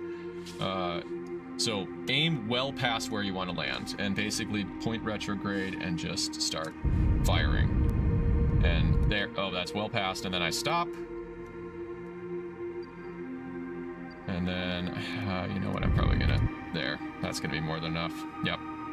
And now what I wanna do is I wanna fast forward until I'm physically hitting the atmosphere. I think this is gonna come in really fast, but I have a ton of... So you click on your line somewhere, right? Or the planet? Yeah, you can just warp to here or whatever. I didn't even set a maneuver. You basically just point retrograde with your thing and just start burning a bit until the line is starting to impact. I mean, the steeper it is, the faster you're going to come in, which is the faster you're going to burn up. But again, we are in a game that doesn't necessarily burn up. So how do I make the point on the planet that I want to go? It'll just tell you where you're going to crash. There's really, I mean, you can do a maneuver, but it's not going to be exactly that because we're going to be also firing the rockets. So it's going to be, you're going to land closer than where it's going to say you're going to crash. So make your crash spot much further away from where you actually want to land. Okay, how do I get out of the orbit? You point retrograde and then just start burning a little bit. Yep, and you'll see a crash pretty soon. And then I would stop. And then kind of make some adjustments from there. I think this is a better place for you to be.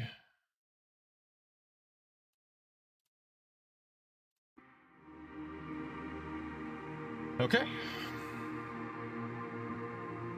It's good enough for me, I don't care. Yeah, man. We're going to the Mars, hell or high water.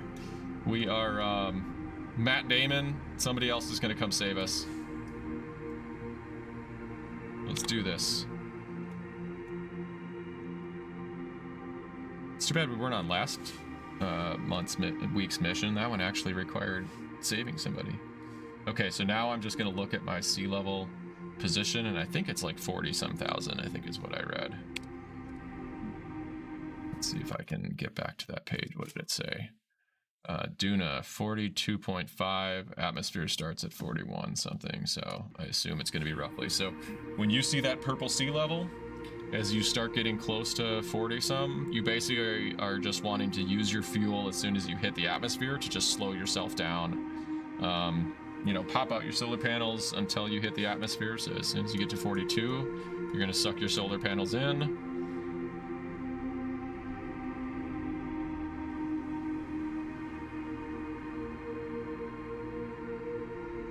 So I can warp a lot. I feel like I'm feeling pretty good. Yeah, I'm gonna hit it. It'll be good. This is gonna be fun.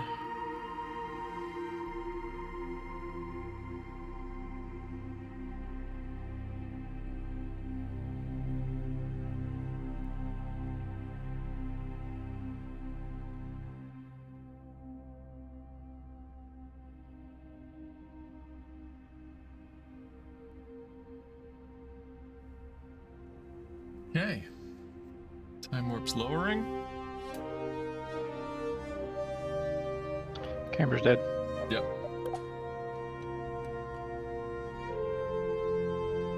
Okay, we just sucked in our solar panels.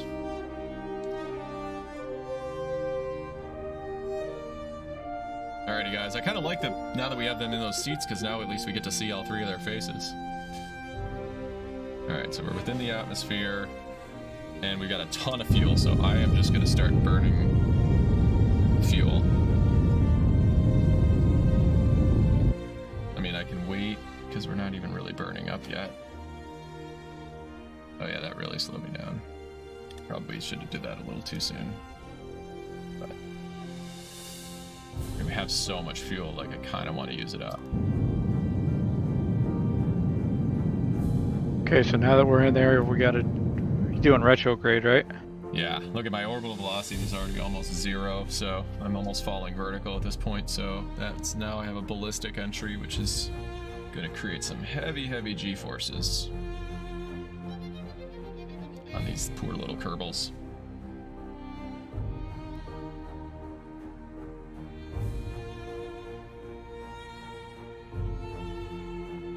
But I really want to get through this fuel. It's interesting that this is such a powerful motor that it's going to be a problem now, isn't it? I only got 448 left. Yeah, I'm basically just like floating right now on this engine just to use fuel. Jeez. Well, at least I know where I'm landing.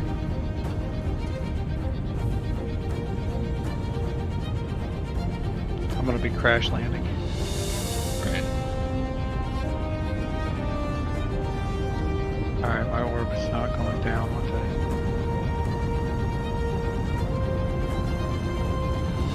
So what I really want to see is if we deploy these parachutes, is there any chance that they actually will... I don't want to energize these guys. Let's see if I can move those engines up. Nice, I was able to actually.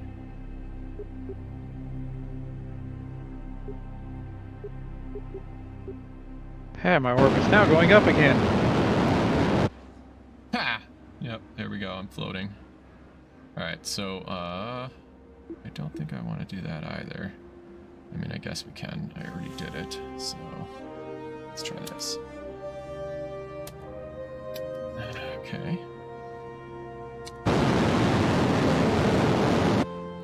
Just need to burn through some fuel. Let's see if I can move this guy up. There we go.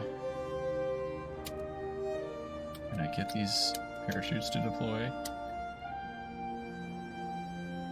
I don't seem to want to deploy, so I can't get my parachutes to deploy except...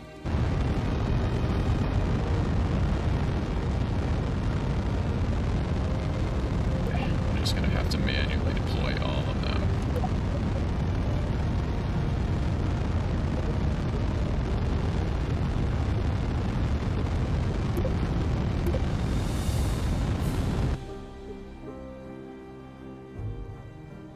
Can't deploy these.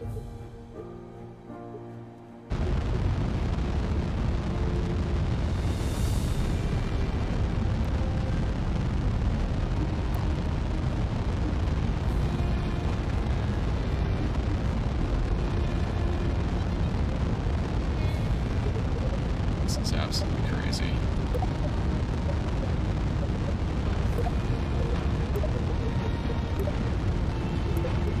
Kabloomy!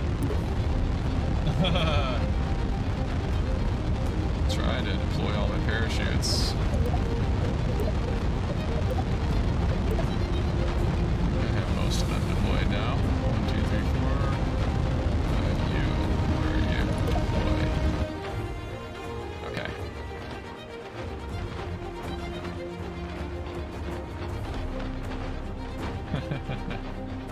Looks like one more hasn't deployed somewhere.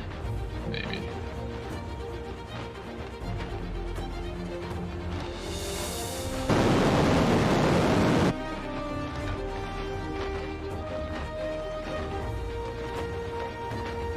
Is there any chance? Did you try to undock? Not since I've reloaded. I need to just burn through this field. This is absolutely the most Kerbal landing.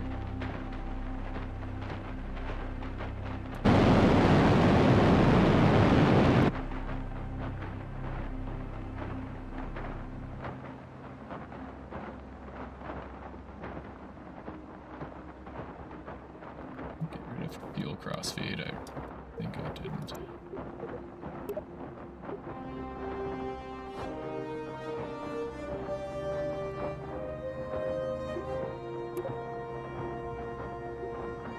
Oh, those ones down there, yeah.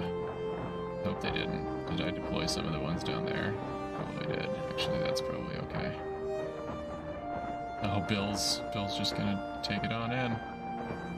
Sorry, Bill. Okay, I'm gonna save it. Let's try this.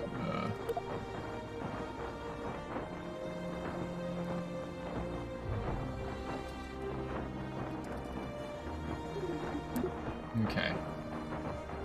Alright, so I got all the fuel burned this stage. Bill, I'm very, very sorry. Maybe I can get you to parachute out of here. Actually, let's try that. Let's see if I can EVA you. Time warp is not 0. Oh, I've had time warp high, huh? Okay.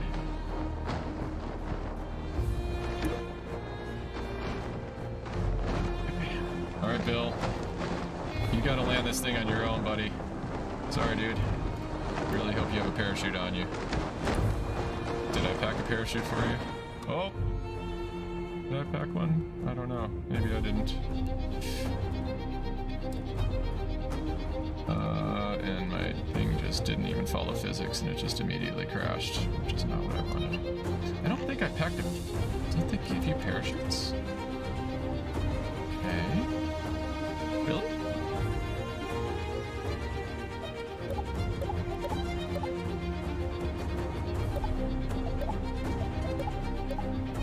Huh. They don't give me a parachute for you. Okay. Well, the vehicle crashed, which is not what I wanted. Let's see if I can save you at least. You can do it, buddy. I believe in you. I believe in you, Bill. I believe in you. You got this, my friend. You're coming in fast. Ah! Too fast. Too fast. Way too fast. Oops.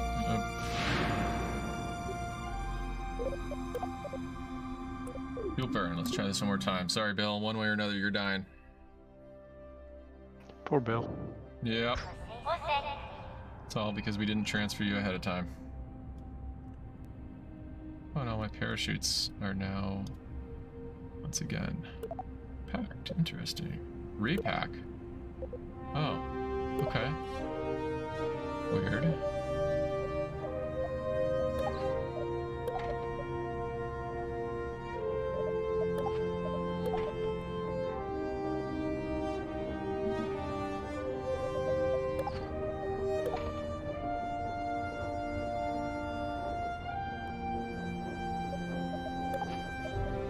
That's interesting, you can just repack them as is. You used to need a engineer for that.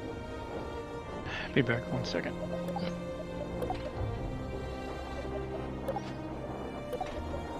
Okay. Do this. As soon as these parachutes open up, hopefully they're going to open up before we hit the ground.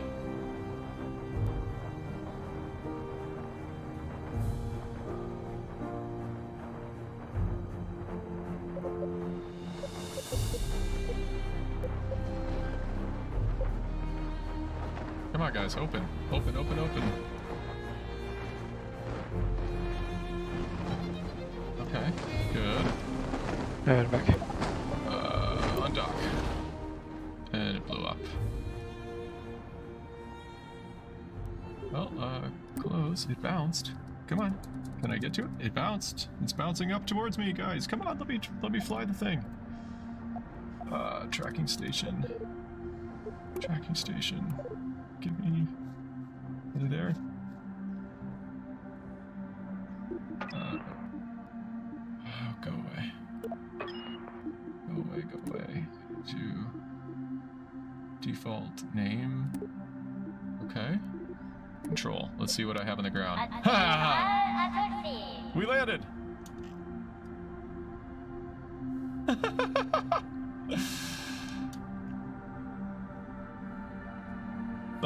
Somehow it happened. And we landed.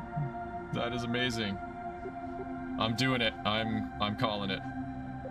I am gonna claim this landing. That's ridiculous. Seriously, most Kerbal thing ever.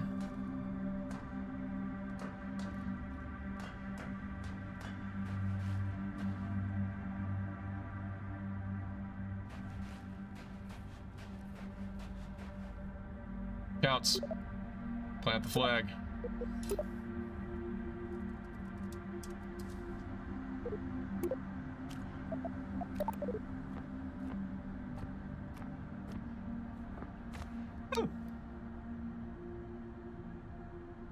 And it didn't do my flag. It did the default flag. Well, you know. We made it. I've crashed like 4 times. Yeah. So I got the parachutes out. If you right-click a bunch of the parachutes, and then... Or you could try to just use your engines. I mean, they're powerful enough. You might be I'm able out to of fuel now. Yeah. But I don't know what we did wrong. I mean, they weren't hitting. Something, I guess our engine bells were probably too close to it, but there's just absolutely no reason why that should have happened. You can right-click your parachutes. You've got half of them deployed. they all should be deployed. They're all active anyway. Yeah. Yep, there they go. Yep. Well, we'll watch Yep, yours. I'm gonna crash. And I'm gonna then crash that's gonna land. be- Yeah. Yeah, I mean, I don't know. You see if you can, you know, use your fuel at the last minute, I guess. It's ridiculous. Yeah, I'm out of fuel, so I can't use no fuel. Yeah. You can activate the other ones. Oh, they're trying to. Yeah, I would save your fuel. Oh, maybe. Maybe you'll be lucky. Yes! Oh, bounce. There you go! You made it! Woohoo! Alright, so how do I go plant a flag? You just EVA your guy. Why won't it let me EVA? What is it? Time warp. You got time warp on.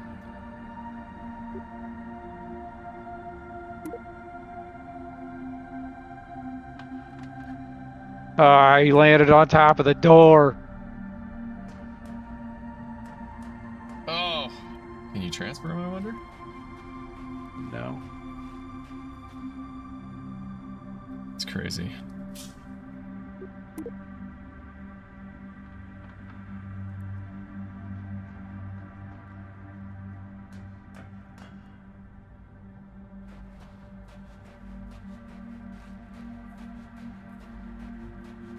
Alrighty.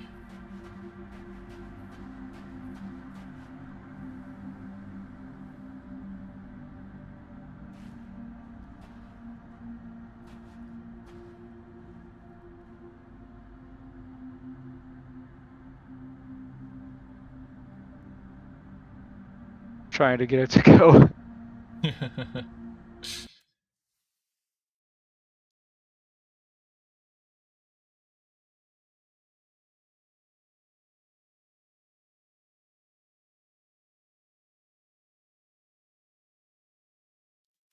You can use Q and E to try to spin it.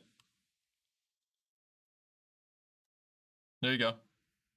Probably just spin it without the engines at this point. What? Go away.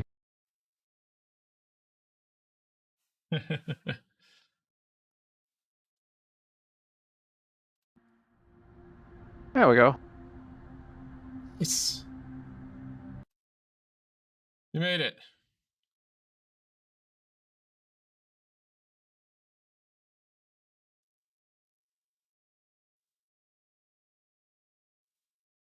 There you go, buddy. We did it. We made it onto Mars. Both our crafts look the same.